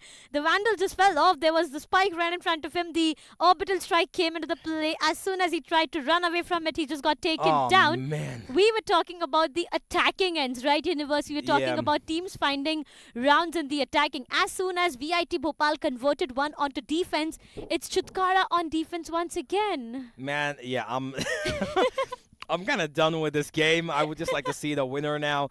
It's been really, I would say I wouldn't even say hectic. It's been really intense. Yeah. The last couple of every single OT has been intense, to be honest. But I honestly would say Chitkara Knights, they're not completely playing to their potential. They've had multiple ways to close this game. By the way, if we remember, they were 12-8 up at a point. Actually, they were 12-7 up, and it's come from 12-7 now to almost 16-16 here, and it's just not been their game to finish off. As the crowd still pumped up. By the way, they're enjoying this. Okay, oh my God. Okay. First time on stream, I guess. Yo, you can say hi to your mom, mate. You can try. But yeah, there we are. It's done. We are starting, and well, let's take this a little bit more slower, says the side of Chitkara Knights. I mean, they are taking their time. Oh, never mind. On the other side, Donna's actually been found. That's a big kill. They took Shower's control. Both of them together pushed up, and they found the Viper. Now the B execute has to come in, and it'll come in extremely quickly. Sky's found the entry by just taking up space here. Oh, there's a bit of a gap there. Shibu will take a chunk of damage, but he's okay to stay alive for now. Now it's a 4v5. Retake available. Utility as well. A lot of it, still available to the defense. A Big Yan, though, he's run out of smokes, so they're going to have nothing to cover up. Never mind, Kami's available. I forgot they've got 2 controllers, so they've got a smoker, and he's smoked out Belong. One tack comes in, and they've got a recon, which they need to wait for, honestly. Just wait until they get closer to you, and then release it, my friend. That's the only way you're going to win this. There it comes! There's a spam as well. Harish is trying to push in. Is he going to win this fight? No, there's a jumping egoist. He will lose his life. AZ-Bot clears up everybody. Sky's the only one left, and he needs to fight this for his team, for his life. They're sticking the defuse. He's going to put in a satchel, but he will be killed in the end, and it is going to be the defuse stuck. My God, Chitkara Knights, yet again, the defense runs away from them. 3 rounds. Okay, I'll take you guys once again to the very first overtime itself. 3 consecutive rounds where we did see the attackers win. Yeah. Now, after those 3 attack wins, we came back to the 4th overtime where it was the defense winning. This is the 5th overtime. It's the defense winning once again. So, are we going to witness that happening once again?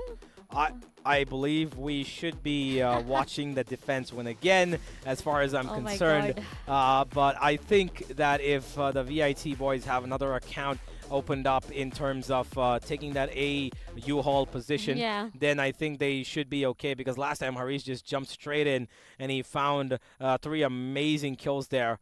And if he's able to do that again, yes, for sure, we should be looking at the game ending.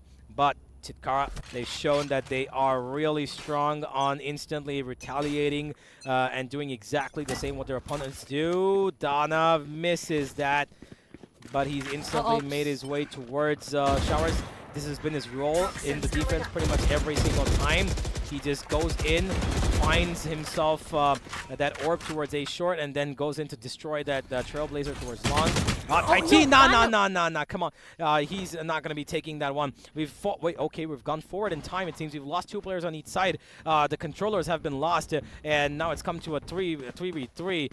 The VIT boys do have a Blade Storm available. Look at that. He's actually going in for the fight. He wastes the knives to a useless fight there, because it does not even touch the opponent.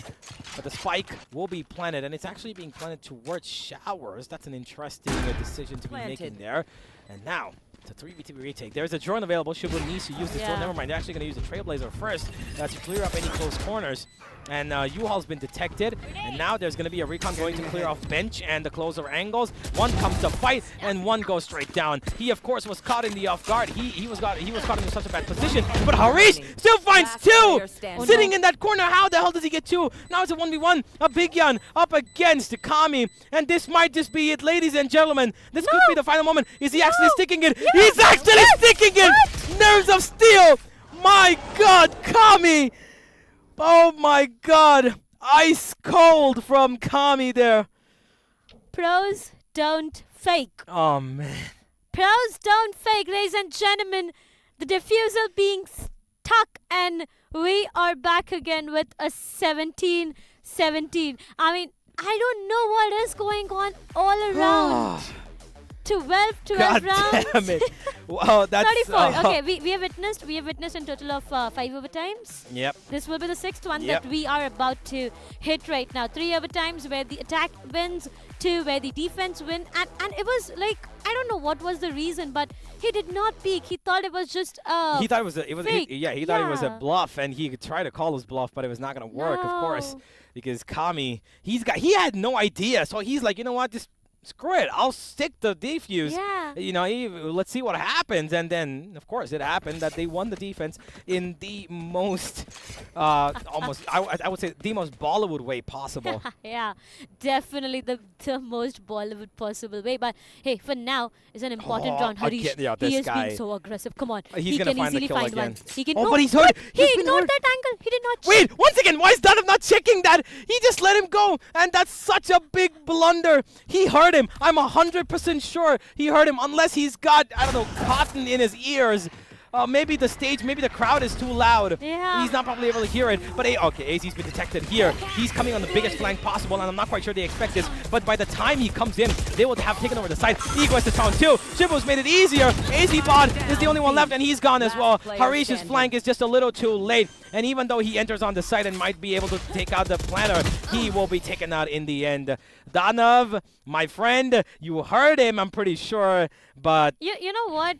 Danav and Harish, both of them messed it up this time. It's not just about one single player. It's both of them who messed it up. I mean, Harish was just going off towards the complete opposite side, and there was Danav who was present outside Shah's itself. I'm not really sure on what was going on there. Why did not they hear each other?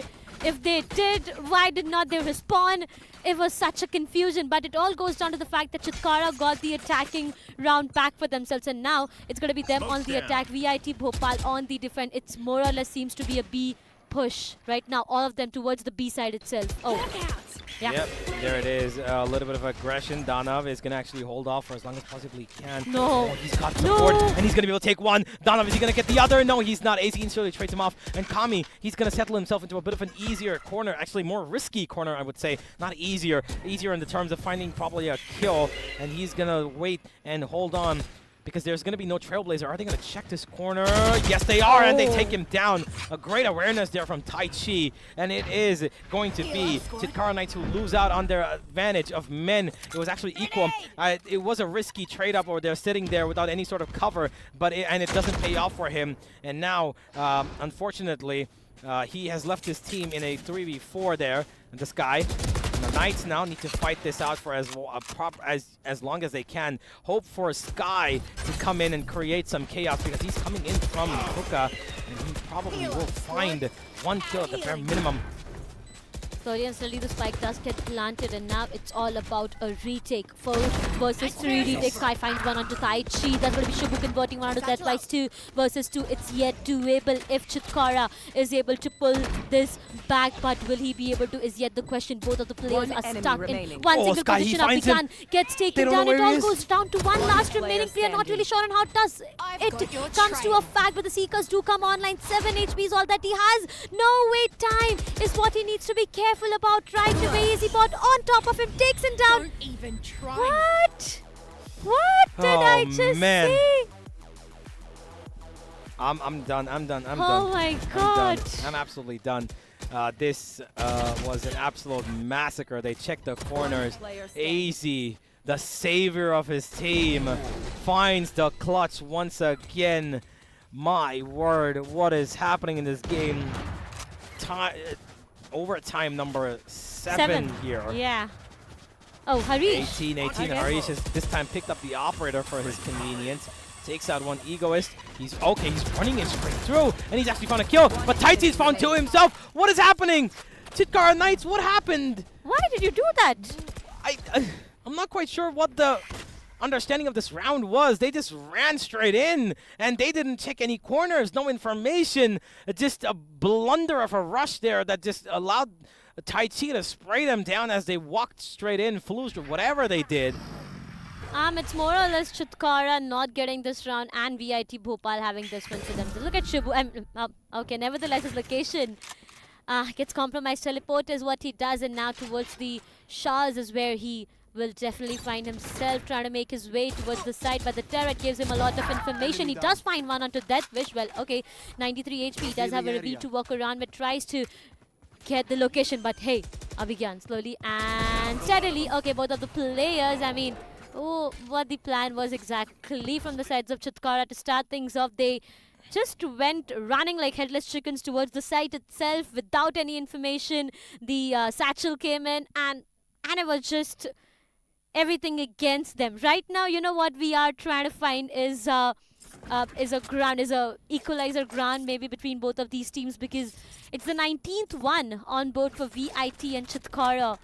I don't know what they are planning to do in this round. It's defense all over once again. Yep. Chitkara this time again looking for a little bit of aggression outside of U-Haul. Forgive me, Hookup.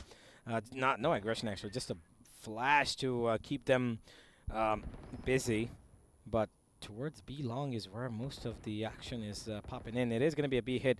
They're taking a bit of a slow approach here, and for good measure as well. They want to make sure that this round is executed surgically. No more problems. There goes the Trailblazer. They're going to clear out most of the site, and they should be getting enough info. They've seen both of them. The flash goes in, and Harish is following in. Oh, no! Man. No! What did just happen? Not the best of the timing out there. Come on. Come on. We were almost about to find and who gets it. We were almost there, Universe. We were almost there.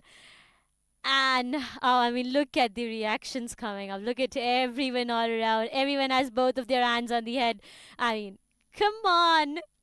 Do you have anything to say, Universe? Yeah, the only team that's actually probably happy about this is on our screen right now, because both their initiators were probably locked up in that situation. They were blinded, and they had a jet running right across to them, and Harish would have probably finished his game with that double kill. You could see visibly the VIT people were absolutely furious about that. They took off their headphones, and they were absolutely screaming at the admins like, what the hell, man? And, of course, the admins can't do anything because they weren't the ones in control. They didn't switch off the game. It was the internet itself. And I think, honestly, the Knights have been granted an honest, glimpse of life here, because now they're going to change up their setup.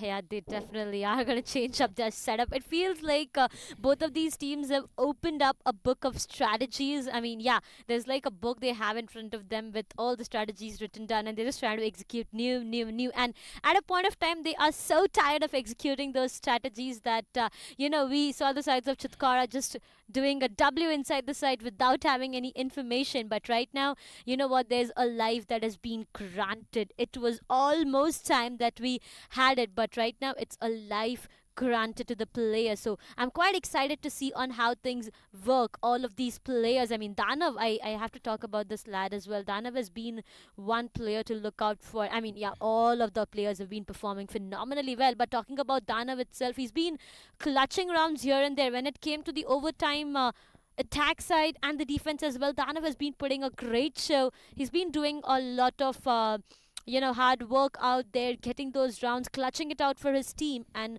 on the other side, Harish, I mean, I remember when we started off with this match itself, Harish was not able to have a good day for himself. He was not able to win those aim duels, but right now, even he is doing a great job. Oh, yeah, absolutely. He is doing a great job. I think he's picked up really well after himself. Yeah. And unfortunate that he couldn't, see the end of that round right there, because he found himself in the perfect position to probably finish off this game.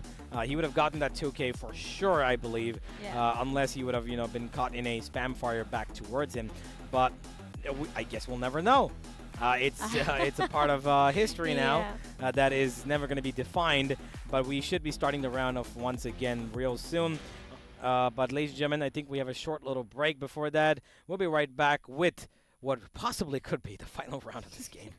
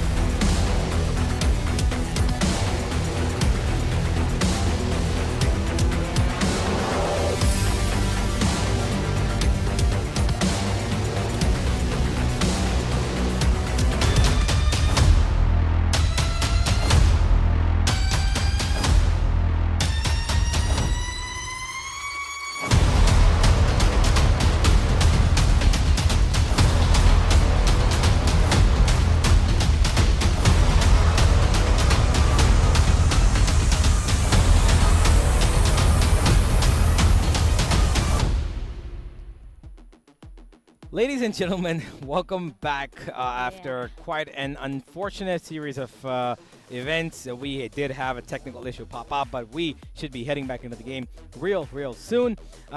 We were, I believe, at 1919? 1818?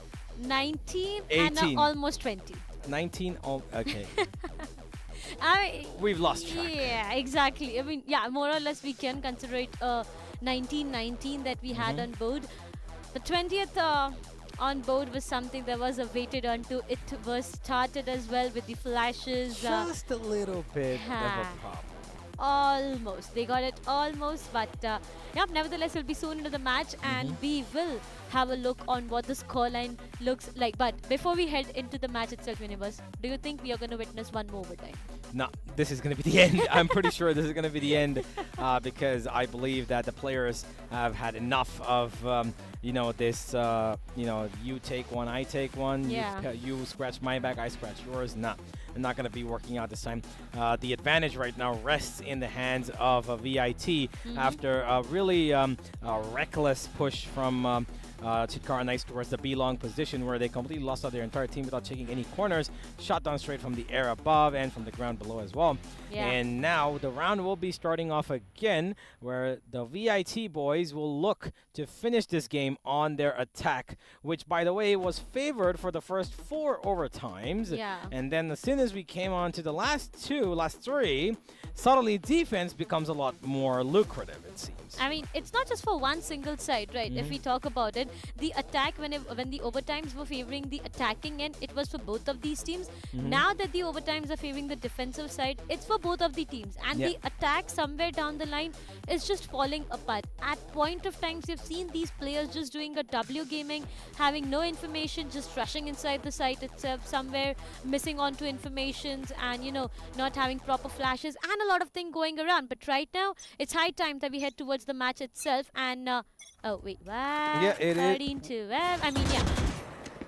Yeah, it's sort of the same thing. Yeah, it was VIT on the lead when we left it all, and right now even VIT does have a lead. Chitkara on the defense side, they need to be careful, but they are pushing. This is huge, and they've got no idea. Up against probably going to be waiting for this. Does he get it? Oh my God, he still finds it. This guy. There's one more. Yeah, they don't know that there's another one, and that's no, egoist. Yeah.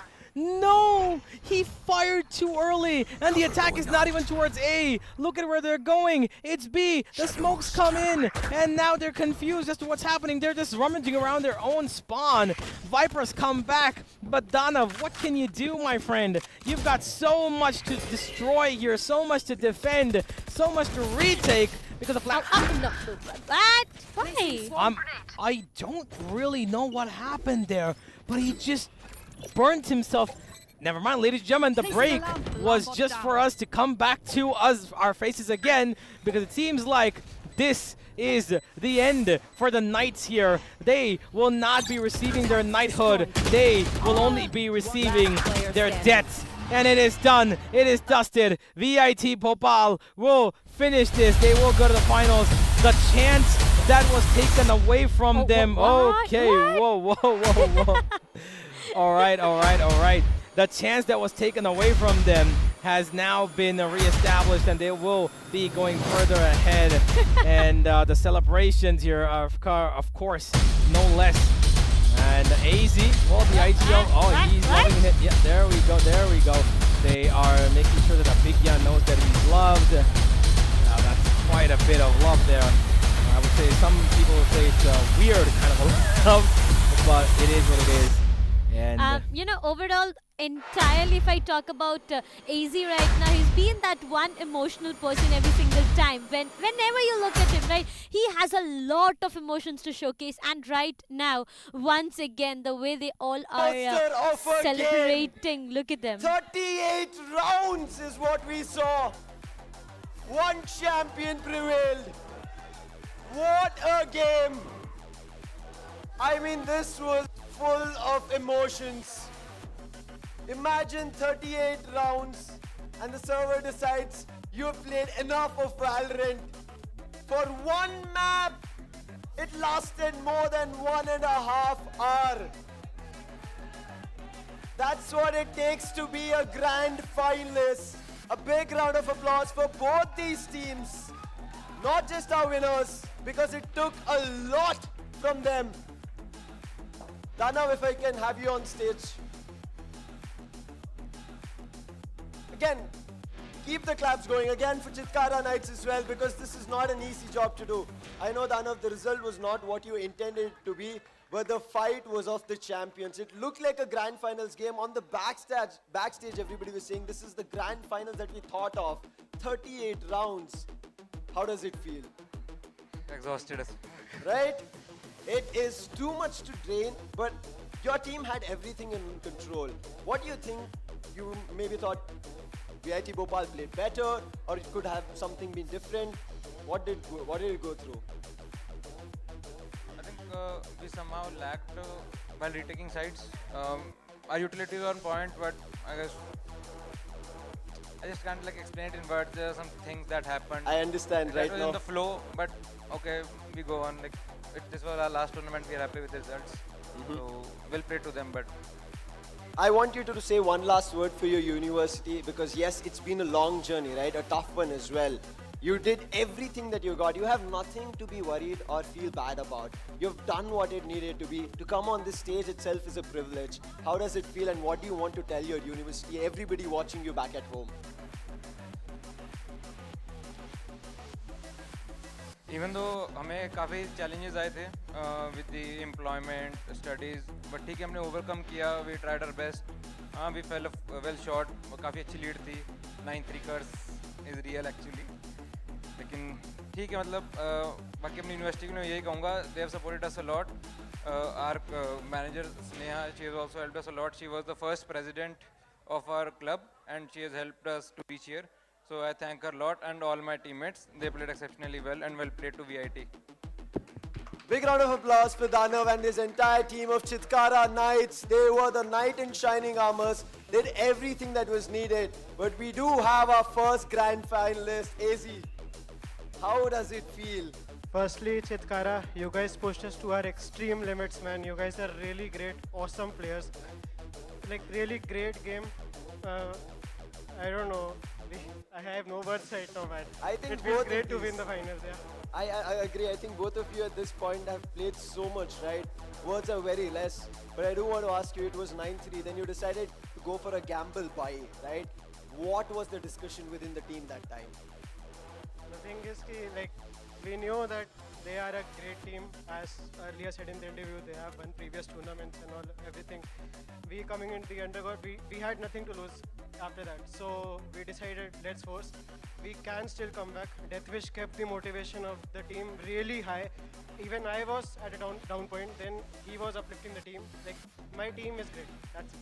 Deathwish, if I can have you on stage, man. A sentinel with 30 plus frags, both in defense and attack. That man rocked everything that was there. Thank you. Tell me, a sentinel. We were freaking on the backstage thinking, this is a sentinel, should not be possible. This man is literally trying to bring the game back. What was going through your mind? So at first I was not able to do top frags and all. I was worried. Then I started getting some kills. So with the momentum of my team and the support of my all team, I started getting frags and supported my team very well. I mean, he wasn't getting first, started getting, then he's just winning the rounds for his teammate. A big round of applause for both these teams. They gave us a show to remember. I don't know if grand finals will give us, but this semi-finals #1 was a game to watch. But to break this down, our casters are ready, so let's send this back to them. But again, let the applause keep going for both these teams. Thank you so much, Dana. Looking forward to seeing you again. Congratulations on becoming the first grand finalist. Let's see you in the grand finals. Audience, you guys are great, man. You guys are great. Gentlemen, welcome back. Of course, after what was an absolutely huge marathon of a map on Bind, we have now come to its final conclusion.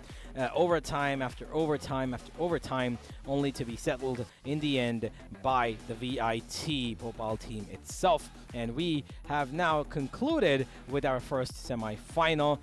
We will be waiting though for the second one, because it is of course been quite an extensive game, so we will have a break quickly so that we can get on with the next game fast, and we'll see you all at the end of the short break. Don't go anywhere, we'll be right back.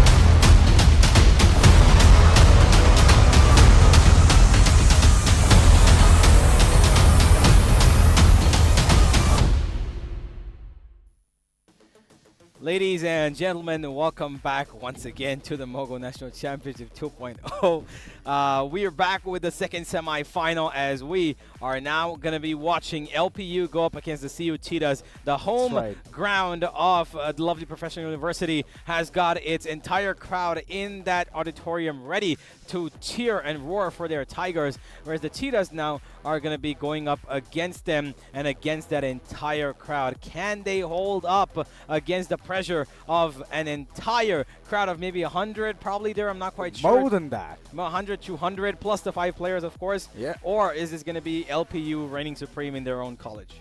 I mean, I'm having a very hard gut feeling here that LPU might take this one. And it might be a landslide victory. Okay. Might be. Okay, all right. Well, I believe that the Cheetahs, of course, are going to give them a tough fight, even if it doesn't end up being, of course, LPU's game. I believe that overall, Cheetahs have performed a lot more, dominantly, I would say. That's right. Across both their games that they've played. We will be having a look at that real soon.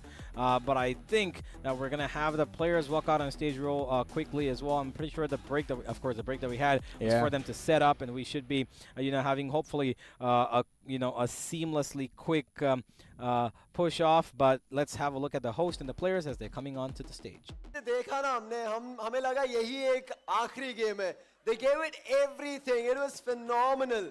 But काम जो है ना आज का जो है खत्म अभी तक नहीं हुआ है. जो स्टोरी लाइन बनना है. The one team who are a ray of hope for their division. And दूसरी ओर एक ही डिवीजन से दो team LPU Tigers and CU Cheetahs. इन दोनों के बीच में जो rivalry रहने वाला है, it is going to be in the home crowd itself. तो ये home crowd and home ground का ये जो fight रहने वाला है, मैं तो इंतजार कर रहा हूं. क्या आप लोग तैयार हैं इसके लिए?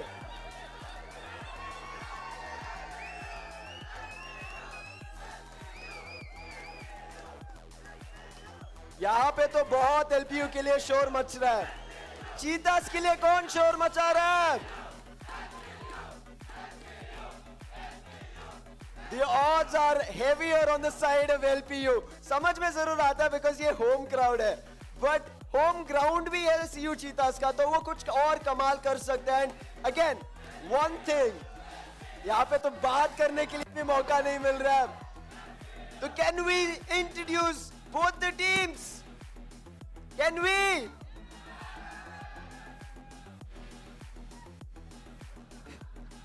सब लोग यहाँ पे तैयार जरूर है, इंतजार कर रहे हैं कि कब आएंगे टीम्स. एक 38 राउंड्स के एक मैच देखने के लिए मौका मिला. Is there a chance that we see another game like that which will last and kick the players out of the server? हमें तो पता नहीं, but पहली टीम जो home crowd को contest करती हुई नजर आएगी. Let's welcome CU Cheetahs!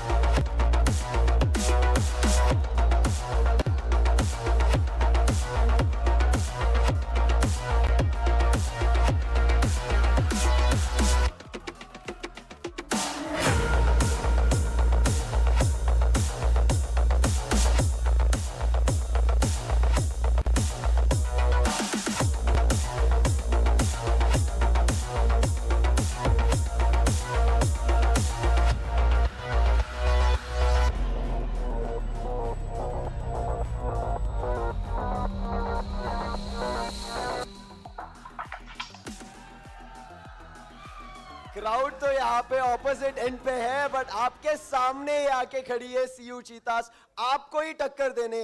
But क्या ये ओपोनेंट टीम को टक्कर दे पाएंगे, क्योंकि सर्वर के अंदर इनके साथ लड़ना पड़ेगा. So let's get the second team जो यहाँ पे सेमीफाइनल्स नंबर 2 में खेलती हुई नजर आएगी.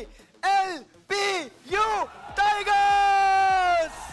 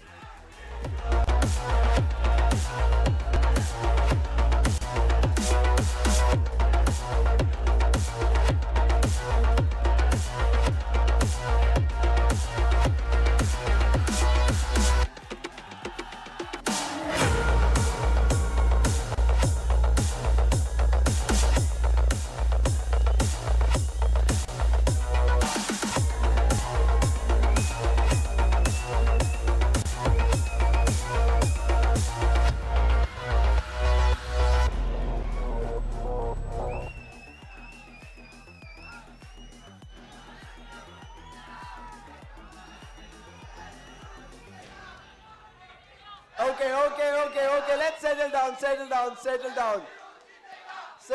Settle down. Elmo, me brave. Center stage. I want to ask you guys, यहाँ पे ज़रूर LPU की तरफ बहुत ज़्यादा support है, but आप जब बाहर आ रहे थे, you had your attitude. जब पहले दिन से आप बाहर निकल रहे हैं ना walkout, I have crowned you guys the best walkout team so far, and जिस हिसाब से आप server के अंदर खेलते हैं ना, I think सबको चकनाचूर कर देते हो. What do you want to say to the crowd who's not looking in your favor? So I guess these guys barely have crowd over here. It's their home ground and they barely have a crowd for them. So the thing is ki, don't worry guys, we'll see you in the match, don't worry. Elmo, I want to ask you, you have a lot of support. उन्होंने बोला थे crowd का फर्क नहीं पड़ता है. We will show what it takes, what it needs to win. But आपके पास support भी है and ये support हर वक्त आपको काम आया with the biggest of the teams. And आप जीत के यहाँ तक आ चुके हैं. Now it's one step away, right? What are you going to do? I think lovely की बहुत lovely crowd है हमारी. I think biggest reason है जिसकी वजह से हम जीतते आए हैं. And I think इसी की support से we just hope to make them proud. Okay, awesome. One last question to you coming in, Libre. I want to go back to your university, right? I want to ask you, how has it been for you to come to this level? Now you're in the top 4 and I know it is not at all easy. It was not easy, but we made it so far. Like, because of our skills, and that's all. Like, don't worry guys, don't worry. You can shout as much as you want. You will see, don't worry. I want to ask you, you mentioned about it yesterday as well. You had immense support. You did have yourself, I think, a proper place where you could practice with your teammates. How has this helped you overall? I think what we're doing here is setting a legacy. Like at least the foundational steps of it. I think इस crowd जो at least अगर जितना अच्छा हम perform करें उतना अच्छा हमारा future दिखेगा. So that's all it's about. Awesome. ये future अपने आप के लिए नहीं कर रहे हैं, but बाकी सारे लोग यहाँ पे जो देख रहे हैं, I'll take the mics and you can shake hands and get back to your seats. Shake hands, get back to your seats, and let's kick the action between CU Cheetahs versus LPU Tigers. Costas, take it away. Well, quite an entrance there from both those teams, and of course the energy constantly rising with given that this is of course the second semi-final. That's right. And it is the home semi-final, of course. So we could see that the crowd is engagively a lot more participative in this one because they love their team. But yeah. I think the crowd that we saw earlier, right? There was this huge part. Every time the camera went upon them, there was one guy who danced as if I'm pretty sure he's lost a couple of limbs. But I think he's going to do that and a lot more now because he's got his team there, right? That's right.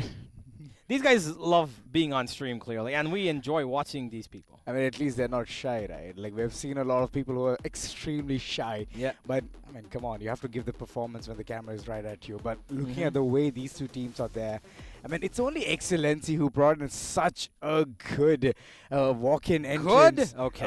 Oh, okay, I see that you're judging me at this point. That was a sussy walk-in, but it's okay. We don't judge. Here we've got a little bit of a crowd. One guy seemed like he was in probably some other world. Yeah, they are.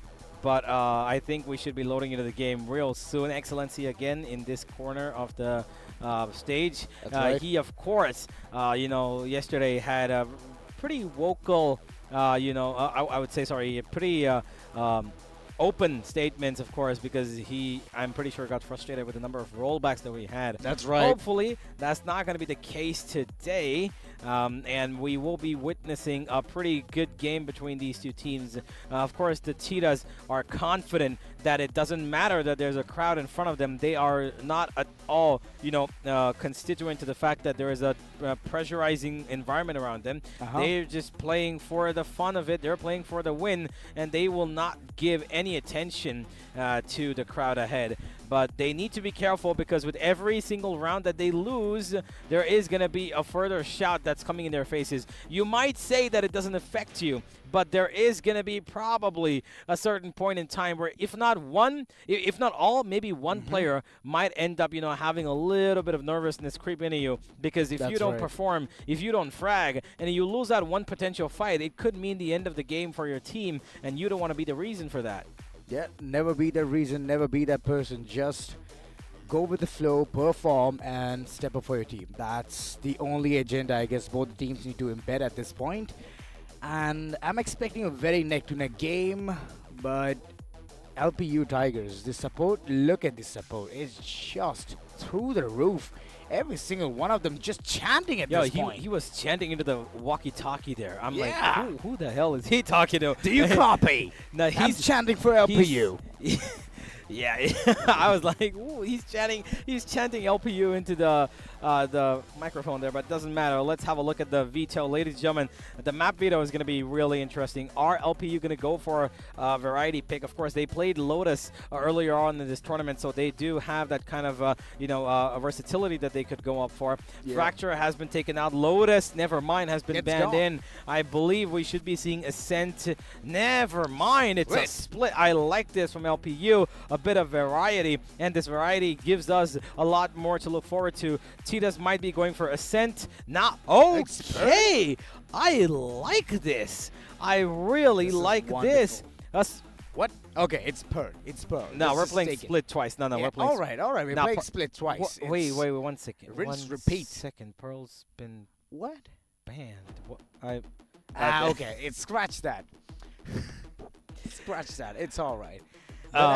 I did see the first. No, we're playing split twice. Okay, split twice. Yeah, we're playing split twice. We're taking the odds split twice. If a team loses, then it's all right. They can try it again, apparently.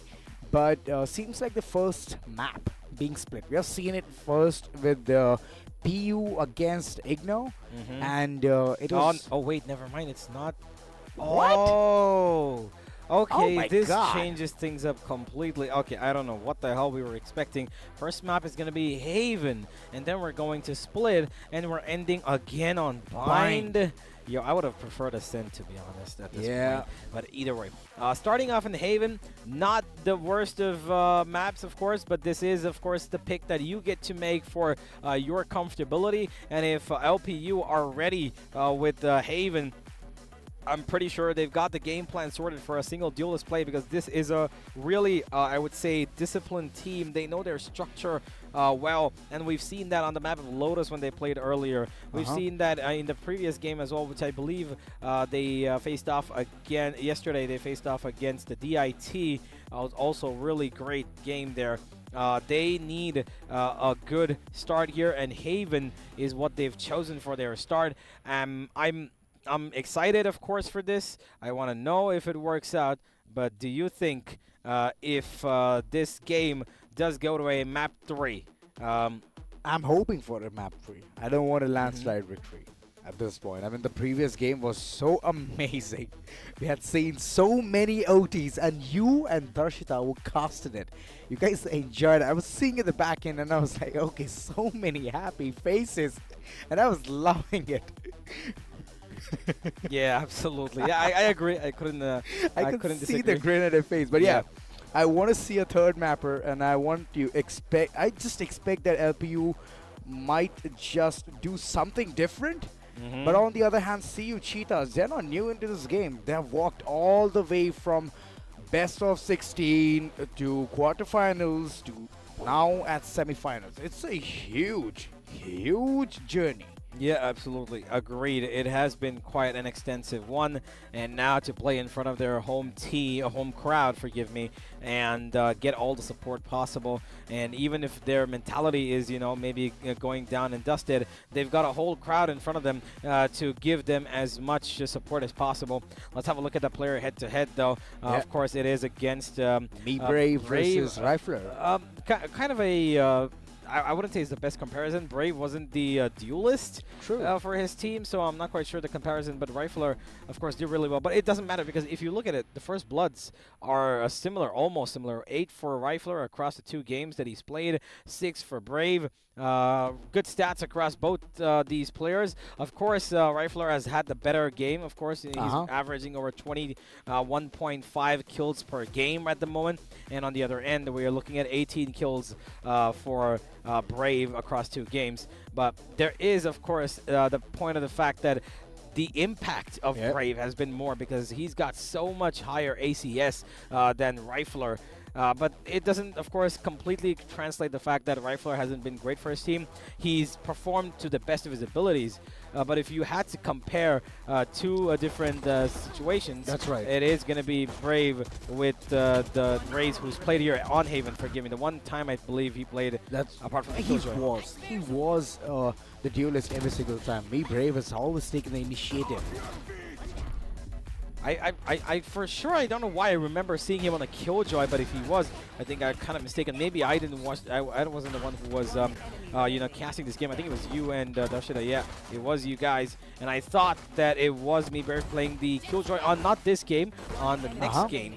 But this was, of course, their first game that they played where they won 13-1, right? Yeah, that's right. They have dominated IIT, but yeah, this was the game, exactly. The Killjoy that I saw.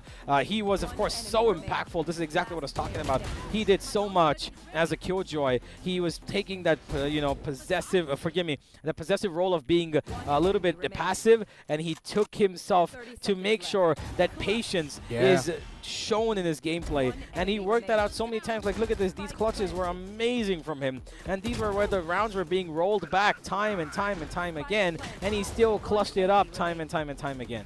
He did. A very impactful player. On the other hand, it's Rifler just showcasing all of those skills he has, and this was the place. Lotus, the way they have played it was amazing. It was the only map being selected, like the first ever different map I've ever seen in a BO1, and they have showcased the strength in that, and I loved it. The performance was amazing. It was spectacular, spotless, and the rounds just continuously coming into the corners. It was a neck-to-neck fight, but at one point, the opponent just gave up because Rifler was that darn good. Yep. So I loved his performance. This is just the first map, and the second one he has showcased more of his maneuvers with the Rays. So I like it. He's like a perfect Rays main. Yeah, absolutely. He loves his Rays. He knows how to play well. This was the part where the KJ actually messed up, right? Yeah, it was. Yeah, that was it. But yeah, this was that infamous clutch that we saw towards the end that made it all possible, that 1v2 clutch. And even on the map of Ascent that they played yesterday up against DIT, this is where he started off with a 3K on the pistol. The first day he started off with a 4K. This man loves his showstoppers, by the way. He keeps recharging them like it's nothing. Look at this. Again, so aggressive. He knows he's got the setup of his team. And his aim, too, is just as good. Ooh. Because if he's all by himself, he can still keep fragging. He can still keep causing damage. And he's been doing that for so long across both the maps that he's played. He's such an impactful fragger for his team, and I'm really sure that today as well he's gonna have a great game because of course, if he keeps performing like this and he's got his friends and supporters shouting for him to keep performing, then he's just gonna keep getting the confidence boost he needs and push his team across the line. That's true, that's true. That's what I'm expecting today as well, because the home ground is out there. All the seats are filled today, and I like it. I like the vibes coming in from the land at LPU, and we are soon going to be walking inside the game and witnessing at the second semifinals. The first one was extremely long. It was hard fought, but the first grand finalists, which is VIT Bhopal, who are representing Central Division. I mean, that's amazing. And right now, all 3 teams before this were from the Northern Division. Yeah, absolutely. And this is going to be, of course, a domination of that particular division. Yeah. And as we head further, I think everybody's ready to launch the game. I believe that the Agent Select should be coming up in just about a few seconds. I do see the bright blue screen that we always see during Agent Select up. So I think we have the players loaded in. That's right. And there it is. Yep, I can see Haven being loaded up, and there is the Agent select. That's And right. I see a breach, of course. That is LPU playing a little bit of safety here. They love their breach plays. They've shown it before as well. Of course, the Raze and breach combo has been really well. But on the other side, are they going to be playing a breach on this map? Because of course, Haven, you have a particular set of agents in terms of initiation that you can, play on based off your style. Is there going to be a fade? Forgive me, not fade. Is there going to be a KO? Sometimes we've seen that happen. Or Sky as well. Of course, a great pick on this map because of the amount of information she too can pull in. But I am waiting, as are you, as are the rest of the people watching. What is going to be the pick? We've only seen one breach at the moment, and it already feels like everything has been locked and loaded. The agents have been selected from the corners of the players, and we're going to soon be seeing that. But anywho, what do you think is going to be the composition coming in from the side of LPU? I believe that LPU are going to stick to a Jet, Breach, Sova, Killjoy, and Omen. Or if not Killjoy, probably a Cypher.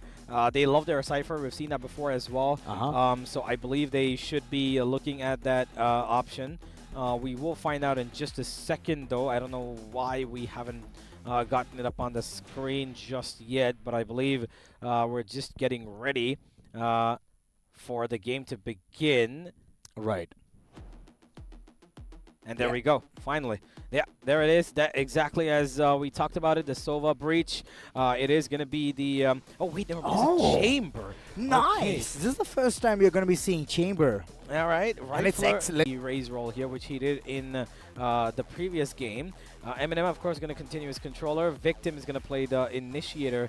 But I am now a little bit worried about how they're going to work this out. It seems like they might want to go on the aggression because of the two initiators that they have. The Sky and the Breach are real strong in terms of pushing up their opponents. But ladies and gentlemen, here we go. 10 seconds left.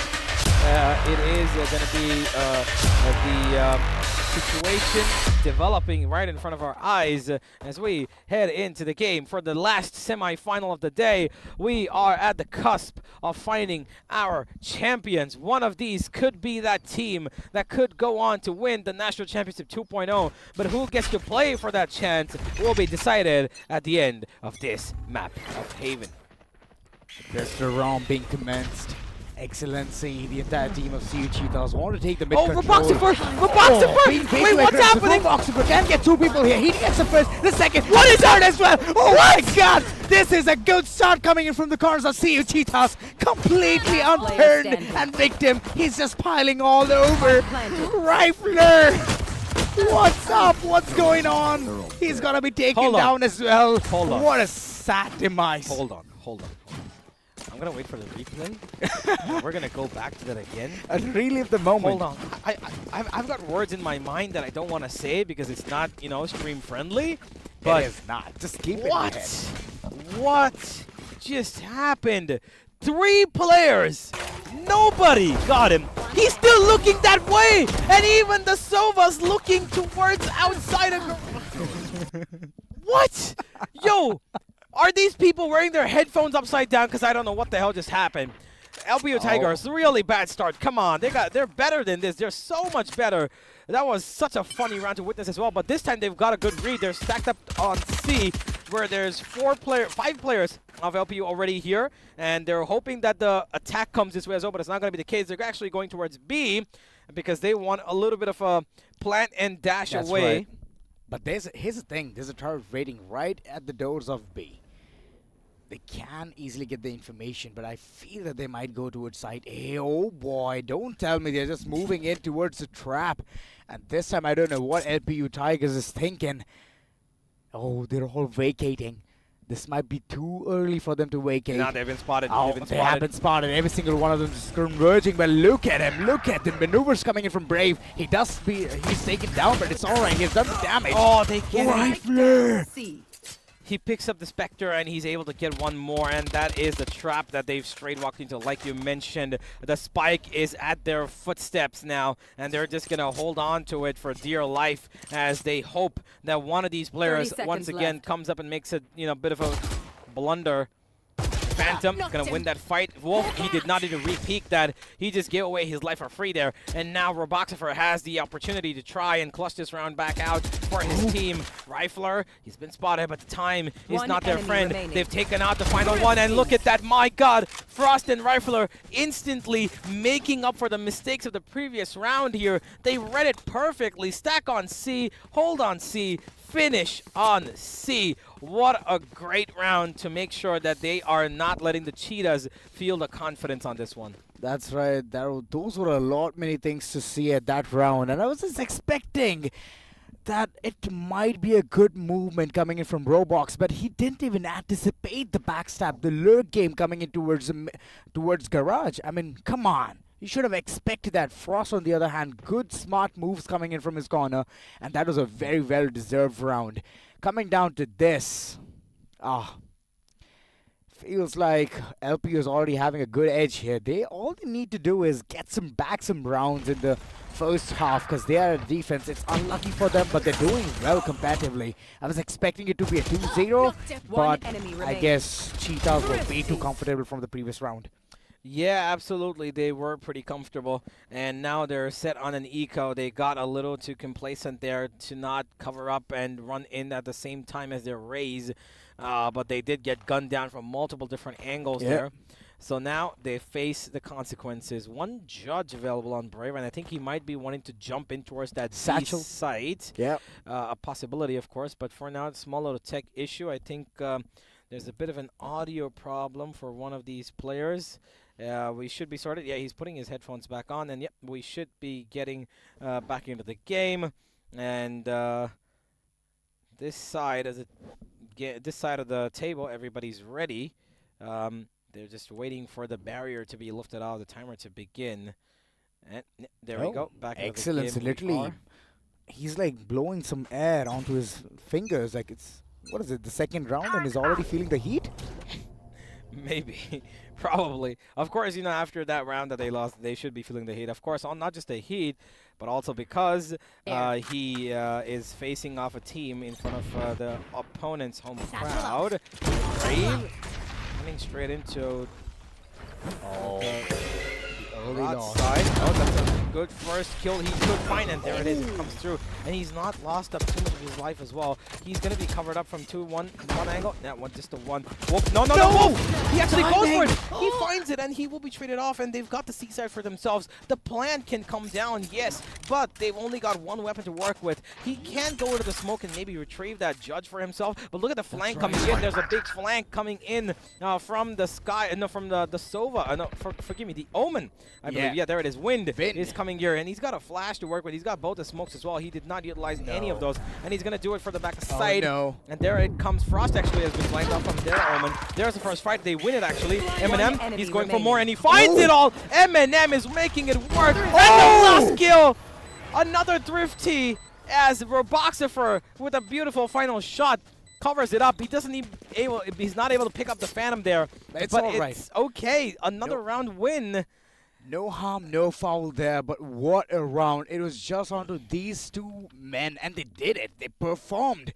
Come on, I was expecting Vin to barge inside the site right after the paranoia, but he didn't. He took a sweet little time, but little did he know. He was waiting for his teammates to come in. But here's the thing, right? Frost stepped in, but he couldn't do much. He was taken down instantly. True, and that is where the problem arose, and now, because of which, we have a 2-1. Cheetahs taking a little bit aggression towards B, it seems. There is an alarm bot there that's going to stop it. Elmo's ready to trigger his fault line on the back of it. Little spam or box. We're not going to be eating up any of that. He gets away. Elmo might want to save that aftershock for a better time. That he will. Excellency. Going to make sure that the trademark there is going to cover up for the A main flank if at all anything comes through. But actually, the attack is going towards A. The spike is traveling there, and the Jet has been spotted, who does have a Marshall. He's so keen on peeking that he needs to be careful. Rifler, he needs a pick there, and he's desperate for it, and that's exactly why he's playing along that line towards A long. But he's gotten away now, playing a little bit more safer. The Trailblazer covers up, almost finds 3. He sees 2 at the bare minimum. And Flash comes to cover from a great kill from Frost, though. He tries in, and Rifler gets another. What's happening? One by one, the rounds are being exchanged, but Victim and Eminem say, no, we've had enough. The Jet finally connects all of his shots, left. 1 at the end only, and the right click from Rifler. He picks up the Vandal, and he's got one more to worry about. Elmo. He's got Victim in front of his eyes, but will he win this fight? No, he won't. And the last man standing towards short. He doesn't expect him towards the right. Yes, he does, and he kills him! Victim wins it just thanks to the fact that his opponent was at 3 HP. Oh my god, what exactly is going on at this point? See you Cheetahs so close to death, and they're just snatching the rounds right from the jaws of LPU. This was just wonderful. Even though LPU didn't have the weapons, they put up a really good fight there. All thanks to the Jet. All thanks to him. What a good try there in that corner. Rifler, the man, the myth, the legend. Could have gotten the round, but it's otherwise. And finally, LPU Cheetahs Tigers have the money for this particular round. They can invest in, they can bring in those weapons, but look at Brave just making. Why is Wind even challenging that when he knows He's that a controller? there's 2 players peeking there. He's seen one teleport on the other side, which means they're gonna double swing you, my friend. That's right. And now him losing his life means they've got an open shot to peek any angle they want without having to find any sort of, vision blocks. And they're heading towards B, it seems, because only one Seeker has made its way there, and they know where Frost is. He's only gonna throw in the Shock Dart to try and defend this site, but he doesn't have anything else to do. And there comes the showstopper. Almost got the 1 kill, and Frost picks up another. They're still fighting, they're still triggering this team, and it's still a 2v2. They're making it work, but Eminem finds the right timing onto Wolf, reloading his weapon. And now, the last man left standing is Rifler with his sniper rifle, which is the most unfortunate thing to have in a retake scenario. Both these players are hale and healthy, so they can just play off of each other's aims. That's right, but he will pick up a weapon, a Vandal at his rescue. Rifler, it's a 1v2 scenario. This from the shadows available, and it can be used as an expensive recon. It's a very, very sudden start. Rifler slowly but steadily just making his way towards the side. It's gonna be too late, my friend. You have to hurry up. You have to buckle up. The smoke being a perfect hindrance at that point. And Cheetahs are having a better chance of winning this. Both of them converging towards one direction. There you go. Eminem just picking up the fight and winning it. A 3K onto his name. And this man, being a controller, he's doing a lot for the team. Yeah, he started off that fight, of course, with the teleport towards C Long. Yeah. Took the attention towards himself, and Wind did not have any idea where he should be peeking.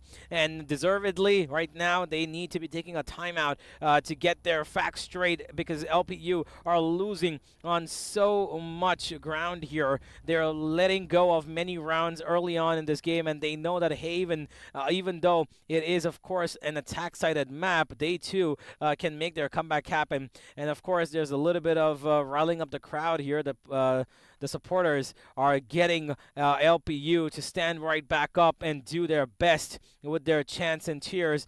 But it's going to take a lot more than that. They need to perform. They need to step up here. We've seen it. There are teams that don't give any damns about the crowd, and we've seen it at the biggest stage possible when Fnatic beat Loud from 11-3 in front of the biggest Brazilian crowd that we've seen. If Fnatic could, make that happen, I'm pretty sure that in front of a crowd like this, which is not the same number, but it does have the same energy almost, LPU, forgive me, Cheetahs can still make this happen right off the get-go. That's right, I do remember that match, and it was so good for the cause of Fnatic. They just nailed it, and it was one sight to watch. For Loud, it was otherwise. Coming down to this 6th round being commenced. Me Brave is going to be the aggressive one. Over and over, just trying to find the first frag here, draw the first blood so that he can give the edge to the team. The Rifler. Oh, he's already so close. The trademark is not lobby. Here. Where's the trademark? The trademark's not there. And now, I think it was put down. I think it was put on a little ahead. But Eminem still found both. Coming into backstab. He finds the third. It's going to be Roboxifer to find it. And just like that, one by one, they're just getting tinkled down, and that should be the only trade coming in. Rifler finds the one and only trade. Brave takes down his other teammate Wolf towards spawn, and that should be the end. Number 5 for the Cheetahs here. A really good strategy of coming 4 on the flank, but Eminem is just firing on every single cylinder possible. He is just taking control of this game by himself. He's on 10 already, and even the Rifler is trying to give him competition. But look at Roboxifer, he's on 8 as well. We've got Victim doing on 5. Everybody's Excellency is the only one who's probably not on a kill, but he's got company in the form of Wind, who's also not done much this game. I mean, it's definitely an omen. Careful there. Careful there. Wow. I'm loving this. Victim, he has such a good ultimate available at the disposal. It's the Rolling Thunder. They can easily get the side control. All they have to do is converge upon, and I feel it's going to be the same scenario coming in, and it's going to be utilized at the right time, pushing every single defense player towards the side. But Wind, catching the wind of the player, gets the first frag, but Me Brave, instant retaliation. Wolf, on the other hand, he's not letting things go. It's constant race just coming left, back, and center. Oh, yeah, but the Omen, he's out in the open. I think he was spotted. He was spotted. Rifler, he does make him get a little scared, but Eminem flashes him off his angle and gets a little bit of fake as well to go in with the teleporter. But now Excellency takes out Wolf. That's a big kill. He's ready for it. Rifler, he did try to flick, but he's been tacked up a little bit, and this is going to be a problem because now they're going to chase him. He's the only one on this side of the map. His opponent, I mean his teammate, is so far away from him. He's still towards outside of B. Rifler needs this kill. He needs at least one, but they're being healed up. His opponents are currently being healed up. The Flash is going to cover up towards the flank. They know there's one on Heaven, but where is the other? Wind has not yet been detected. He needs to come in slowly and make sure that he finds the right timing. But the only problem right now, what can Rifler do in this situation? He needs to cause some distraction. He needs to. Being the Jet, he needs to cause some havoc here. But looking at the way, Wind is just going to be getting the first try on them, and it's just game over for the corners of LPU Tigers. I mean, they held the fort down. They wanted to retake. There was a good flank coming in, and Wind, he should have gotten more than one frag. But Rifler, everything was on his shoulders. He should have at least scoped out one attacker. But the problem was, Wind was hoping that the Jet Rifler could do something, and that's exactly why he was jumping around. But the positioning of the defense, the attack was so good. The Omen Eminem was watching towards Long. He lost that fight, but Excellency was waiting for the Jet to jump down. So they were ready with that crossfire. And unfortunately for Wind, he didn't know that he's going to have 2 people under Heaven, and he lost out on that fight. Excellency starts off things once again. He gets one, and he absolutely will be getting away with that. No problem whatsoever. The LPU Tigers are losing out of numbers one after the other pretty early in every round, and now they are going to watch these people get into our day side, because look at where the Raze is. He's already found the side control. Yeah, because they left it empty. They gambled towards Garage B and C, and they will be paying for that gamble with a little bit of their rounds. One more to be particular, as Eminem will plant that down. It's pretty wide and open. He's still got a smoke available to maybe cross off this Heaven, or maybe towards Spawn itself. It's actually going to go towards Spawn. And now the retake is going to be commencing. He wants to go in with the Marshall. That's a bit of... he gets away. The grenade greatly timed there from the Raze. That's right. Listening their enemies, and one by one, every single one of them are falling down like dominoes. There's even a flank coming in as well. I mean, this is bad. This is bad for the corners of LPU Tigers. They don't know what's going to hit them, and Excellency is just going to be sealing the deal in the names of CU Cheetahs. They're doing so well, and they had to do this, because first half, being in the attacker's side, they need to win rounds, and they're doing it. LP on the other hand, come on, I'm expecting at least a 7-5 first half in order to at least have a fighting chance, because if CU Cheetahs hit the double digits in the first half itself, it's going to be problem times for them. True, that is true. I don't expect them to hit double digits, though. I believe this should be ending 9-3. I think it's not going to be too much problems. Of course, coming on their attack, that they will be utilizing that Breach and Jet to the best of their ability. But again, this is the, I believe, fourth time?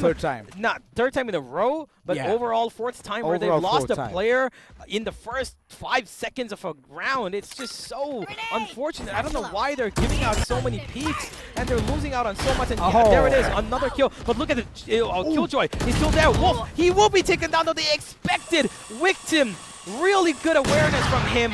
Rifler's going to be able to do at least some damage, but not at all more than one. Excellency will take him out, and that is going to be the last man standing. Frost, he's got a bit of trouble right next to him in that same smoke. But, yeah, not going to happen. Ain't gonna work at that point. Ain't gonna work. See you, Cheetahs. Oh my god, these people are just amazing. They're just hurrying up for victory at this point. Yeah, they brave. I mean, this was so deadly. And Wolf, what was he doing? He ducked in that corner. At least he should have seen from where the showstopper is coming. Gotten the trade. If he had, he would have been open to damage as well. The point is that he was in the open, and if he had shot the showstopper between those two, both of them would have died.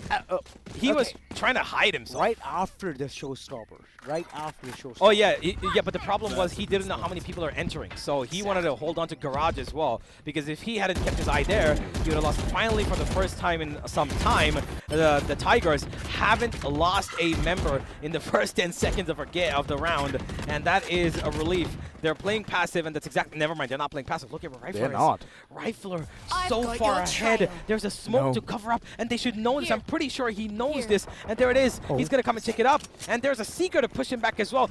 Great utility usage. The timing of Eminem coming in that corner was all that required for them to know. But Frost, a no-scope to start it all off as he finds the advantage for his team.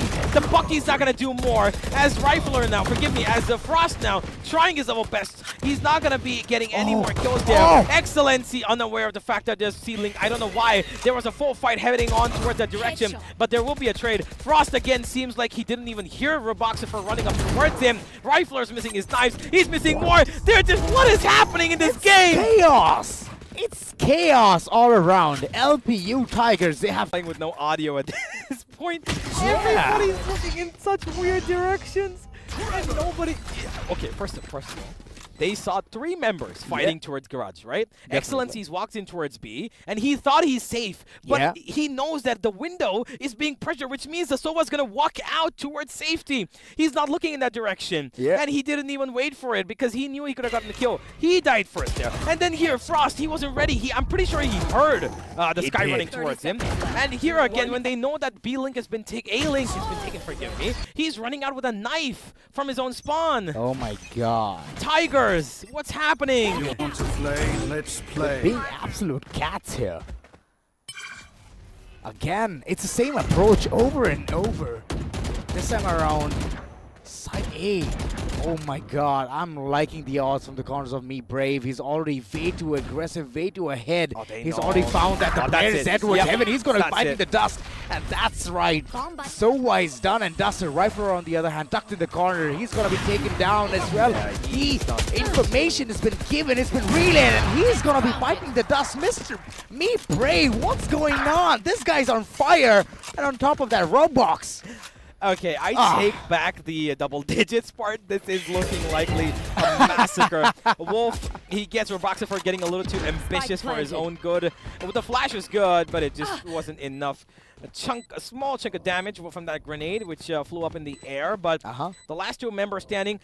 You know what's the worst part, though? Yeah, please, Azura? enlighten me. The fact that none of the Tigers are able to even use their ultimates. Yeah. They've got so good ultimates, the round-saving ultimates, the Breach Rolling Thunder, the Killjoy Lockdown, the Hunter's Fury. But the problem is the Cheetahs are so quick to get into their faces. They're staying true to their names. Okay, take this. They don't care, man. They've got everything in their store to make this round work, to make this game work. And no matter what you do, they will be in your faces faster than you can even predict. Oh, I already feel that Wind is going to be taken down, but okay, he's already at the safest proximity. See you, Cheetahs. They're literally double gaming at this point, and they know that the aggression is working, and they're doing it over and over. Every single one of them is so confident. Look at Excellency. Even though he's sitting at the bottom, he doesn't care. He's just supporting his team with the backstabs and all of those. For the team. Yeah, he's putting those utilities, which are literally going to be game changers, and it's helping the entire team. But on the other hand, like you mentioned, 4 game-changing ultimates, not at all being used, not at all being activated nonetheless. It's not even that they're not being used. It's like they're not even being allowed. Oh, wait, look at this. Okay, I'm really interested in this. Oh, this read is so good. They knew that an attack is going to come, and they're waiting for it in their own spawn.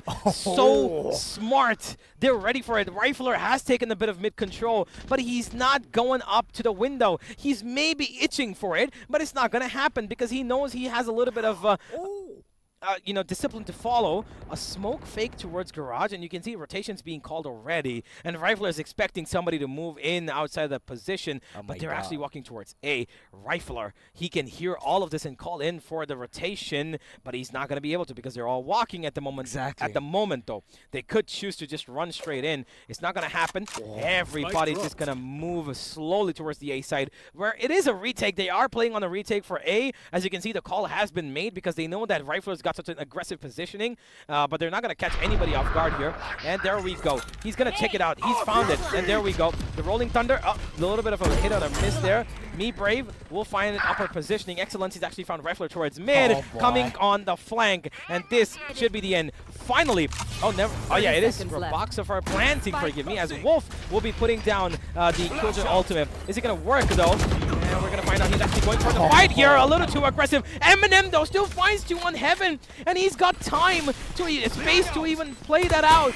The players are not going to be detained. They're running in. Wolf is trying his best. But here comes Me Brave. And Me Brave will find a kill alongside his Boombot. He doesn't even need his teammates. He's got a little he's got a little friend, a little machine to do the running for him and distraction. 11-1, ladies and gentlemen. Let's just head on to lap 2? A split, shall we? Here's the thing. LPU Tigers are running with a concussion. They don't know what needs to be done at this point. Look at the scoreline. It's just being a one-sided affair. I do want to know from you. At a position like this, you've got your home crowd watching you. Oh. One second. It's not that. It's not the, crowd is going to support them for sure. Yeah, they will. But they're not able to. It's become more of a mentality thing. It's not a fight thing. They've just lost the mentality. And the crowd's been, I'm pretty sure, silenced. I'm at a part where I can say fight or flight. They chose to fly. Oh, look at this. Oh, running around. Oh, Me Brave. Okay. This man, he's unstoppable. Every single time, he's just going to be double saturating through the places. Eminem. Yo. What's going on? Okay, they're just frustrated. Finally, Rifler finds a trade, but it's not going to be enough. They need more than this. Me Brave's already found Wolf. The plank can come down. Actually, they can go towards A, and that's exactly what they're doing. They've left Rifler here to cover up for that corner, but will he be checked is the question. No, he will not be. And that is going to be the first of many that should be coming from Rifler in this round. Excellency, though, takes him down, and now it's a 3v2. They know that both these players have run towards A, but they're actually taking a little bit of an aggressive approach. He's not aware of this at all. What is happening? Excellent, he gets one, and he doesn't get the other. It doesn't matter. He's not checking his back. Elmo, he doesn't even have Frost looking at his back. That shock dart will touch him, but it will not defeat him. He's going to be alive. He's going to stick it. Oh, come on. LPU. Well, on board. See you, Cheetahs. Look at them. Oh, my God. These people are absolute destruction, man. I've never seen CU Cheetahs be in such a top form. I mean, against LPU Tigers, nonetheless. They were home team. They did win 13-1 in the first game. Yeah, they did, but against LPU? I mean, they've walked all the way from such a huge journey. They've taken such a big detour. They've reached towards the semifinal, and still they're performing this? I mean, come on. Confidence, man. It's the confidence to make an entire auditorium shut up just with their skills. And that's exactly what's like working fanatic and loud now. No, man, that was not a game like this. Yeah. The comeback's not going to happen because one after the other, this is going to run into the C set and lose their lives. Excellency, he's got a bit of trouble in front of him. Shock Dart's going to, it's going to actually come up, but it doesn't matter. Victim gets another for his place. The flash is amazing. He does get traded off. The Frost is doing God's work here, but is it going to be enough? He needs to get one more, but he's so darn low, and so is Elmo. This 2v2 seems unlikely. Ladies and gentlemen, prepare for a split as this game is over. God. This is beautiful, tremendous stuff coming from CU Cheetahs. They're just pouncing on top of their enemies. And LPU Tigers. Oh, it's a dark corner. Damn. Clueless. Look at him. They're so hyped pumped up. Deservedly. I mean, of course, yeah, you deserve to be happy and absolutely proud and expressive of your victory because you've taken it straight from the hands of the crowd and the entire University in front of you. Absolutely massacred your LPQ. This is going to be a big and hard loss if they don't win this back in the map number 2. Excellency just playing with the crowd here. But my God, I really hope that the crowd is going to support their team and not let them feel the heat here, because now the pressure is not just on the 5 players, it's on the entire goddamn arena. That's right. If they lose this one out, oh, it's gonna be tough times. I mean, what a way to end the first map. Amazing. See you, Cheetahs. So beautiful on executions, and it was just marvelous. Well, ladies and gentlemen, I think that this is going to be quite the task for them to come back, because if they are going to take their trip to the top of the mountain, I'm pretty sure that they need a lot more gear where it came from. Split is up next, and we should be looking at a lot more of competitiveness coming through. But before that game, short little break. We will be back. Can this comeback happen? Seems unlikely, man. 13-1. I don't know what's coming up next. We'll see you soon.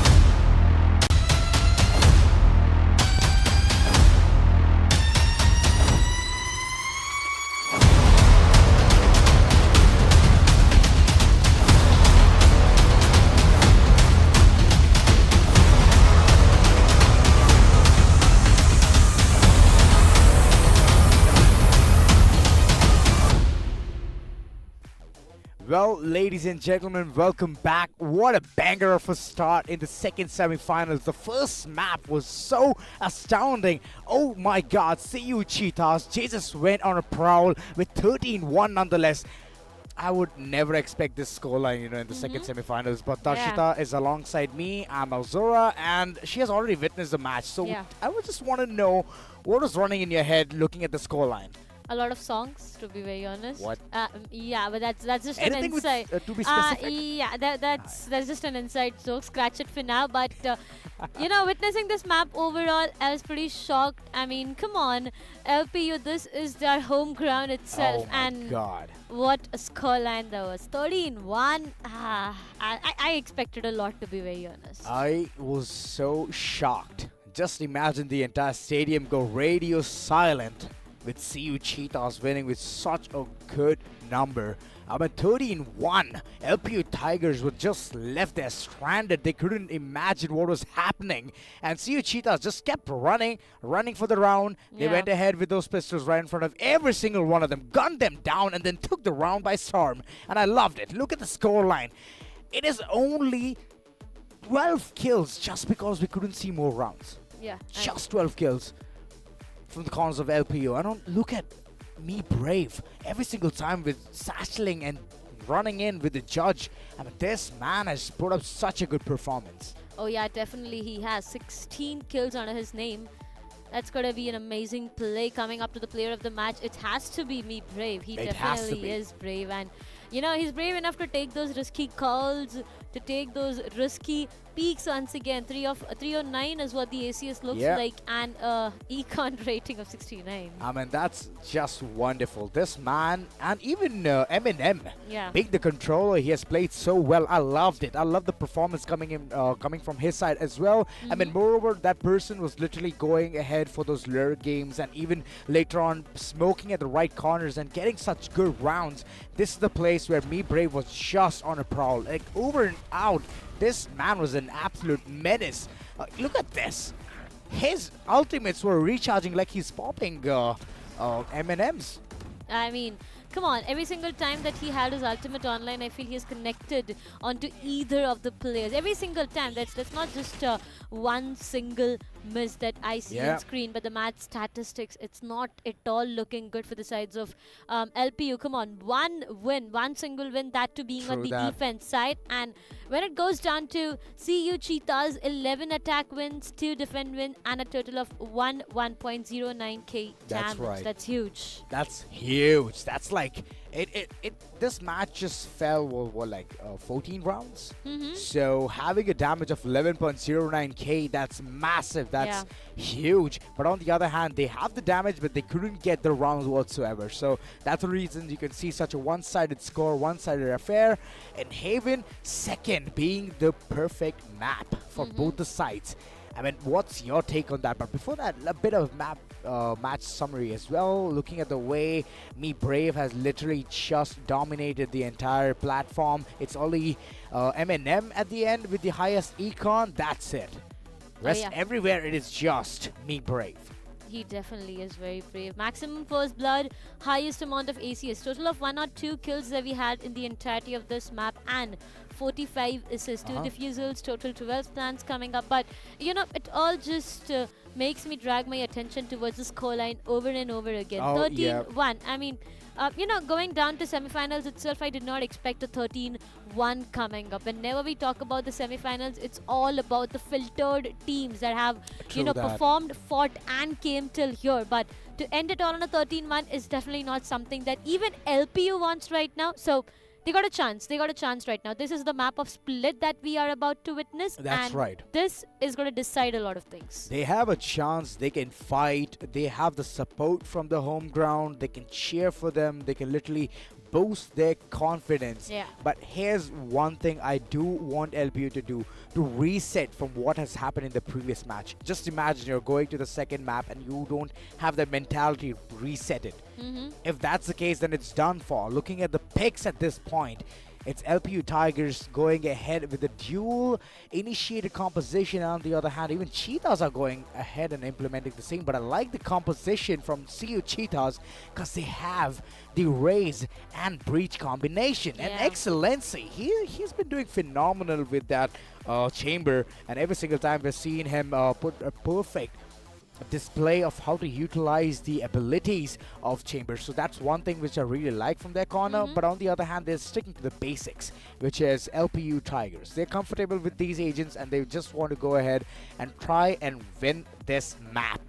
Yeah, they have to. They have to. If they want to stay alive in the competition, they have to. But ladies and gentlemen, you know what? It's high time that we head towards the map of Split itself. Very quick and, you know, this time I'm really enjoying it. This map of Split is going to decide what lies in the fate of LPU. Will they make it to the third map of the day, or it's done for with a 2-0 scoreline coming up? To start things off, this is the pistol round and it is going to be very, very important for both of these ends. I mean, you get the pistol, you have an advantage, but the mid control is something that, you know, the attacking side more or less wants to have slowly and steadily trying to make their way towards the mid itself. And I mean, look at that.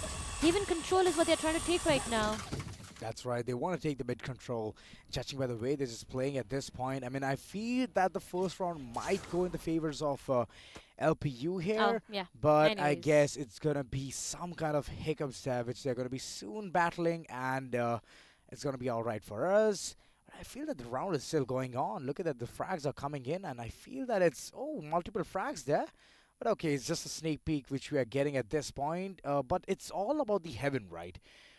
It's all about the heaven control when it comes to Split. It's both it's in both the sides. It's just that you have to be very keen onto those mid controls and then slowly moving in, maneuvering towards either of the sides. But that's the versatility this map actually gives you. That's the reason it's called Split. Split, exactly. But it's more towards the defense side. That's what I believe. Yep. I mean, it can be debatable once again. But here's the thing, right?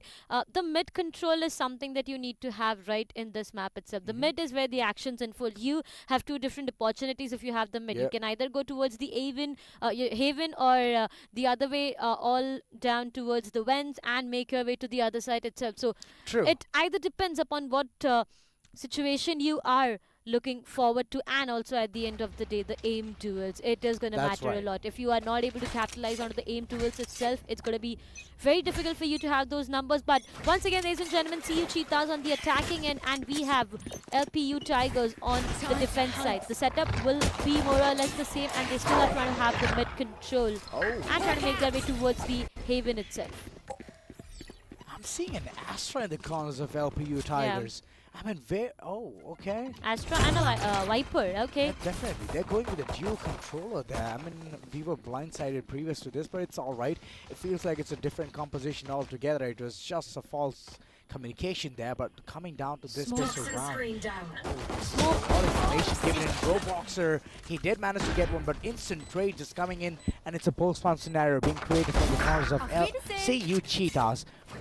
Me Brave, on the other hand, he's done a significant job being KJ, and looking at the way he was just aggressing forward, he's going to be paying up the price. But there's another player just waiting in the corner, lurking there, but he's going to be concussed. It's tough times for CU Cheetahs as 2 men are still alive. Being the post-spawn scenario, I believe that it's going to be much tougher for them to even hold the fort down. Excellency, the last man standing, right click will be his best friend, but ultimately he won't even get the chance to do that. Oh yeah, he definitely won't even be allowed to do that for now. CU Cheetahs have been denied for everything, and that's going to be the very first round rolling in. A good retake, I would say, coming up for the sides of, Tigers. All the way down the ramps, there was Sky who got that information, who initiated that fight, and it all went good in their favors. To be very honest, the pick of KJ was completely important for them, and it was actually looking good. Now that they have the pistol round for themselves, they once again have a complete advantage coming up in the second round. And look, everyone has a Spectre, full sheet or half sheet. Either way is bite for themselves. But on the other side, as the plant was made, there has been the investment in terms of sheriffs and frenzy. Now it all goes down to the one tabs, but will they be able to do it all over again? One more time all over again. They are looking forward to have the mid control for themselves. So the Viper. Now Viper here is a big problem for them because denying her, it's going to be a bit difficult. That's right. Vipers are always hard to deal with. I'm looking at the way CU Cheetahs just want to slow things down. This is good for them, but they need to react. So they need to break a leg. And Excellency, what a way to crack the skull. I like it. He can heal himself, but it's going to be the Sky doing the job. A reset soon going to be seen. And slow maneuvers coming in towards B side, A side to be honest. It's gonna be the ropes which is gonna be accessed real soon, but Frost is just ready for this. He has already anticipated it, and I feel that it's CU Cheetahs. They're gonna be having a tough time. Oh yeah, Me Brave. He has an important angle to hold right away. If he gets denied, it's going to be 30 seconds left. But Mogo slowly trying to make his way towards the CT. He does find one player, but gets taken down. Coming up from First, and that's going to be Rifler who denies Victim as well, which means CU Cheetahs to start things off. They had one pick for themselves, but they got denied for the other there and there. Right now, they do have the site for themselves. The smoke is a bit off, but it's completely fine for now. They would be going in for a safe plant overall once again, and now it's all about the retake. But Brave, what it just went wrong there. Eminem just finds one onto Wolf. Two remaining players. CU Cheetahs, will they be able to clutch it out? Well, it all goes down to Excellency once again being the last player. Gets denied for everything, but here's the thing, 2 weapons dropped. That's right, 2 weapons dropped. LPU Tigers, they have to reinvest on those, but they won't mind it as they've gotten 2 rounds back to back. CU Cheetahs, they're finally gonna get the round where they can buy those heavy hitting weapons, some Vandals, some Phantoms, and a full shield. I mean, this is good for them, except for Victim. He's gonna be falling prey here. He just has some half shields, but it's gonna help him. It's alright. But yeah, those 2 quick rounds, I mean, the second was awfully slow, but it's alright. It was just going really good for the corners of LPU Tigers.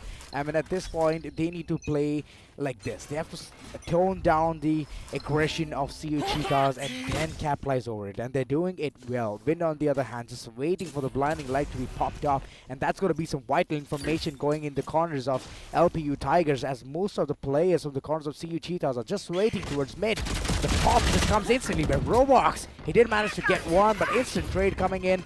And CU Cheetahs, they're not going to be budging from this. Me Brave. I like to see that. It was a showstopper being committed from the corners of LPU Tigers, but it's not going to be giving any fruit in that corner. Oh, that's going to be pretty heartbreaking. Look at when he can heal others, but when it comes down to healing himself, he has a big no return out there. Right now, it's all about the plant as well. 50 seconds on the timer. They need to clear the site completely and go in for a safe plant. Well, they do have a lot of information right away. 2 players towards the CT is what they got to know. But for now, Eminem, he will be going in and into that plant. All 3 players have made their way towards the Haven itself. But you know what? It's going to be way too vulnerable. Wind is checking each and every corner. But what is going on for us? He'll be going in to change his weapon. But Victim on the other side, I feel it's going to be taking them a lot of time. 3 remaining players. No one is checking the other angle out there. 2 players done and dusted. Excellency finds the 3rd one. CU Cheetahs gets this round for themselves, but it's going to be difficult. This is a mistake coming in from the corners of LPU. I mean, come on. You wanted the weapons. They did get it, but you should have just stuck by whatever you had. Yeah, if Spectres were at the play, they could have easily gone in with run and guns and they could have gotten the round, but they gave the time for the attackers to just sit there, hold the angles, and then be confident. And that's what affected immediately LPU. The game plan didn't work out, and currently they have money to get the weapons for this particular round. But I feel that it's just that they should have gotten the previous one as well. Looking at the way CU Cheetahs is just being aggressive. Eminem! You shouldn't have just from the shadow in that corner. I mean, it was a risky move. You could have gotten the opponent, but okay. Nonetheless, it's a Roboxer. Just moving forward. At least he's going to be good for 1. And on the other hand, it's Me Brave biting the dust as well. Elmo is going to be blocked off for some vision at this point. And looking at the way the spawn plant scenario has been created, it is more inclined towards CU Cheetahs.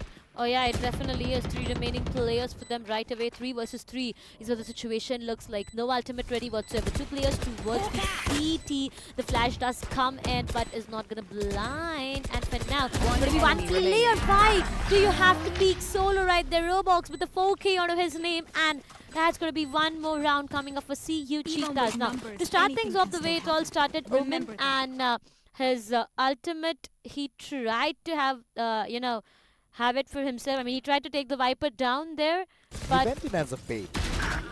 I mean, the paranoia came on point. Even the Viper wasn't a problem, but it was just the Viper taking him down all over again. But nevertheless, scratch that, it does not matter. They wanted the round and they got it, right? So, eventually...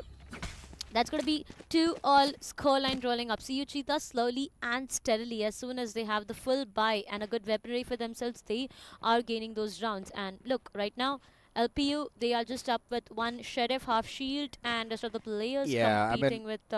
Frost has just been disconnected, so Yeah. that's just sad news. But right now, looking at the way the money is as well, the economy is not that much. Yeah. So LPU is not going to be going ahead and investing onto any weapons, but the max they can bring is half shields, sheriffs all across. At least 1 tap headshot weapons are much appreciated, because if they get those lucky shots, they can easily upgrade their weapons to whatever the opponent is going to be dropping at this point.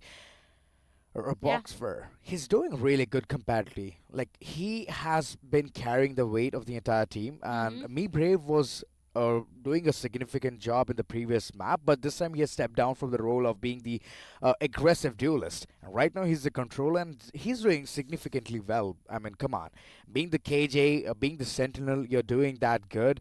This just signifies one thing.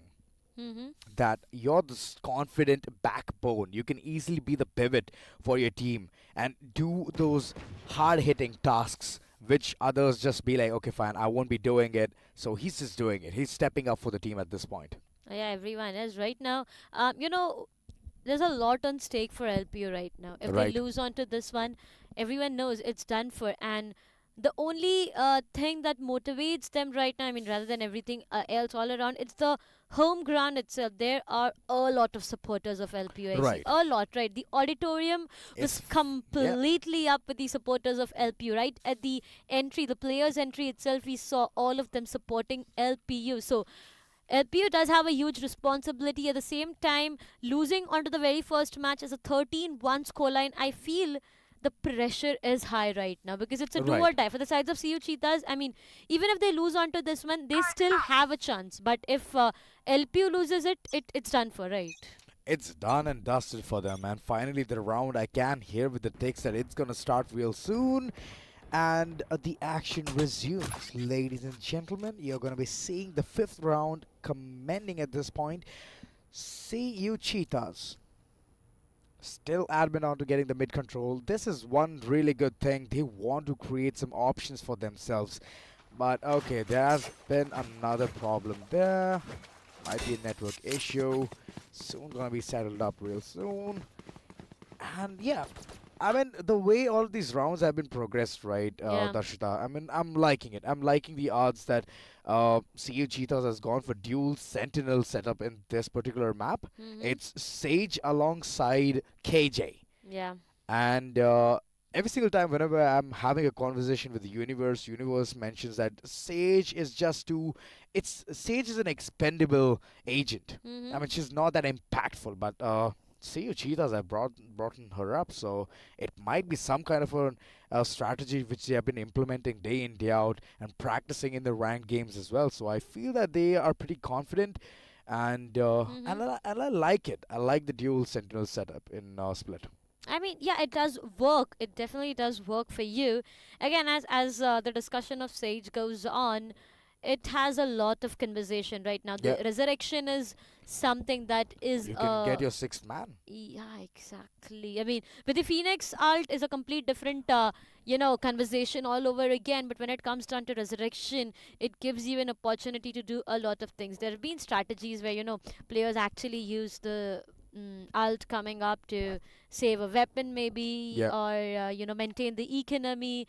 It's not just about getting that person back to get you the kills every single time. So Sage can be invested into complete different way. Now when it comes down to the wall as well, we've seen a lot of wall plays. Okay, there have been places where you can't even think of having a wall. Exactly. Personally, I love Grim. Yeah, I mean, do. the way he puts the barrier orbs, it's just amazing. And if you want those tips and tricks, that guy is the perfect man to explain how things are gonna be done with Sage. So she's a very impactful agent, and CU Cheetahs have picked her, so it might be because of some reason. On the other hand, LPU. Oh, wind is ready. Do they even know that this is happening? Oh my god, the close range fight and Victim. He was so good on the snapping to a target. Now the perfect time of flash is what happened out there. If the flash would have been a bit early, things would have definitely been different. Yeah, they would have gotten the information that people are pushing from mid. And they would have pushed themselves to take them down after they have been blinded. But for now, LPU Tigers have lost their number. It all goes down to 2 remaining players. Brave find one Brave. I mean, he is pretty brave out there, walking on those nano swarms and taking one player down. Wolf does convert one onto Roblox, but oh wait, he finds one more onto Victim. That's a Vandal being retrieved, but it all goes down to a 1 versus 3. Wolf converts one more. Brave has to go down, and now it's just 2 remaining player. Might be 3 if the resurrection comes online, but I don't think they are gonna investing onto it right now. 1 versus 2. Position not anticipated. Yes, for now they do anticipate that position coming up. Eminem finds one onto Wolf, shuts him down there and there. See you, Cheetahs. To be very honest, they lost a lot of players. It would have been them not losing onto players and getting this round, but that's completely fine. It's fine. Every single time they win a round, they're getting 3,000 credits, so it's alright. It's fine by them. And be brave. This was a very risky maneuver there, but he did manage to get that kill. And this was the place where I was actually worried. Eminem, if he would have whiffed there, it was done for. Cosmic Divide could have been invested, but ultimately he didn't have any teammate to support him, so it was just gonna be CU Cheetahs on the prowl. And again, the mid control being coming in repetitively. This one thing needs to be anticipated from the corners of LPU Tigers. I mean, they should have just put in the guiding light and gotten the information, but looking at the way the entire cubby has been just kept empty, I feel that LPU Tigers want to play passive, and it's working. The strategy is working. They've already managed to take down Me Brave.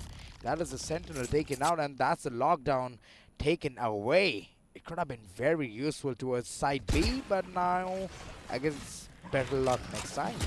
Oh, yeah, definitely. CU Cheetahs right now, they have lost the KJ, which also means that, LPU Tigers got this opportunity to go in for backstab if they really want to. There's no one to check that backstab angle unless there's one player standing there, but Wind, that was a good shot coming up onto Excellency. Takes him down there and there, and now it's going to be the investment of Showstopper as well. Wind converts one more before he gets taken down to that Showstopper, but CU Cheetahs this time, they do not have those numbers. Cross is right inside the site, and he finds one onto Roblox. It all goes down to one last remaining player. Victim. Will he be the victim? Oh, he does connect. One headshot coming up, but the answer is a big no as he gets taken down, and that's going to be one more equalizer. LPU Tigers, they got the 3rd one on board, and it all goes down to us saying 3-all for both of them. But again, look at the economy. Yeah. Half shields.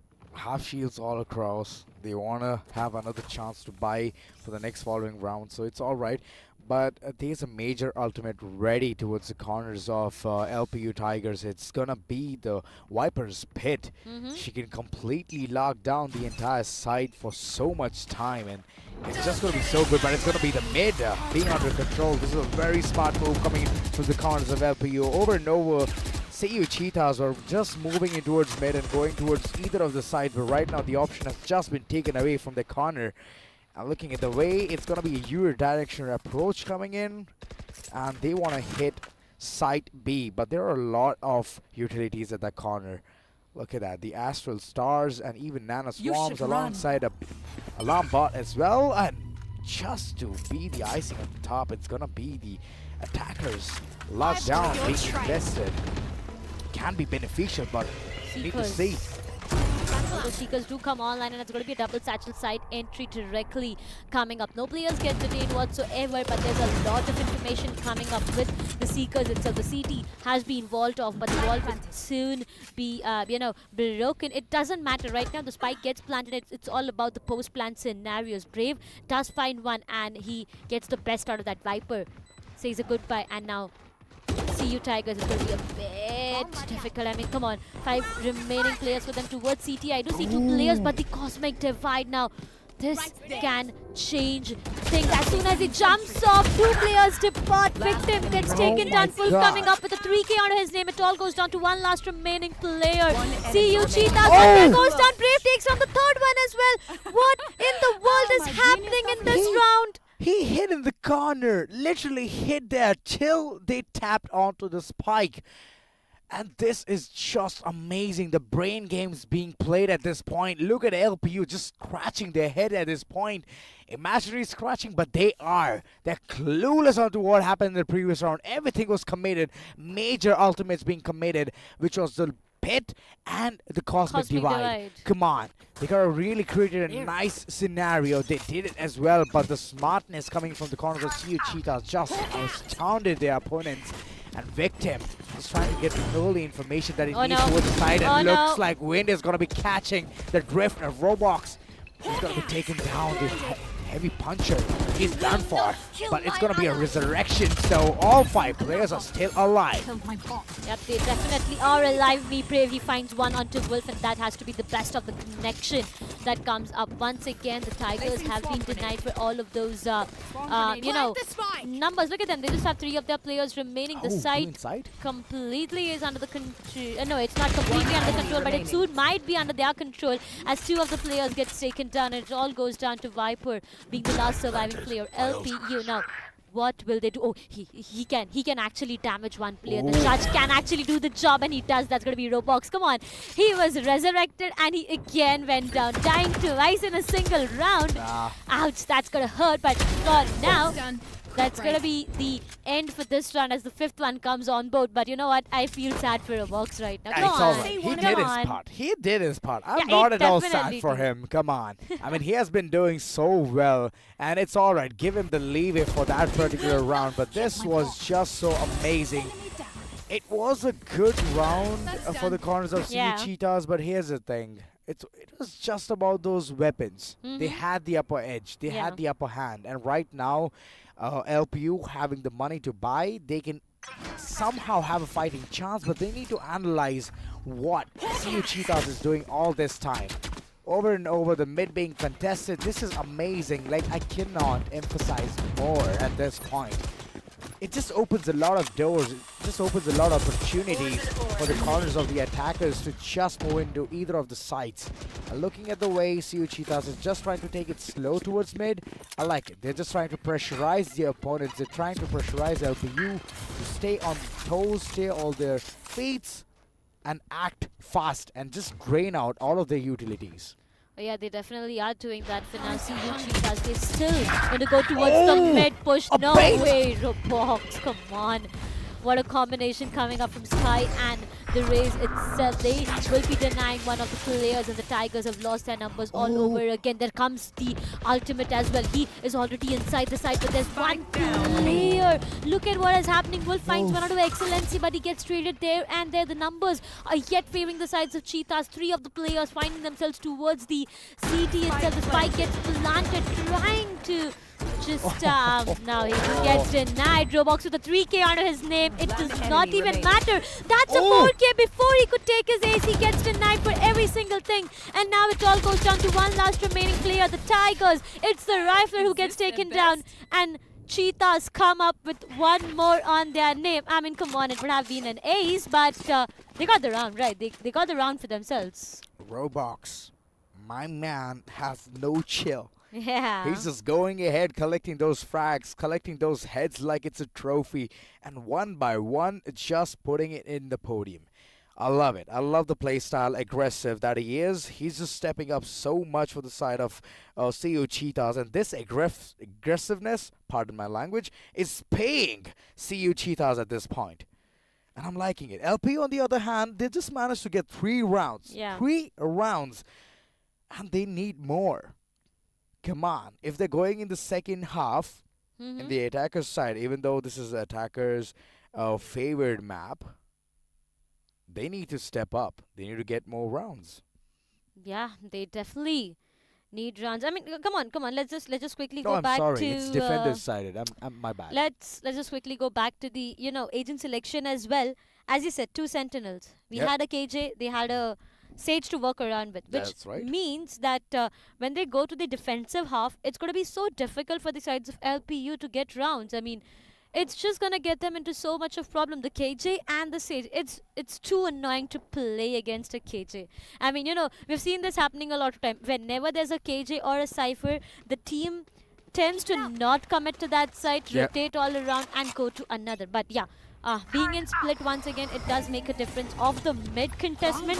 But let's see if that is going to be the case. Yeah, they definitely are being aggressive for now, and that's completely red from the sides of Cheetahs. Finally, I'm seeing some step up coming in from the corners of LPU. They have managed to scare the Cheetahs to their spawn. Can be deadly. If they go more deep, it's going to be very, very deadly for them.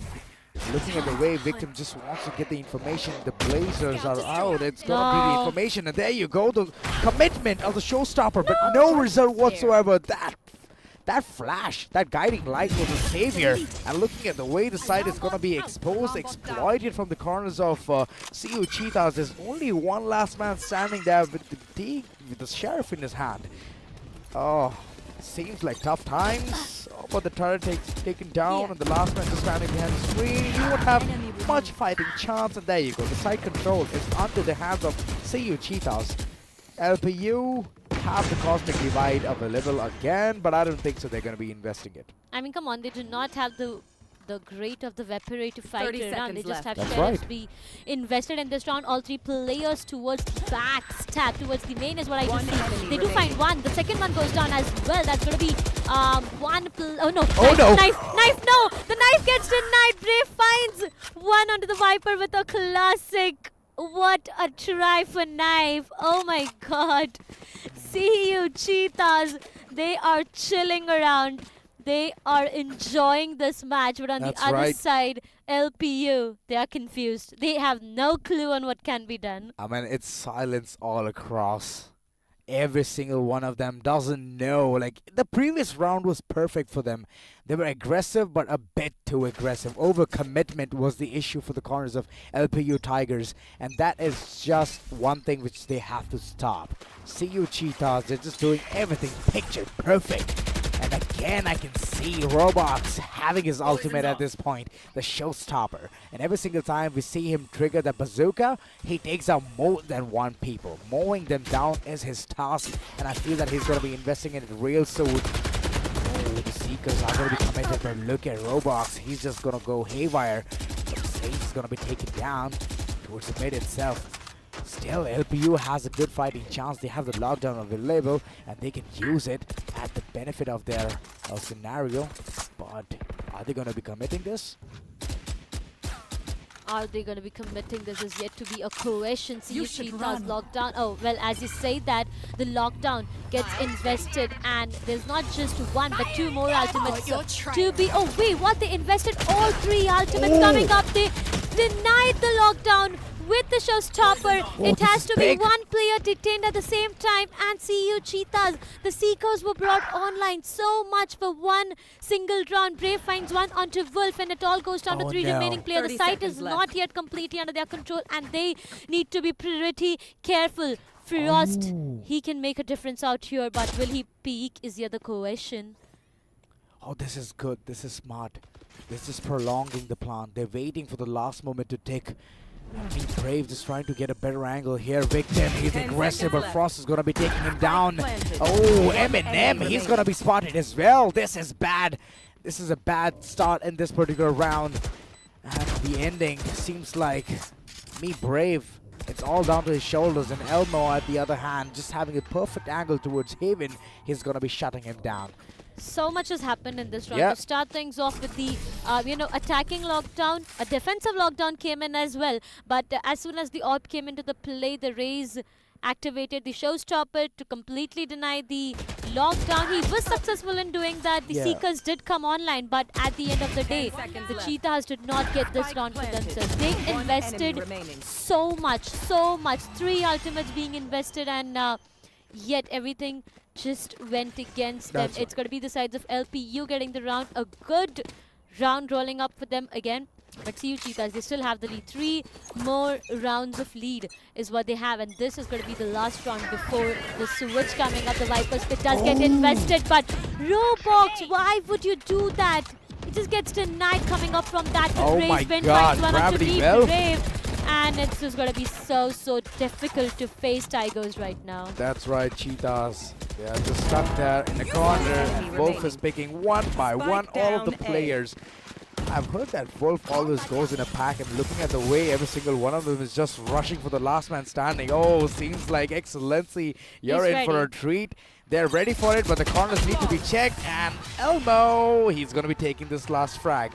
That was a good round coming in from the corners of LPU Tigers. A good recovery, but they have to do a lot in the attackers' end, as Split is a defender-sided map. Seems like a tough time for the corners of LPU, but I guess they will be squeezing this map onto their knee. Oh yeah, they have to at the same time, because if not, it's just going to get them into so much of difficulties. For now, as said, KJ and Sage, both of these are going to play a very important role coming up here. Now, towards the mid, we might see a wall being invested. The barrier, I mean to say, might be invested, or if it's playing around the KJ and his setup, then it's a complete different story overall. So it all depends upon what kind of strategies and, plans that they are looking forward to. But I do see the sky. Okay, now, this is pretty interesting stuff coming in. On the other side, the execution more or less looks towards a split. Oh, well, that's interesting. Split coming up from the players. 2 players trying to have the B for themselves. Oh, the alarm bot. It's going to say a lot of things, but Excellency, what? Not just 1, but 2 is what he got to start things off, and now Tigers are left with just 3 remaining players. Oh, tough times. Just like IRL, Tigers are going extinct. It feels like LPOs as well. I mean, they're having a tough time in this particular round. Wolf, on the other hand, he's managing to get the grasp of this entire situation, but I don't think so. It's going to be that easy to fight against 4 people. The information being seeked here. Me Brave is going to be winning that duel, and alongside that, Rifler, he's the aggressive one out there. Did manage to get an instant trade, but he's blinded way too long. He's already towards the elbow, did manage to connect 1 or 2 shots here and there, but Wolf just chiming in at the right time. It's 2v2, but looking at the way, it's gonna be a tough time. Victor, what? Those snappy aims, see you Cheetahs, oh boy. You also have to give it to the Sage, man. Come on, the heal coming up on time. And Sages are meant for that. Yeah, definitely they are, but what a good round coming up. I mean, it's just them having a good time right here. The sides of CU Cheetahs. The pistol round rolls in for them, and now it's going to be them on the advantage. Spectres, Bulldogs. I mean, I don't anticipate a Vandal coming up at this point of time. If it does, well and good for them overall. I mean, there's going to be a huge difference in, weapons coming up all over. But look at the scoreline. 5-8 is what it looks like for now. And the way it all started, Excellency with 2. Not just 1, but 2. Is what he got, and he just denied the numbers completely. Battle mode. Sage just aggressing, pressing the button, and she's activated. And right now, the weaponry is there for the corners of CU Cheetahs, and this is good. Every single one of them just moving. One paint shell would have ended every single one of them, but look at the judge being played at the right corner. 2 taken, 3 taken. Oh, but Excellency, we should have allowed Roblox to take the ace. The last man standing, Elmo. Oh, tough times for him. Over and over, just stuck in such a deja vu situation. And there you go, the mowing down of the judge. Oh, this is amazing. I can actually see that from your face right here at the studio itself. But come on, what a way that was. I mean, they just silently walked in. Raise and Judge. They're the best combination. Look at that. That's a love story. Come on, that's just a love story that we keep talking about in Roblox. You just didn't say that. It is. All right. It is a love story. Come on. In her world, it is. But yes, what a beautiful round. I mean, I love Bind. Raise, Judge, come on, everything is just interrelated, but for now, see you She loves Cheetahs. bind. See you Cheetahs onto the 9th one for them. Double digits, sooner or later, this round is going to decide a lot of things. To start things off itself, A aggression, yeah, they are looking forward to capitalize towards the A side itself. There's one player towards the mid who can actually change things, but Brave, oh, what? The previous time it was Roblox, this time it's Brave with the Judge. Everyone wants to go in with that Judge, but the turret will be giving them a lot of information. Brave needs to have a lot of patience.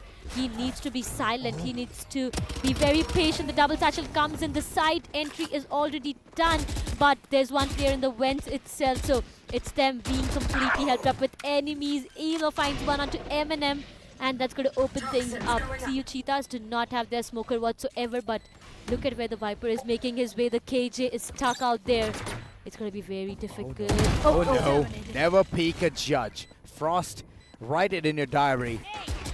Oh, it's a postman scenario. CU Cheetahs, they have the man count and the aim as well. Roblox, oh my god, this man's insane, and every single one of them just trying to make them into a perfect, crispy sandwich. Elmo being the last man standing, but he couldn't do anything. The spike was being diffused, and Elmo was busy taking a fight. See you Cheetahs, look at them laughing. They know that they have done something very devious, something very mischievous and well-deserved previous round. They've already hit the double digits, and oh, I feel they're unstoppable. From the previous map itself, they have been performing so well, and I'm just loving it. Yeah, definitely everybody is, but here's the thing. LPU and their fans right now at the stadium itself, they need to motivate their team. They need to cheer them up right away, because it is not looking good. But hey, the wall, oh, it's going to be a trap now. Wolf slowly and steadily making his way inside, but oh my god. The Sage is on the wall itself, and he does anticipate it, tries to hit her, but gets denied instantly. And Excellency finds him, goes back to the sky to heal her up. Oh my god. Oh, she did hear the wall break, but how many people are right behind the wall? That's a huge question for the corners of CU Cheetahs. But for now, they're just playing it cool, they're playing it calm. And LPU Tigers, they have a different plan, but there's a player already waiting so close. Elmo, you need to spot this. If you don't get this, then it's all done for. The entire team is going to be in shambles. If they don't see me Brave in this corner, the smoke is going to be dissipating real soon. And there you go, the anticipation. Elmo is going to be picking that fight, and he's going to be winning it as well. Me Brave, being central, holding the entire side down, is going to be taken down, and for now it's an entire access towards side A. Yeah, it definitely is. They have got the side completely for themselves, and right now they are looking forward to the plant. Well, the heal needs to come up on time right now, but 3 versus 4. Tigers do have the numbers, but yep, the showstopper is what is left behind with Roblox. But I don't think investing onto the showstopper right now makes any sense. He is the last one to, make art of this situation. He does find one that's going to be Vin. Gets denied, finds the second one as well. It's yet doable. Viper is pretty low, and it is all down to the raise. 1 versus 2 is what the situation is. Viper gets taken down. 3K already onto his name. He knows where the last player is. The showstopper does comes online. He tries to find him, gets denied. He needs to go in for the defusal as well. Time is not his best friend. Will he be able to do this? He's still sticking, trying to take it down, but Drivler finds it. No way in the world did this happen. He almost clutched it. Oh my god. No, it's heartbreaking. He almost had it for himself, and he got denied. Roblox, that man, what is he made up of? He's just constantly taking fight left, back, and center. This is a place where we could see a 1v4 just struck down to a 1v1. One enemy remains. Oh, he was up so close with Rifler. Oh my god, he just stuck to his guns. He just went in. He's like, even if he takes me down, I'm going to take away the time for him to stick for the defuse. So close yet so far. Right on word for them. But for now, again, the execution is what is available. Rachel do make a difference out here. But you know what, Cheetahs, they will be saving for this round. They know there's no point investing onto this, but look at Brave. What? I did see an Omen with a classic, but I forgot Brave. Oh my god. Roblox, he just got denied. Up in the air, falling down to his own death. 3 versus 4, yet doable. Cheetahs to have the numbers for themselves. That's going to be Brave who, you know, made the most out of that Phantom, but he got denied coming up from Elmo. Yep. It's a big no, but the spike is down. Here. Spike being down, everything is going to be showered upon. It's just that they don't want the spike to be picked, but Elmo is the advent one. He's going to be picking it up and going towards a different side. Oh no. But look at Eminem, he's way too close. He can get that shot, but he whiffs. He whiffs so hard. And right now it's going to be an execute coming in real soon. If things go haywire, 30 the seconds Viper left. spit can be used. 30 seconds on the clock. And the spike is making the way towards side A. It's all open at their disposal. And they're going to be making the best out of it. Oh no. Excellency. He's very Big close to surprise. comfort. He can get this frag, but looking at the way Vin is so adamant on to planted. getting those frags, it's amazing to see that. And he's going to be getting the second one as well onto Victor. Slowly and steadily, that's going to be Tigers who are stepping up right away, and they are having those rounds for themselves. But hey, all the people on oh, finally. I was seeing a lot of silence. Okay, it was just a lot of silence. Yeah, they were but very, very interested on seeing whether LPO wins this or not. exactly. They are very keen to know what the results will be like. But here's the thing. Cheetahs still have the advantage. 3 more rounds as compared to the sides of Tigers. But there's a lot of, you know, ultimates ready, right? From Cosmic Divide, Viper's Pet to Seekers on the other side. Cheetahs just to have the Seekers. But hey, Brave, once again, now this judge is definitely not going to help him out at any moment as his location is already compromised. But are they checking him? No, they Are they aren't. checking him? Oh no. This is something I'm not at all liking, Ozora. It was a free kill, but look at Robot Spur. He was way too close. He got at least one frag, but instant denial coming in from the corners of LPU Tigers. They're doing well for this particular round, but Me Brave is still stuck up in the corner, and he needs to get that frag. He does that as well. There's a... Oh my god! He jumps! Oh He my jumps! god! What? He just jumps on that showstopper. He saves himself and he gets one back. What in the world is going on? This is insane. I've never seen such deadly maneuvers coming in from the corners of CU Cheetahs, and they're doing it so well. I mean, come on. Come on, he had the judge. I mean, there was a trailblazer as well in the corner. They were seeking the information, but they didn't. They didn't check that corner just because of the smoke, which came in on point from the corners of CU Cheetahs. On point. Right now, it's all about the last man, and it's going to be falling apart. And with that said, CU Cheetahs, they're on 11th of the... Oh my... What's going on? They're just getting rounds back and forth. 11th one on board. I still can't get over the fact. I mean, come on, we have seen that happening when a race comes in. Satchel jump and dodge, yeah, right? satchel jump and dodge. Exactly, Same that's what goes I'm with talking Jet. about. Jet, the updraft comes into the play. Yeah. But a KJ with a judge. First things was the Seekers were invested. Yeah. They knew there was a player. The smoke was something that was prevailing a lot of information. That's right. But once again, the Seekers were right on board. That's right. The timing of the smoke was perfect. It was impeccable. Even though they tried to make their way from the Haven towards the event, they decided to come back all over again to get denied by a judge. The showstopper came into the play, but it just did not work in their favor. Everything just went against them completely. CU Cheetahs 2 rounds away to make it to the grand finals, ladies and gentlemen. Tigers, they are completely clueless, and I feel, Frost, he does have the lockdown to work around with. The orb will definitely help him a lot, but Cheetahs, how will they counter it? Oh, they do have an ult to counter it all over. That's right. They're going to be investing. They have so many ultimates, so many post-plant ultimates, and one which has already been utilized, which is just going to be creating a lot of spacing there. And the side control for the corners of LPU Tigers, they need to make the best out of the situation, and that's right. The Viper's Pit being committed as well, and I feel that they're going to be bringing... they already brought in the Cosmic Divide as well. So all in all, they've committed every single thing. Okay, it's yet to be deployed, but I feel in the midst they are going to be doing it. The KJ Ultimate, the lockdown from the defenders' end is going to push them to their extreme extent right now because, Cosmic Divide comes into the play. There's a lot of ultimates being invested. The double satchel comes up, Robox. Oh, well, he just wants the best of that angle out there. But right now, will they be crossing? As soon as they do cross it, Excellency finds one out of Frostbank, goes down. This is done no for. way, me. This is done for. 3. Eminem goes down and oh all the my last God. one remaining player. See you, Cheetahs. They get this round on board. What in the world did just happen out there? And how would Tigers let go of this Cosmic Divide? I mean, what? Big blunder coming in for the corners of LPU Tigers. 3 important ultimates being utilized and 3 of them not bringing anything on board. Come on, how do you even do this?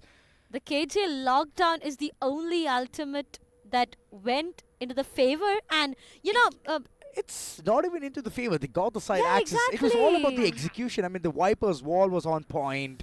There was even Cosmic Divide being invested, and the Viper's Pit, the most crucial ultimate. You have to literally farm 9 orbs in order to get that, and they have just lost it in a blink of an eye. I mean, the more time you stay in the pit, the more damage you have. You're literally left in 1 HP. That's exactly. Right. So, for now, what has happened, and what is happening is what matters the most because it's the match point already. See you, Cheetahs. They are almost about to have it for themselves, but let's see if the Tigers are able to deny them slowly and steadily. Wolf is trying to make a difference. Oh, the best of the timing he had. If he decided to go on to ramps, he will be denied coming up from judge out there. Brave, he has to have a lot of patience. Overcommitment can just take him to his grave right now. That's right. But slowly and steadily, I feel they are still trying to commit to the same side. Oh no, they find Brave. They find Brave for now. Jump peaks do come in, and now I feel they already anticipated a judge coming up. Still he finds one. Why in the world would you do that? Rifler gets taken down. See you, Cheetahs, ladies and gentlemen. One last remaining player. The Astra is all left alone. 1 versus 4. Look at where the positioning is. The spike is down at the Haven itself. Robox, will he find him? Is yet the question. Slowly and steadily. Yes, the location gets compromised. Trying to take him down. Few shots, few bullets being exchanged left and right, back and forth. They wait, what? They try to go in for the knife. Will finds 2, ladies and gentlemen. It's done for See you, Cheetahs. That's right, See you, Cheetahs, the second grand finalists. And look at them celebrating with a 2-0. What a way to end things. And this is just amazing. I've never expected this kind of a performance coming in from their corner. And LPU has gone radio silent. Crazy stuff coming in, crazy stuff. The way they pulled it off back for themselves, amazingly played. And look at the celebrations, man. Come on. They are just having the best of their times right now. LPU.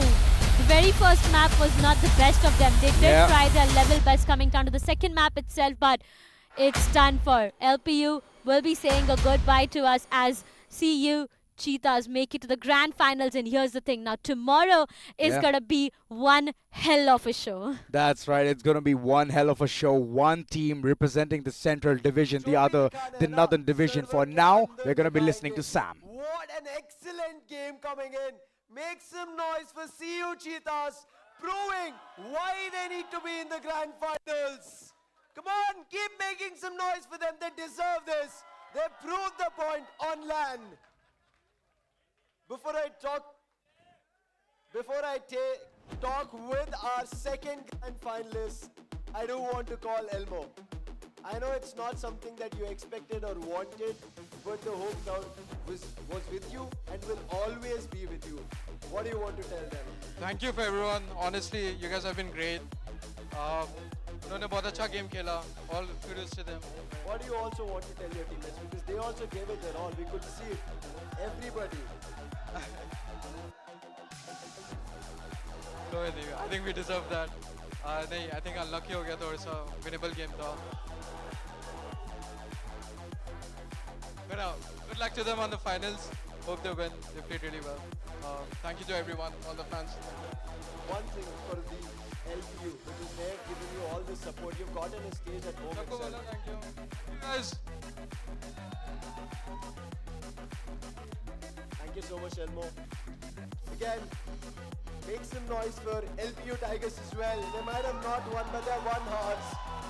They were 4th in their division, right? To come here itself is not an easy journey. But let's bring Be Brave. This guy started as a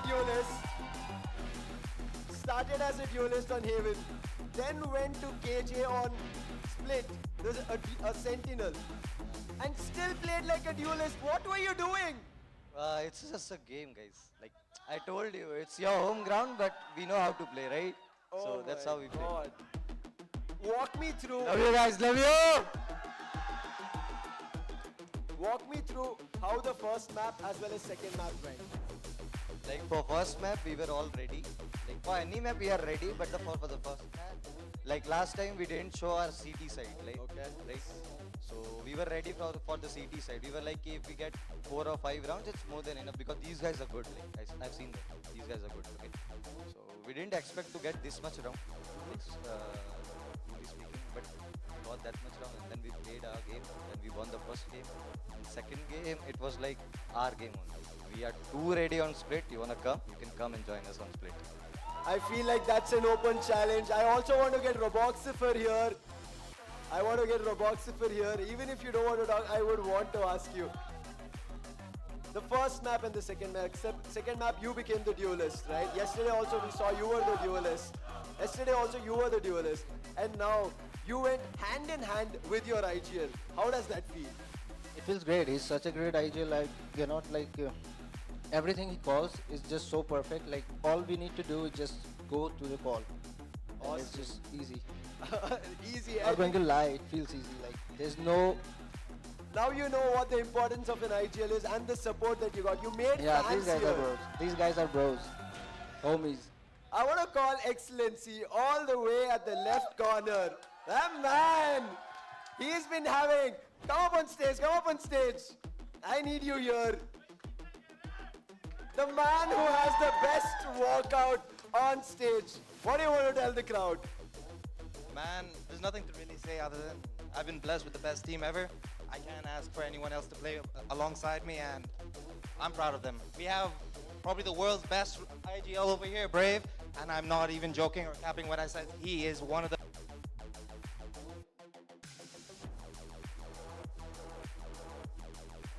best IGLs I've ever seen, whether it's VCT, whether it's Mogo, he is one.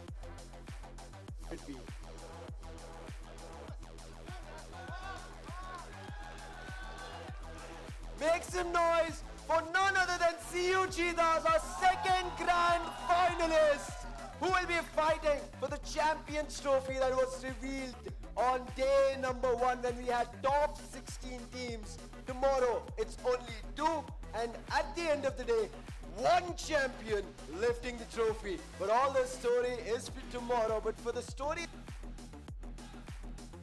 that went down here, the game that happened, our casters are ready to break it down.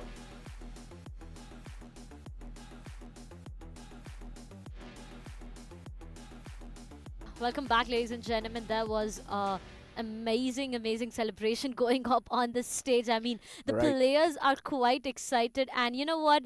The IGL, they just trust him so much right now. It's always about the trust, right, Darshita? Yeah, it is. Trust, team coordination, and communication that we keep talking about. But right now, it went down to us finding the 2 top teams. That's right. It was a huge journey. Started off with 16 teams, then we went on to round 2 with 8 teams, and right now today we have ended our entire journey with the last 2 grand finalists. First being VIT Bhopal representing the Northern Division, the Central Division, and CU Cheetahs representing the Northern Division. So this is amazing. For both the divisions, there's 1 team. And I was like expecting both the ends to be Northern, but it's Central and Northern. I like it. I like the odds at this point. But what a big journey, man. What a big journey, Darshita. It has been phenomenal, amazing. We started off so well with 100+ universities registering. So much of hard work, patience, so many matches and a bit of technical difficulties that we did face, but I feel that's completely all right. Today, everything was sorted and we had the best of an experience as well. So it has been a phenomenal journey till now, and tomorrow we are going to decide on who takes the trophy home. This is the Mogo National Championship 2.0 and the trophy is revealed already. It's the biggest university land that is happening right now, and here's a lot of things on stake: the prize pool, the title, the trophy. That's right. I mean, even bragging rights, come on. I mean, last time we did see a different champion, but this time they've already wiped us. They've gone, they've long gone, and right now it's going to be 2 new teams who have entered the grand finals, and it's going to be fun to see what will happen in a BO5, because it's intense. I mean, 5 maps, just imagine.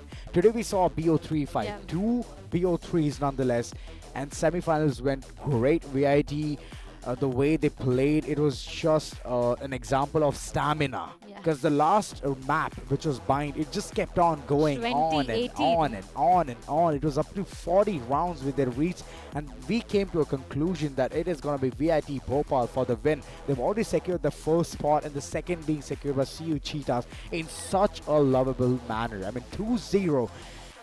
And the opponents were LPU Tigers. LPU Tigers. Just imagine, in their home, they have beaten the home team. So this needs a lot of guts. It does. It definitely does. What an amazing journey it has been. Today's day itself, I mean, come on, I expected all 3 maps for both of the matches. Oh, come on. Bind being I didn't the decider. expect that, because see you Bind Cheetahs. being the decider for both of these. I did wanted to witness some Bind action coming up, and the way the previous, Bind has turned out for both of us. I mean, all 3 of us and everyone present watching us live right now. 2018, it was like seeing 2 Bind in one itself, more or less. Because it was that kind of thing. It all went down to, VIT Bhopal going up against Chitkara, 13-11 the first map itself, 3-13 the second, and 20-18 the last. I mean, look at this roller coaster ride we have been witnessing for the very first best of 3, right? True that. The first best of 3 was like having so many feelings, roller coaster of emotions, just going up and down and up and down. But the second one was like pretty one-sided. I mean, the first match was, the first match was. The first match was, but the second was insane. It was really good. But yeah, I guess that was pretty much it. I mean, it has been a really good journey all around, and we have already seen the 2 finalists. But for now, let's actually head towards the match highlights. Oh my god, me brave. This man, look at him dodging the bazooka, the ultimate of Raze, just like that, in a brink of seconds. Well, down to the match statistics once again. 13.98k of damage coming up from the sides of Cheetahs, and the Tigers went up to 13.86k. Headshots are completely equal, like 25-25, but the frag win is what is making a difference. 10 for the Cheetahs and 4 for the Tigers here. Yeah, and lastly, it's objective wins, which is an equalizer there, but all in all, it was a good performance in the second map. The first one was very one-sided, like you mentioned, but see you Cheetahs, we're going to see you in the grand finale, which is going to be tomorrow. But further to add, Roblox, for this man was absolute demon in this server. 5 frags, 5 first bloods, and after that, it was just me brave, just dominating since the beginning till the end. 358 ACS. I mean, this man was on a killing spree. He was literally taking care of every single thing with the utility, with his fragging potential, with the way he was just covering up for his team. It was just amazing. I mean, come on. His name itself says that he is brave enough. We saw even the place where he just went towards Haven, all the way pushing the nano swarms till the final, taking second. I was like, okay, fine. This guy has some insane strategies, insane moving capabilities to just fight.